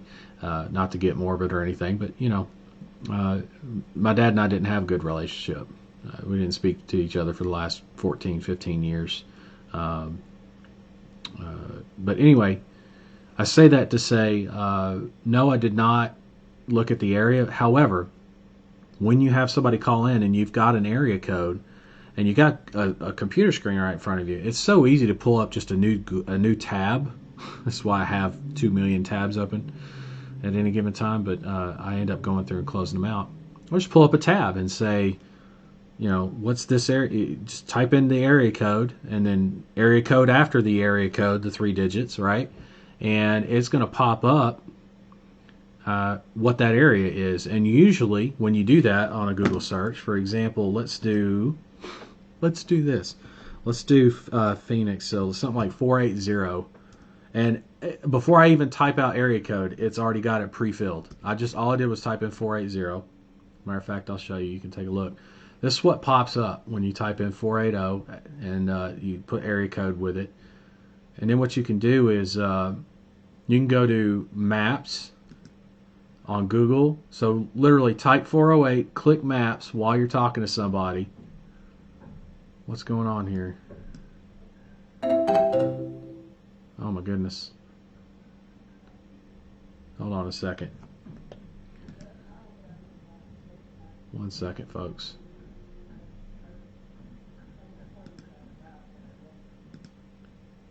So I can explain this. All right. Can't find the 480 area code. Well, we know it's, I guess this is the best way to do it. Let's go back. So we know it's Arizona and it says Phoenix, right? So then what we can do is we can go to Maps. We're going to have to type in Phoenix. Right? And yeah, there's multiple towns called Phoenix, but this is Phoenix, Arizona. Boom. Look at this. I can already start talking about like anything I know about Phoenix. And I've been to Phoenix a few times too. It's like, I know a lot of you are like, Jesus H, dude, is there a place you haven't been? Yeah, there's plenty of towns I haven't been to, but you know what? I take the time to like look shit up from time to time. Not to, it's like a lot of people are like, man, what are you looking at? You're just looking at random shit. No, I'm actually learning about stuff that I can retain in my memory and use it, call upon the depths that is my mind, and pull some stuff out of my ass that's like, where did you even come up with that? Like, for example, things about Phoenix I know, just off the top of my head, is it's way more desert and like what people picture to be the desert, like this, like Western movie desert with cactus that looks like the typical cactus. We don't have that kind of shit in Vegas. We have desert, but it's basically just dry ass ground, hard ass dry ground. That's it. We usually don't have. We have mountains around us. So we're in a valley, yeah, but they don't look this beautiful except Red Rock out west. That's about it. So over here, I mean, it's all like desert, right? And it's hot. Scottsdale, if you zoom in just a little bit up here, right there, Scottsdale, all this right here, money, money, money, money. That's where all the money people live. Downtown Phoenix is an absolute shithole. Kind of like Vegas is in certain parts. It's just how it is. Downtown is just not a good place to be. Let's say that. You do not want to go there at night, and if you do, you damn sure ain't by yourself. Okay? I don't care who you are, because you're going to get robbed. Right? That's just, it's bad. It's not a good place. So, okay, and how do you find this stuff out? You do a Google search. I mean, there's crime sites. You could look at crime sites and find out. There's Zip Atlas where you could go and look at Phoenix and you could see where the high-income zip codes are and learn that Scottsdale. Now, that said, I mean, there's other things you can look at on Google that would explain a lot in terms of, look at this, quick facts. Here's some information right here. Known for its high-end spa resorts, Jack Nicklaus designed golf courses, vibrant nightclubs, not worried about that. Other highlights, Desert Botanical Garden. There's so much you could just talk about, even without having ever been there or experienced the city. I mean, there's hotels. I don't know why I clicked on that. Anyway, you guys get the idea there, right? You get the idea. Okay. Let me... one thing I do want to do is go and grab, I want to log into ClickFunnels. I mean, I showed you the payment come through on Stripe, but I want to, on the cell phone, right? But I want to show it on ClickFunnels so you can see that the payment came through.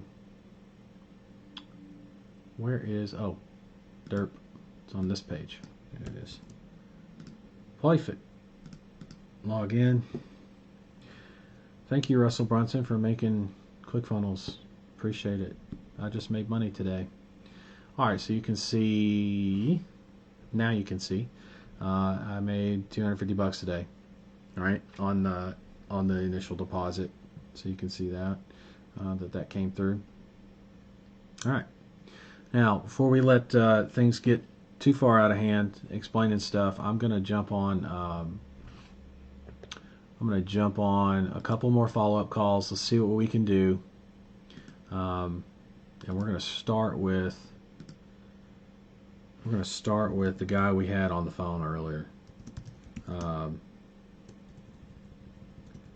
Earlier today, I'm saying.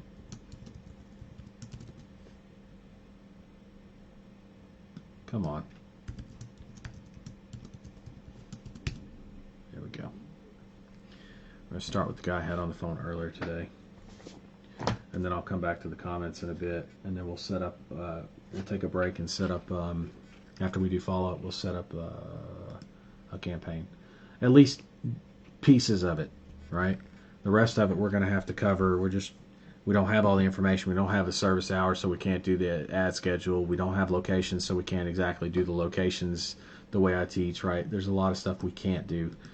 We also don't know what we can service and can't service. We have a good idea, don't get me wrong, but she's going to lay it out for us, and then we're going to have that call on Monday. So anyway, yes, I'll record the call on Monday, right? That's like part of what Ring Ads Prime is going to be about, is every piece of this business over the shoulder. I'm not going to be like, well, I did some work 2 days ago on the bit. No, every time I work on this agency, you will see what I'm doing. I want to make that very clear. That's what Ring Ads Prime is all about. Every time I work on this agency, to come in here and change a setting, it's going to be on a recording. Otherwise, I'm just going to write it down that I need to do it, right? And then when I go on a recording, I'll make sure it's done. Okay. I gotta hang that up because I need to be able to do the follow-ups. Where's my? There it is.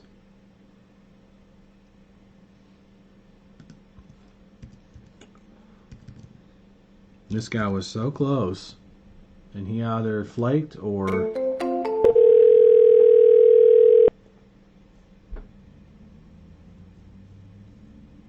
Please leave your message for Yeah. 727.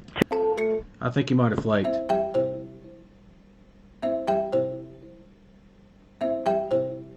Nope. Let's talk to.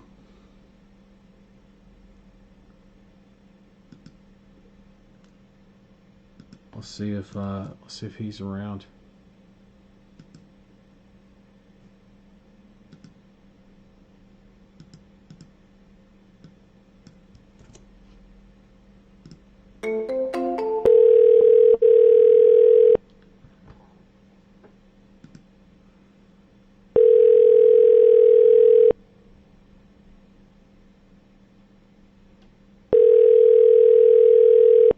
Whoops. Called the wrong guy. That's not right. Whoopsie. That's the one I want.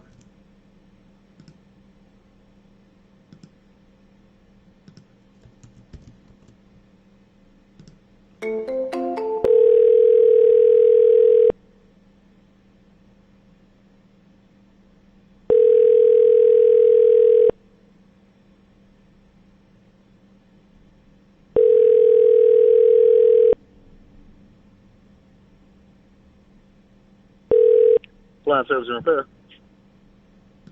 Miss Williams. Yes. Who am I speaking to? This is William from yesterday. Hey, how are you? Hey, how's it going? Everything's good. Good, man. Did you get a chance to take a look at our site and everything? Have some questions for us? Yeah. Yeah. No. Well, actually, I don't have any questions. I think that it's just not going to work based on that fee. That fee per call is not going to be conducive for our company. But we really appreciate you considering us. So. Well, Okay. Do you mind? I mean, without asking you to do business with me, I mean, if you can make money with the calls, I mean, that's what the bottom line is. What matters, right? Obviously. Right, but there's 'Cause no guarantee that money's going to be made based on that referral. Because your customers still have a choice if they want to get their appliances serviced and repaired. Now, if they don't, then you'll still get that referral fee for just that service call. So that's not Okay. going to be, Well, here's a challenge with that. So that's probably because you're probably used to the idea of like what most people do and not what we do. That's why I was saying, hey, if you got questions, I got answers, like Radio Shack, right? So here's the deal: like we drive live exclusive phone calls. I just want to make sure you understand what we're doing before we bounce part ways here, if that's the case. We drive live exclusive phone calls that come direct to you, right? If they're not in your service area, if they're not on something that you service, you don't get charged, right? And if you do get charged, it gets credited back to you. There's a built-in dispute process for you to be able to log into and handle that. We're proactive about it on our end on top of that. So we're not trying to charge you more than you're going to make. I mean, I wouldn't be in business if I had a bunch of clients that weren't making money. That doesn't make any sense. So my goal is to get you the calls that you're going to be able to book. You're not going to pay for something where somebody doesn't have an issue that needs to be fixed. You're not paying for every call you get. You're only paying for the calls that you're going to be able to book the job with. Now, that said, you're absolutely right about one point. If you do not book that call and it is appliance repair and it's in your service area and it is something you can service, damn right I'm charging you for that because you didn't book the call. Now, you should be booking most of those calls. I have no doubt that you can do that. well, let me stop you right here for a second. Let me Go tell you, for it. the customer still has the right. Once you go in and assess that appliance, they can still say, this is going to be too much, or we just want to go ahead and buy a new one, and then that's just a service call now. But yet you still get, your percentage for going to assess the appliance, correct? I don't do any percentage. You take 100%. No, but you're saying you're getting $25 from what you stated the other day, you say you get $25 once we go out on that call.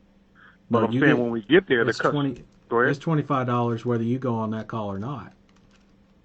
If it's within Right, your well, that- service area, right, and it's appliance repair and you service it or can service it, it's $25, right? So we don't go on the call. You still charge $25. Well, yeah, but how many calls do you take that you don't go on the call? That's someone who actually needs help with an But appliance this is what I'm that you saying. service. The customer might say, "I don't want to get it repaired," but they want to see what the problem was. So Well, now that's a just an rarity. assessment. I mean, that happens, but that's not It not the happens- majority. It happens often. Well, it happens often. It happens more than you realize. If you go into the home and then you assess the appliance, and now the service is going to be say $300, and then it's probably 10, 15 years old. They say, well, you know, I could just go ahead and buy a new appliance for say $400 to $500 instead of me repairing it for $300. So now Well, not it when you're- becomes a service yeah. call. Yeah, that's true. If you're targeting stuff that's not stuff like LG and Samsung, you can't buy no Samsung for $300, $500. Are you kidding me? I just threw, That's a- I that's mean, a- I just threw the number out. The numbers are not important. It's just the fact that the customer still has the right to say, I don't want to get it repaired. And now we're paying you to go out on that call, and we're not really making any money off of that. That's what I'm saying. That happens often. That's yeah. the thing. Okay. Well, if Because that's customers what's going don't know on, that the parts alone cost a lot, and you have to look at the labor cost. So Yeah, I when they understand. evaluate the parts and labor costs, they say, you know what, now I just go ahead and buy me a brand new appliance. Their warranty Right. is out. They're saying, rather buy me a new one and give me an extended warranty on it, so I have to come out of pocket long term.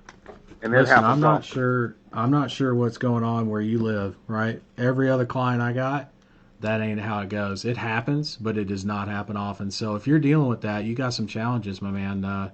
And all I can say is all the best. Right. Hey, thank you. I appreciate your call, though. Have a good day. He'd made up his mind. There's nothing I'm going to do, and I'm not going to pressure him. I wanted to make sure he was very clear on what it is we do and do not do, and deliver and do not deliver. And I'm not trying to have him bullshit me, but clearly he had his own story. He didn't have any numbers to back it up. Often is not a digit. Often is not an integer. It is not a number. It is not something that is quantifiable. You can't quantify often. Often means the majority of the time, which is absolute bullshit in this industry. You need to be able to know that you got to have good market research for this. Is another good learning lesson for you. If you've got good market research, you're going to know when people are bullshitting you and when they're not. Sometimes that comes with enough clients coming in and dealing with the clients in the vertical. But that's actually something you can learn in the market research, believe it or not. You can read between the lines. You can know how much the costs are to repair. I mean, it's $300. No, repairs usually on the average is like $200, $250, right? And on a Samsung, for example, it's a $2,000-$3,000 machine, dude, or $1,000 plus. He's talking about people that got some piece of shit thing, like he said, 10 to 15 years old. I'm not trying to drive all those kind of calls. And if that's what he's thinking after hearing me say what I needed to say, then he gave me the due time. That was good. But again, I'm not there to twist his arm and brown bite him into something. I'm going to find somebody else in Houston that is a good fit, that can take the phone calls and be a good client, like the one I just picked up. That's all you can really do. So follow up, no, not right now. 225 too much. So what I'm going to do is follow up to 5120. I'm listing this down in my sheet here on this guy specifically, and I'm gonna write.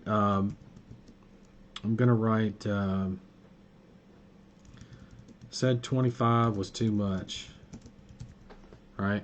That means he's probably competing on price and charging way too little for whatchamacallit. He's charging way too little for his service fee, most likely, and he's also used to dealing with people that aren't dealing higher end appliances. Not like super high end, but LG Samsung is not exactly a low end appliance. It's a very good appliance actually. So anyway, there's that. Let's call up our last follow up, and and see where we go from there. Let's call that guy up. He had time to think about it. Sometimes that happens, but keep in mind, I didn't want to pressure him, didn't want to rush him. I wanted him to think about it because he saved me, believe it or not, based on that mode of thinking, he saved me a lot of trouble. He saved me a lot of trouble. Could have twisted his arm, chose not to. I don't think it's a good move to do. And that's a personal thing. Some of you out there might go that extra mile and twist his arm and say, just give me one shot. Let me show you that you're going to make money like all my other clients. I could have been forceful with them a little bit.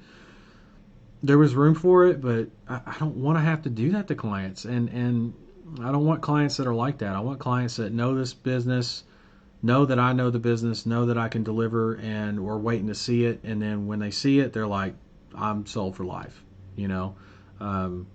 Not, man, I get X amount of calls and the X is not even quantifiable. I can't even pinpoint it. Like, off in my ass. Okay, that was a bullshit statement. All right, let's call up Ray's here.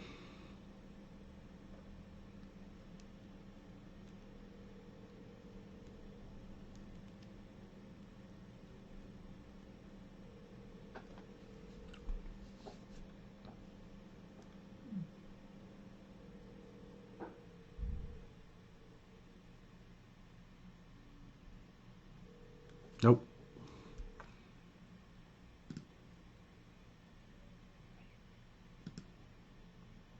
Okay, we'll call back another day. So I did another follow-up.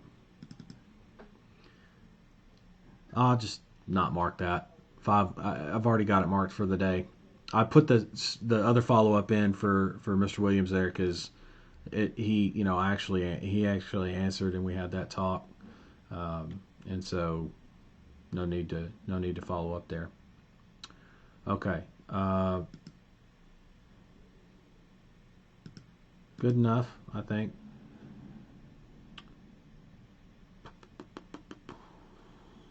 Yeah. Let me check the comments, and then we'll take a break. I'll come back and we'll probably wrap up. I'm thinking what we're just going to end up doing is, for the campaign creation and all that kind of stuff, we'll just save that for Ring Ads Prime. I mean, we'll just wrap it up day 7. I think we've gone through a good exercise showing you what can be done, how it can be done, the mindset behind it, the struggles you're going to have, how you deal with it anyway, and get the fucking job done. That's the main thing I can think of to explain and show.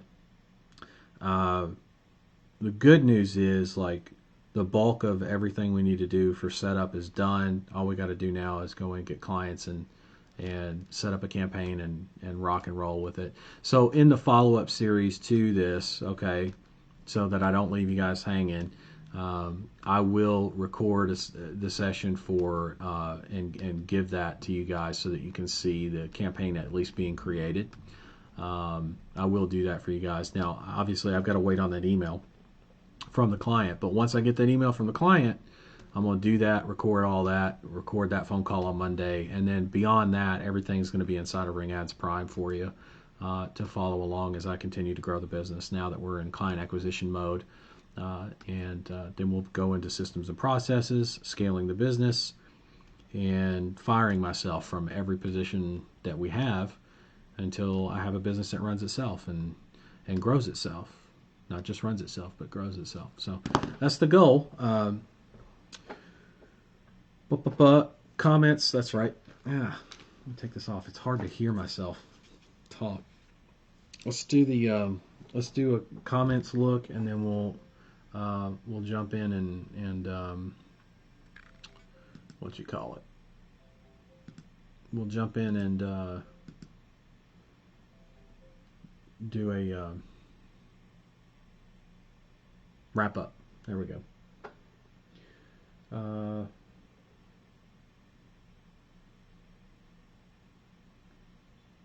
Let's see. Holy shit. A lot of comments. You guys, I love that. That's great. I'm happy to see that. Oh, that's a good one. Friday afternoon, probably the worst time. Yeah, that's where I was at. it like I was saying, Monday mornings, Friday afternoons, not the best times, but you can still obviously close deals on one call closes too. It's entirely possible. So if you ever find yourself with that's the only time you have to call, do it, because you will get business from it. Will you get, is it as prime time? I mean, it's just like, when you watch TV, there's prime time and then there's not prime time on TV, right? There's stuff running that's not prime time. Good stuff even that's not prime time. And yeah, don't worry about that. Just get on the phone. Saturdays are even good. Sundays, that's more for follow-up and setup and prep for the next week, that kind of thing. That's what I would reserve Sunday for, okay? This whole experience should be extremely valuable for anyone that's paying attention. No need to apologize, William. This is a business. Things happen. A real experience should be a breath of fresh air. I would agree. Listen, I agree with you. I'm not frustrated about that. I think what I'm most frustrated about is, like, I want it to be as accurate and a representation of possible of this business model, and I don't feel it was as accurate because of, I know it wasn't, because of the dial pad issues. The good news is, going forward on the recordings, I've got a couple of solutions in mind that I'm going to try for getting the internal audio from my cell phone into the computer, and when I can do that, obviously I can get it over to OBS, which is the streaming stuff that I use to be here right now the way I am. And that means you'll be able to hear every phone call coming through direct, the way the good Lord intended. Okay, the way that Dialer Central directs through 800 link to a cell phone or a landline or Skype. That's going to work the best, right? The dial pad needs some further development to be able to handle this kind of scenario. It was not designed for that. So inside of Ring Ads, so it's on the books to do that. Just for now, though, I want to be able to make calls and just go balls to the wall some days, and so you get to see that. And then maybe we'll do another day where we do something slower, like we did yesterday, and kind of like today, where I have time in between calls, or we take breaks and I explain stuff. But there's going to be some days where I'm just doing nothing but dialing, having the conversation, right? And I'll let you go through it inside of Ring Ads Prime, right? It was a great conversation. I agree. Just when you thought it was over, bam, on a Friday, good call. Like I said, never count. I was just telling somebody that, just telling Doug that earlier. It's like Friday afternoon, so what? It's actually still an okay time. It's not a bad time. It's just not as good, right? It's like talking, if you love ice cream, it's like saying you absolutely, your favorite ice cream is chocolate ice cream or something. It's like saying, but you love ice cream in general, chocolate's just your favorite flavor. It's like saying, well, it's ice cream though. It may not be chocolate, but it's still ice cream, right? The chocolate ice cream, the Primo, that's Tuesday, Wednesday, Thursday. All day long, baby. Tuesday, Wednesday, Thursday. If you can do it, I've seen people engineer like weeks off where they do, a Tuesday, Wednesday, Thursday right in the middle of the week, and maybe even make up some hours over the weekend if they can, that kind of a thing sometimes, just so that they can get a Tuesday, Wednesday, Thursday string like that to take phone calls, man. You can jam out several clients usually in that time frame. That's one of the reasons why I was a little bit like not upset but frustrated with the idea of the calls we had in, which by the way, got to close, got to pitch.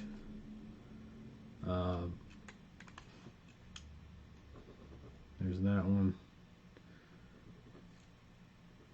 All right, so we had 10 dials. 10 people we spoke to, 7 decision makers. That's pretty good. 7 out of 10. That's pretty good. So for every 10 people I'm speaking to, I'm speaking to 10 decision makers, or 7 decision makers. That's pretty good. And then out of that, 3 of them, that's about half, a little under half that were qualified. And 2/3 of those 3, 2 of 3, that's 2/3, were pitched because I got to that pitch level. One of them, I don't know what happened. I decided, I don't know. I didn't keep up with it. But three were qualified, 2 pitches, and 1 close. There's the numbers. I mean, if you look at, hold on, let me see if I can get it right. If I get this sheet right so you can see it. the lighting is just kind of fucked.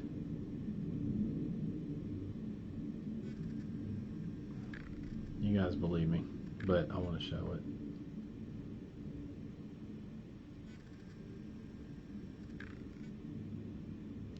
There we go. You can see that. Oh, by the way, I asked her for the money how many times? Twice.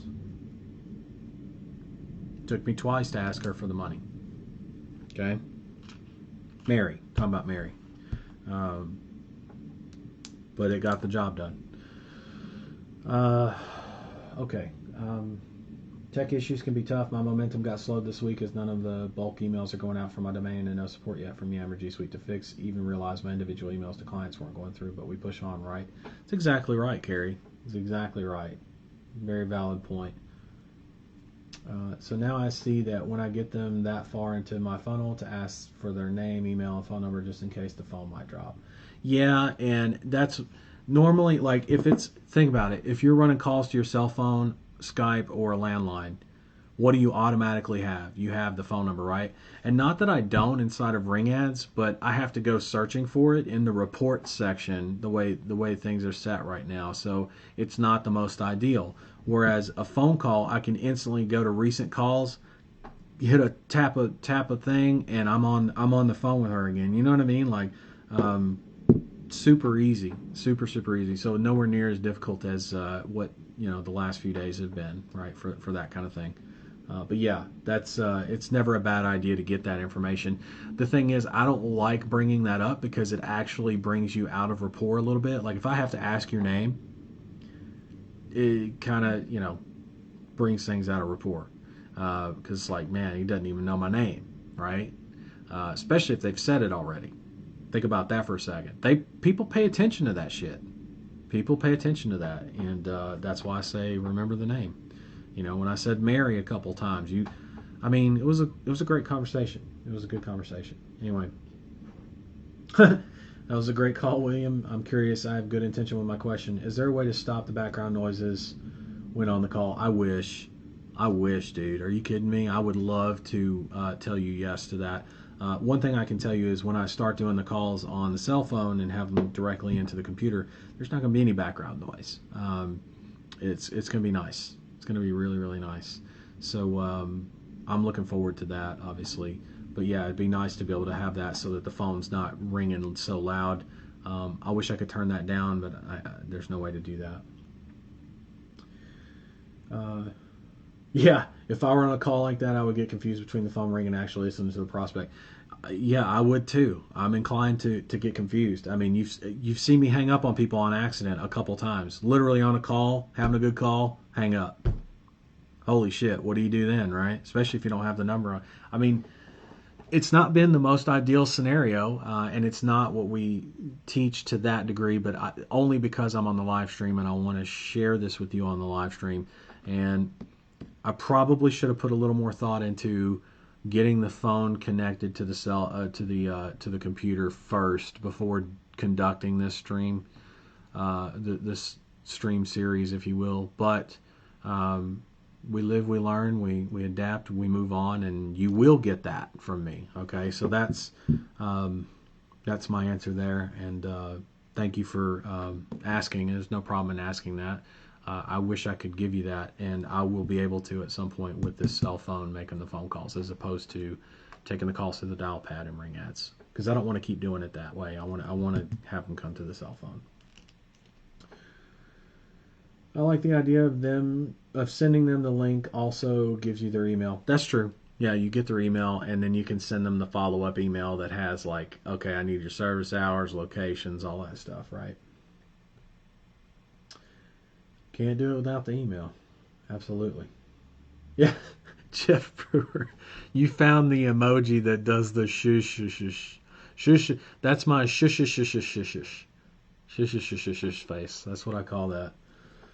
The fact that you're getting calls back is enough for me. I know some will close. Absolutely, obviously, more than you might think, and that's what I wanted to represent and show you guys, like to be more accurate on that, like. If you're only watching these 7 days, you might be like, oh, that was a lot of bullshit for just one client. It's like, if you look at it that way, yeah, but keep in mind I'm also going on with the business for one thing inside of Ring Ads Prime. So if you're not in Ring Ads Prime, now would be a prime time to get in Ring Ads Prime. But at the same time, we should actually have, based on the numbers, let me see here, 10, where's my other sheets? There they are. 10, 16, 21. 21 answers. How many decision makers? 7, 4, and I didn't count on the other one, so 11. Call it 12, 13. Call it 13 decision makers out of 20 calls. That's still pretty good. It's about 65%. Still about 6 or 7, right, out of 10. That's still pretty good. So in other words, I'm looking at my numbers already, and I can tell getting to the decision maker, not a problem, right? Could it be better? Always. Is it a problem? No. Qualifieds, 3, 4, 5, 6, 7. 7 out of that's about half. That's pretty good. Could it be better? Yes. Is it a problem? No. And then pitches, none there. How many are on this? 3, 4, 5. 5 pitches out of what was it, 7? That's pretty good. That's almost the same amount as qualified pitches. Those should be as close to the closest two numbers together. Like that should be 7, but because if somebody's qualified, you should be pitching them, right? If somebody's qualified, you should be pitching them. And then 1 close out of that. So we had 5 pitches, 1 close. So our close rate technically is 1 in 5. That's actually, if you think about it, that's not bad. 1 in 5 is not bad. Could it be better? Has it been better? Yes. My close rate's typically 1 in 3. Now with the follow-ups, and I'm talking about 1 call close. My typical close rate. That's my 1 call close rate currently.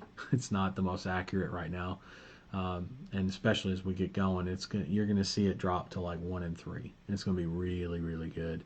You get call recordings onto the page. I don't know. There's just something that happens with the momentum. It's not even really a me thing. It's a systems and processes thing. What I teach you, if you actually implement it and do it the way I'm doing it, you're going to see a lot of momentum build. And you should have already seen that over the last 3 days of the calls themselves, how the momentum has built up to this point, and then, right, client. And now we're going to obviously progress on to the next milestones, but everything that built up to that point as well. And at every level we had something to deal with. And this was probably the most challenging part, not because phone calls are hard. Obviously they're easy. Hopefully I made it easier for you in terms of understanding how to handle them and how you can handle them, I should say. How I handle them and how you can handle them in a way that's very low pressure, that is hardly any, I won't say hardly any effort, there's effort there, but hardly any, I'm not a car salesman, I'm not some kind of shiesty sales guy. I just know what I have, and I know it's good, and it's almost like I'm sharing it with the right people. That's what I'm looking at. I'm looking to share it with the right person, that's all.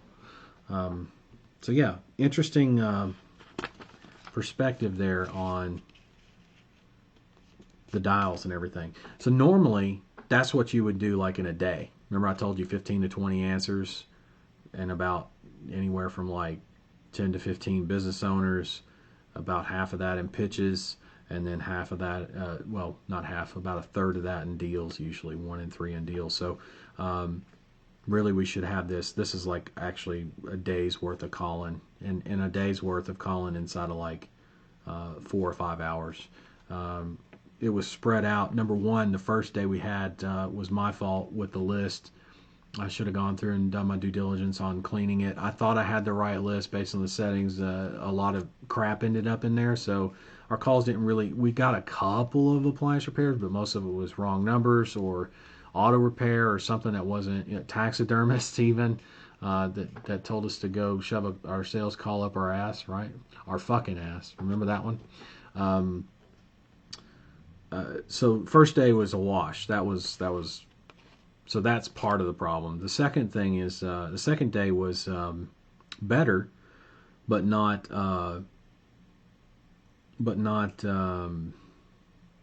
everything we needed. We were at a slower pace, and I was explaining a lot more on the calls that you were hearing. And then today there was a little bit less explaining, a little bit more doing. And so if you were to turn this thing on full steam and be able to answer all the calls, as you've seen, I've had challenges with on the dial pad, you'd be able to do this on a daily basis, pull in 2-3 clients a day, no problem. The most clients I've ever personally pulled in a day has been 5.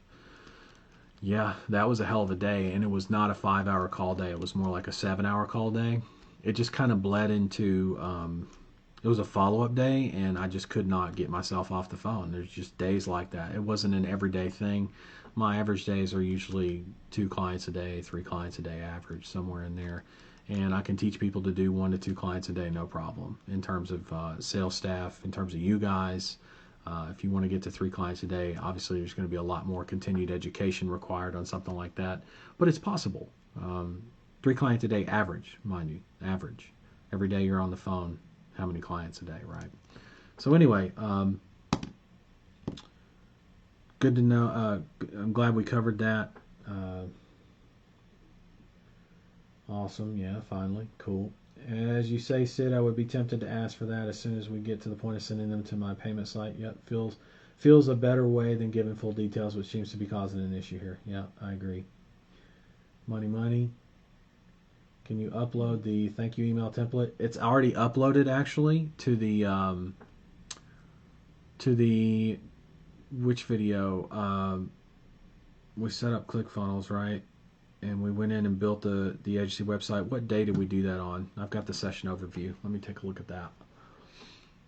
What day did we do that on? Was that the first day?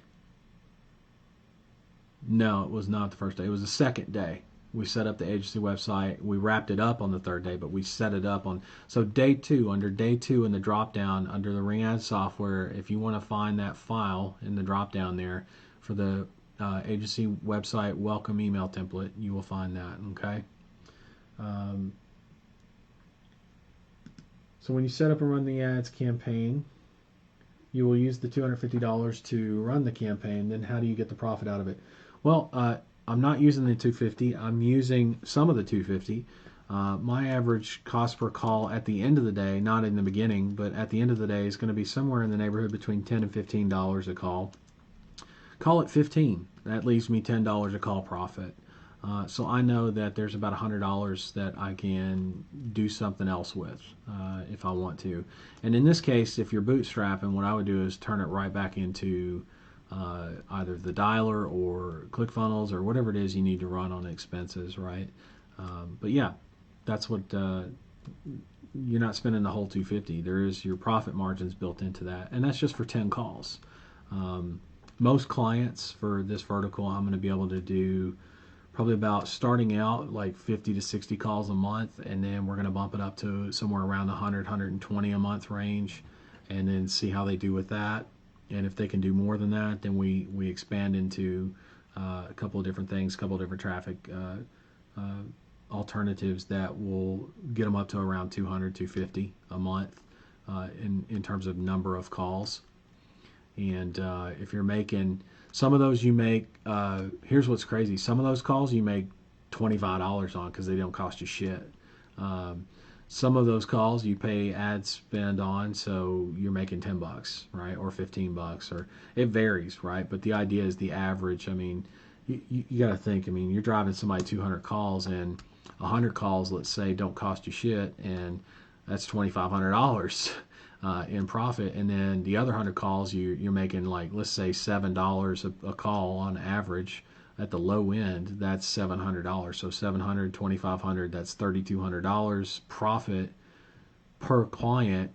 If you had 10 clients, you'd be at, what is that, $32,000 profit per month, minus your expenses, including staff. If you had a full staff, one person in every position, running and growing the business, meaning you would not stay at 10 clients. Keep that in mind.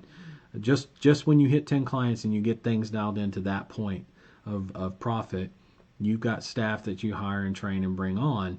yes, you'll be out about $18,000 to $22,000. So you'd be left with like 10 grand in profit. Take away taxes, you're looking at like 5 to 6, depending on your bracket in the U.S.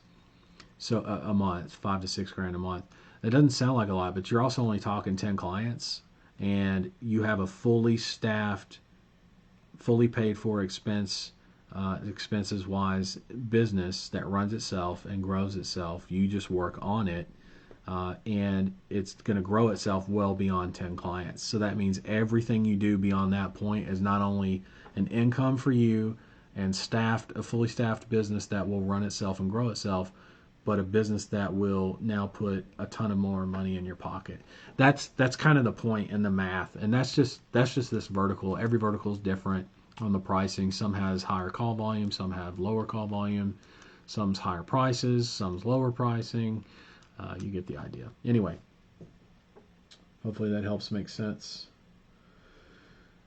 Does he, like others, charge a diagnostic fee? I'm not sure if you're talking about that last guy. Yeah, I'm almost certain that's what he's doing. But he's saying he gets too many people that say, I'm just going to get it replaced, right? Which, I mean, it's a bullshit statement, right? He does not have the right mindset, 100%. He's not a good fit. See, I love this because now you guys are telling me, and that's how I know this is a good decision to do these calls, because now you guys not only get it, you own it, right? You know beyond knowing when someone's not a good fit. You're not even going to waste your time. You're not even going to waste your time. Notice I spent a little extra time with him because I felt like maybe he wasn't clear. He was writing it off, right, without really digging in, right? And once we got clear on that and he was still in the same mindset and he was stuck on the often, he had already made his mind up. He was ready to get off the phone. You can tell like how fast somebody rushes off the phone. That's going to tell you everything you need to know, right? Did I rush off the phone with Mary? No. How long of a call was that? Well, the first call was 26 minutes and the one after that I think was like 10 something. So a 36-minute call, and she had computer issues and I also had phone issues. So yeah, I mean, sales calls do not take that long. They really don't. When you got somebody that's a good fit. Even if you dragged him over the line, you'd be on a dispute circle with every call. Probably with what he's got going on. That's why I told him. I meant it. I genuinely meant like all the best. Like it's so funny to me. I say funny, strange. It's so strange to me. Like when I say all the best to somebody, I guess maybe it's got a negative connotation attached to it. I don't know why, because to me, I genuinely mean all the best. I'm not even bullshitting. Even to people I don't like, if I say that, I mean it because they're going to need it. You know what I'm saying? Like I'm looking at him as in bless your heart. Like you're going to need some help, and I'm not going to be there. I'm not going to be the one to be able to give that to you. I wish I could, but all the best, people, I followed your training to a T, like that guy I told you about earlier. I didn't mention a name or anything, but I told you about the guy who said he followed the training, but then mentioned HostGator, and it's like, no, dude, you didn't follow the training. Not being mean to him at all, but at the same time, I didn't say all the best, but it's the same mindset of this is what I teach, got to follow it if you expect the same result, right? Instead of beating your head against the wall, dealing with support for Mailgun and Namecheap and all that. HostGator didn't even respond on support, and they've been that way since they got bought out years ago. Not as good. I used to be all about HostGator back before they got bought out. Oh man, you can get a hold of them 24/7, and they were great. Now it's like, it's really crappy.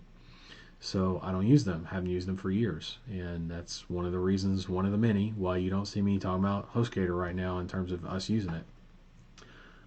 And for the people that don't use it, for the people that don't choose to use ClickFunnels, for the people that it's all the best. Like, you're going to need the help, all the help you can get, and I wish I could help you more, but I can't when it comes to that specific thing, right? That site or that decision to use this dialer or to use that hosting service or whatever it is, right?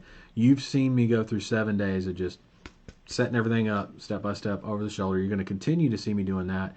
And so there's going to be many times where you're tempted even sometimes to do your thing. And I would challenge you to do my thing, because my thing works, and get creative with it later. There's nothing stopping you from getting creative with it later. There's no one saying you have to do this way forever or do this forever. In fact, quite the opposite. And I want you to be creative later, just not up front, just not right now.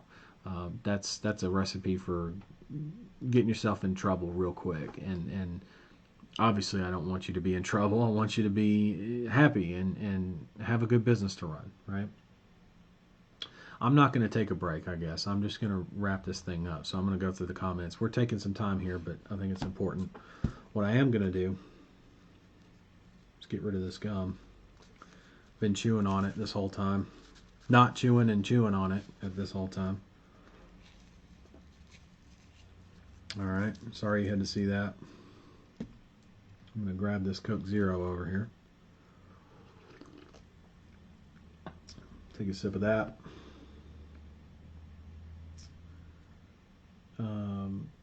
Your ad spend will be less. That's your profit, rinse and repeat. That's exactly right. Dale would know. You know, last I looked at Dale's campaigns, he's doing very well. I mean, at least, right around 2 to 1 for his money. Right around there. Sometimes, some weeks it's like a little less than that. Some weeks a little more than that. But that's going to change. It's going to keep going up and up and up. Yeah, it'll definitely pay me over and over and over again. Keep in mind, this client's for life. You got to think long term here. That doesn't mean you can't get money out of it now, right? I'm just saying you definitely want to look at this as an investment in building the business, because that client is not worth $250 to me. That client that we got now is worth thousands of dollars a month. On the very, very low end, $500 to $1,000 profit per month, but realistically, more like a few thousand a month over the next God knows how many years, and that's something that most people can't say. And that's a client right now in the worst time in probably the world's history that anybody that's been alive, for anybody who's been alive, except for like that 110-year-old dude that survived Spanish flu or whatever. There's probably a dude out there or a lady out there that is old as balls and survived, Spanish flu in 1918, right? Like, it's entirely possible, and survived COVID. But for everybody else, like, this is the worst time economically we've ever seen caused by something like this. It's unprecedented, uncharted waters is my point. And here we are getting clients in this business because calls are coming every day that need to get serviced. There's no other way to say it. Calls are coming every day and need to get serviced. There are so many people right now that are shitting themselves, freaking out, scared, not just on a personal level with COVID, like all of us are, including me. It's not a fun thing to deal with, right? I'm not scared necessarily, but I'm concerned. I think that would be a better word. The point is, it's a problem. But now they're also concerned about their business, their livelihood even, especially employees. Vegas has got marches going on, and we're not the only place either. There's plenty of others. Our governor just extended he released some trivial stuff, like we can play pickleball. Okay. Like, who play, what? Why? Casinos are still closed, you know what I'm saying? So there's a lot of employees that are still out of a job right now, or on furlough, or whatever you want to call it. I mean, some people are just some businesses are just plain shut down. Some had to shut down because permanently because they're done. Quite a few. And so that's going to have an impact when we do turn this thing back on, this the world engine, if you will, back on. One thing I know is that no matter what, appliances are going to break. Same thing for HVAC, same thing for pest control. All the verticals that we talked about on day one, it's the same shit.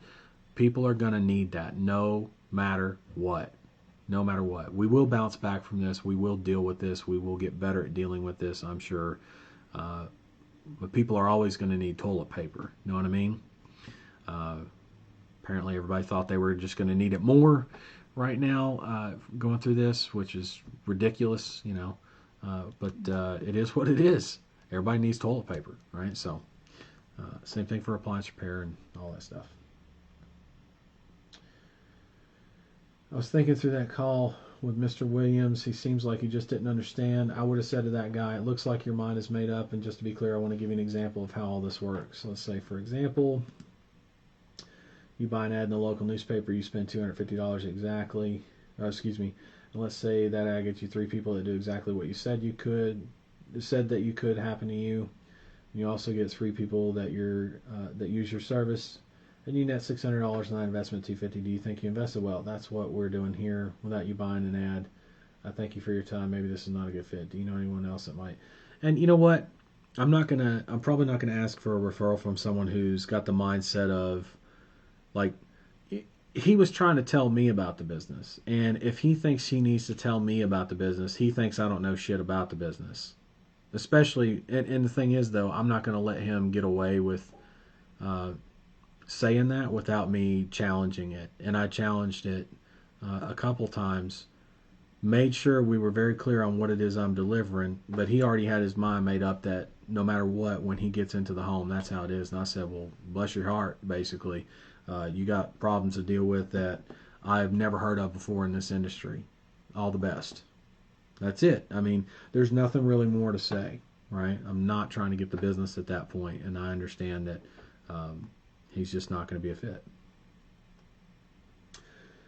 Can also get a coupon from Google Ads for the ad spend. Yeah, if you got a brand new account, that's correct. I missed the redirect rule. No, I have a redirect rule. I might have missed another one, but Art, I will check on that. I'm going to open that up. Thank you for sharing that with me. I will take a look at it. The redirect. Did I miss the redirect? I might have missed it. That's entirely possible. I'll go and check, Art. I will go and check for sure. I've got it opened up on my page here. All right, let's do a last call for any questions and wrap day 7 up. What do you say, guys? Let's wrap day 7 up. Who's excited? Tell me in the comments what your thoughts are. I mean, it's been a long 7 days, at least for me, and I know we broke it up even, but it's taken a lot of energy. A lot of effort's gone into this, and we'll continue to go into this, but specifically for the COVID Client Challenge, more than possible to find tons of people that are willing to do business with you right now in the middle of COVID, right? Tons of opportunity as soon as the doors open, which seems to be right around the corner. This is the absolute best time to be in this business. There's no doubt about it in my mind. And I'm excited to be here with you guys, teaching you this and helping you build it. That's what I'm excited about. So last comments, questions, thoughts, and I appreciate each and every one of you. You guys know that. I say that on pretty much every session. I might forget a couple times here and there, but appreciate each and every one of you. Thanks for witnessing the enigma that is me. You know, it's funny because I can be easygoing, but boy, God help you if you get in my way or you know, cause me trouble, because that, like, you know, that dial pad, I could murder it, you know what I mean? Like, but at the same time, I don't let it debilitate me. I think there's something, and keep in mind, guys, that is not a personality thing. That is a learned skill. For someone like me, I used to, as a child, let stuff like that debilitate me. You know, I'm a problem solver. That's what I do for a living, and I love doing it. I enjoy doing it. Wouldn't want to do anything else. I'm good at it too. I would think. Maybe I need to be a little bit more humble about it, but I feel like I'm pretty damn good at it. People come to me for it, and it's what I'm known for.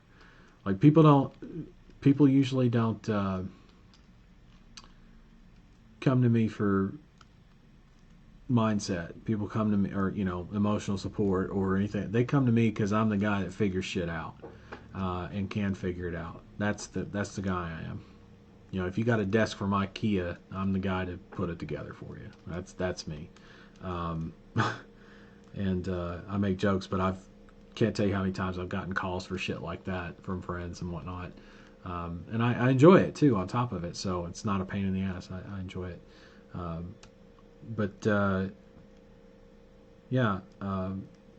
You get to see the challenges and keep in mind it's a learned skill to not let it debilitate you. Breathe, take it easy, throw a pin if you got to, grab the stress doll, squeeze it, say a curse word if cursing's your thing. It's my thing. I mean, you heard me, right in the middle where I'm trying to find the phone number, I'm like, fuck. You can see it on my face. I'm probably going to go back later, 2 years from now or something, and watch it and be like, Jesus, right? But it's part of the process, at least my process. And then you get to see that the whole time I'm doing that, I'm moving forward. Even if it's me falling forward, I'm still moving forward. And I catch myself. I catch my feet under me and keep moving. And I think that's the biggest lesson I could probably teach you guys is because I can't tell you how many times I've seen people, I'm frustrated. Well, boo fucking who? And I'm not saying that from a lack of emotional support standpoint, because I do care on the emotional side, but not to the point where you're going to let it debilitate you like that and be a baby about it. I want you to build a business. Build a business. Let's focus on that. Let's not focus on the boo-hoo, right? Do I boo-hoo? Sure. Do I do it while I'm working? Damn straight I do. I mean, I wouldn't be caught dead boo-hooing without putting some work down, right? Because I can't justify for me personally, like self-integrity. There's a difference between integrity and self-integrity. Similar but different. Dogs and wolves, right? Self-integrity, I can't sleep at night if I know that I'm over here boo-hooing and I ain't done everything I could possibly do, right? That's how I'm the one that ends up getting stuff done. That's how I end up clicking on stuff and finding stuff that nobody else even thought to look at, or connecting the dots where it's part of who I am, and it's learned. It's a learned skill. It's not a personality thing. I can promise you that. Type A is my personality, so it's definitely learned. And you combine that with my Type A, and now you kind of get the feel for how I do things and why I'm the way I am. Like, I do keep track of things. I do keep things organized. But at the same time, my desk right now is a mess, so I'm going to go through. I'm going to tally up I'm going to do my tracking, get all my sheets, get all my info in a place that's organized and square and nice and neat. Woo! Right? And that's my Type A. Not got to be perfect either, though. And then the desk will be cleaned, but not like super cleaned, empty, presidential. It's not that. My desk is never that way, but it's cleaned, and it's that's the Type A in me, right?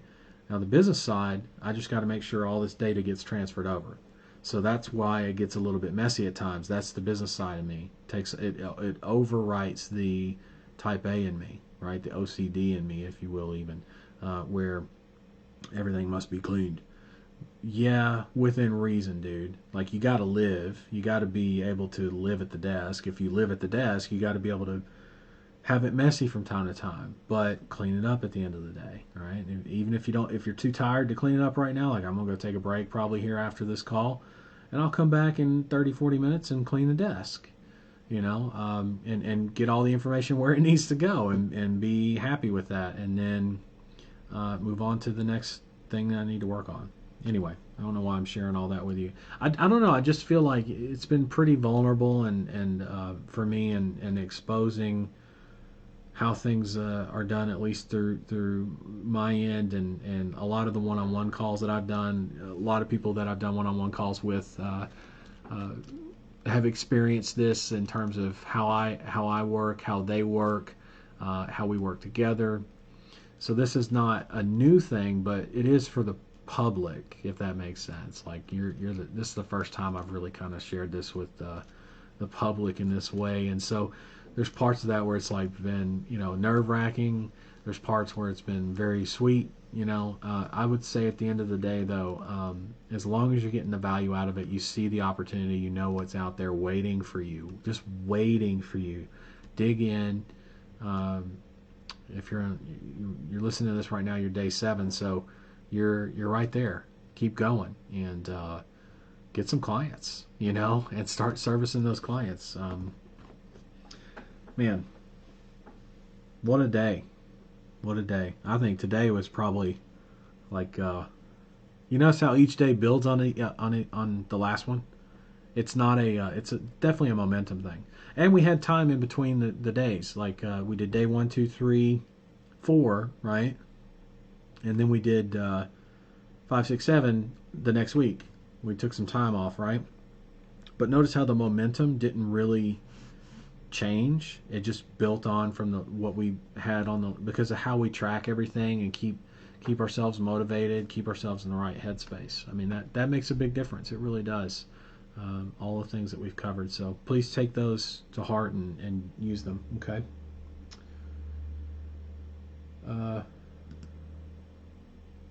What's going on? Why is my screen's frozen? Oh, there it goes. Holy crap. Tons of comments coming in. I want to make sure I address them because this is our last call, right?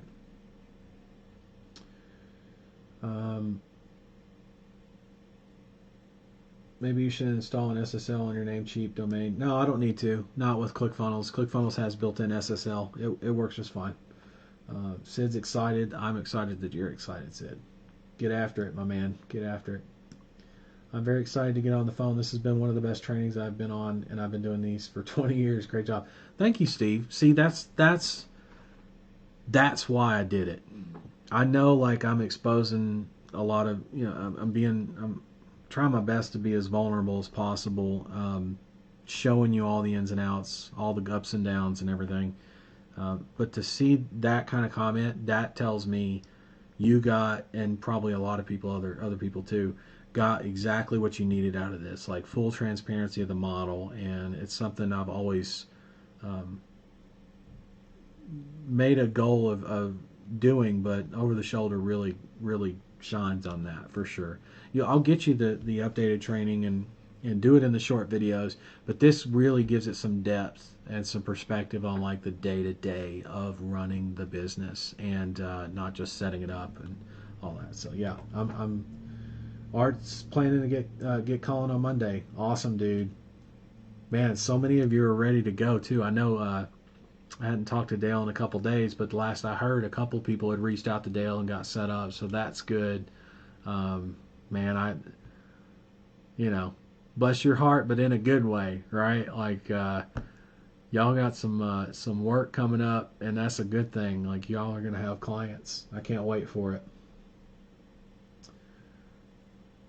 I took a while, but so worth it. Good. Art has started an accountability side group. Look out for his Zoom posting for when we get together. So Art's gonna, I saw Art did a Zoom call. If he gives me a little bit of advance notice and like does a set time or something, I'll be able to get in there and approve that a little bit faster. So, but yeah, Art's got a side group for accountability for you guys. That's great. And Art says, while I was an IT guy before that, I was a D2D sales guy and loved it. I got this. I know you do. William, a.k.a. MacGyver. I don't know if I'd call me a MacGyver. I'm just a problem solver. I guess that's kind of what he was. But he did it with a stick of gum, a paper clip, and some tinfoil, right? And a Swiss Army knife, a Victorinox Swiss Army knife. I do it with sales and marketing. A lot of people come to me with sales and marketing challenges, and I'm able to, not just phone calls. I mean, I've been doing marketing for years, and so people come to me to get more business, and I'm able to help them do that in a number of different ways. Continuing to build the infrastructure, always glitches along the way. Has been good to see you navigate the frustrations and come out with a client today. Nothing insurmountable as long as the momentum continues bit by bit. Huzzah. That's exactly right. Very good observation, Katie. And glad to see that you're pushing along, right? Just doing some more market research calls, and it's amazing how many people think they should be pay per job booked. I asked him what were his expectations when he advertises on the radio. He paused, and then I think he realized my point. You pay radio and hope for calls and hope they're qualified and hope you can close. With a live qualified phone call, I've got you closer to the finish line than signing a radio advertising deal. That's true. He finally got it, and by the end of the call, wanted me to call him when ready to try me out. I also got that a few times on my sales calls. I've used the don't pay for leads rebuttal from the sales script. Do you have any other thoughts? No, I like the Sunday classified ad. Same concept. You know, you pay for the ad, whatever you get's what you get, and most times you ain't going to get hardly shit from that. Not compared to what I'm telling you, which is, 10 calls, 25 apiece. You're going to get 10 calls, and out of that you're going to get business, and it's going to be profitable for you. You're going to make money on that. If you don't know the business well enough and you say words like often, I can guarantee you that guy does not know about his business. It's not just the numbers, but what it's going to take for him to hit the numbers he wants. Like if he's trying to grow, he's not going to know. He's doing it in the dark. He's doing it blind, and that's not someone I want to be in business with. And I definitely don't want to be the guy that has to teach him that. There is going above and beyond for your client, but then there's also the client that I don't know. I wouldn't say can't be saved, but not the best idea to go after them, right?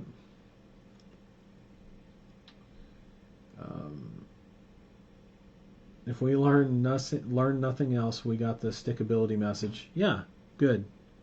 Glad to see that. It's been an awesome 7 days. It has.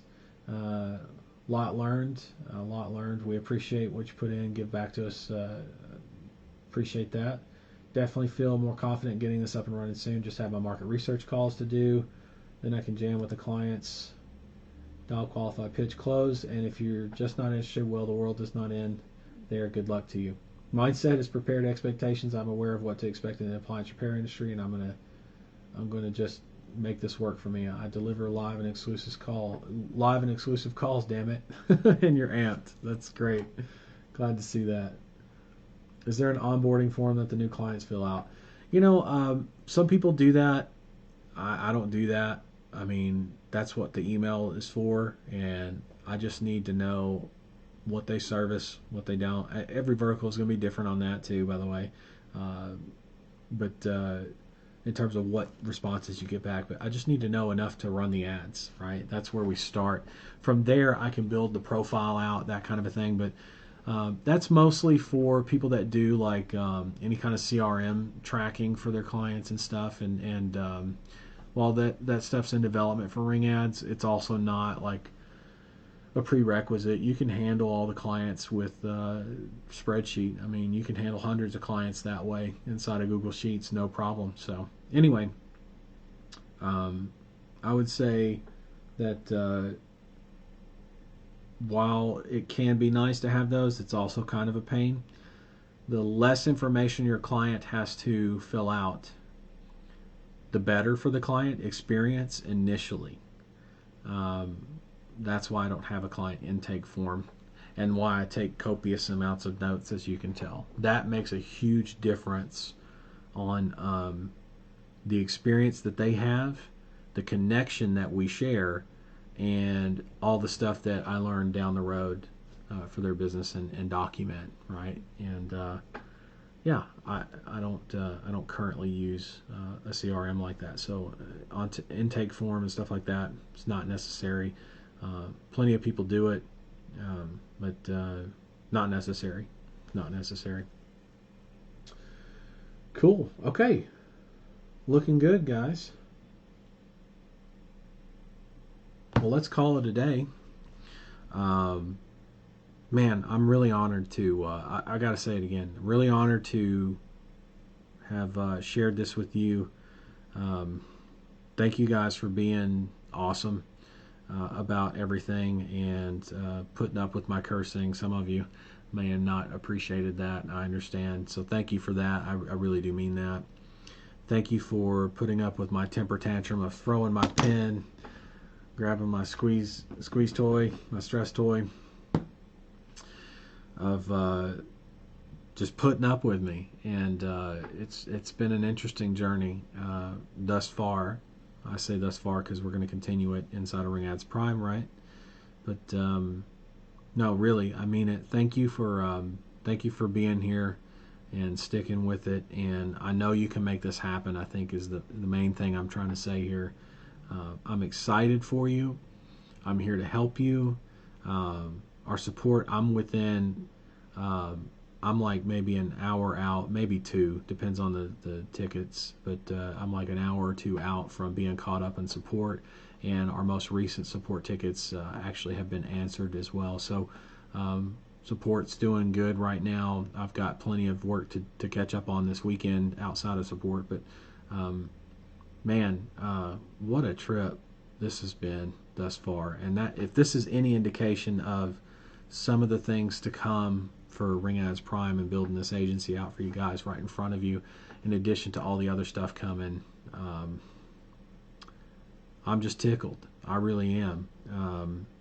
As stressed as I get, as like crazy face, dropping F-bombs, whatever, as I get, I'm excited and I'm happy to be here, happy to serve you. Very grateful for each and every one of you. And y'all stay safe. It is still COVID out there. COVID Client Challenge, though. And you know what to do, start to finish. The ad campaign stuff, obviously we'll cover that inside of the Ring Ads Prime on the next session. I will put that in the follow-up series for this as well, so you will get that. So don't worry, you'll get that. And then from there, we'll be inside of Ring Ads Prime where you can join us there. And then, of course, the formal order of training will be released and rolled out.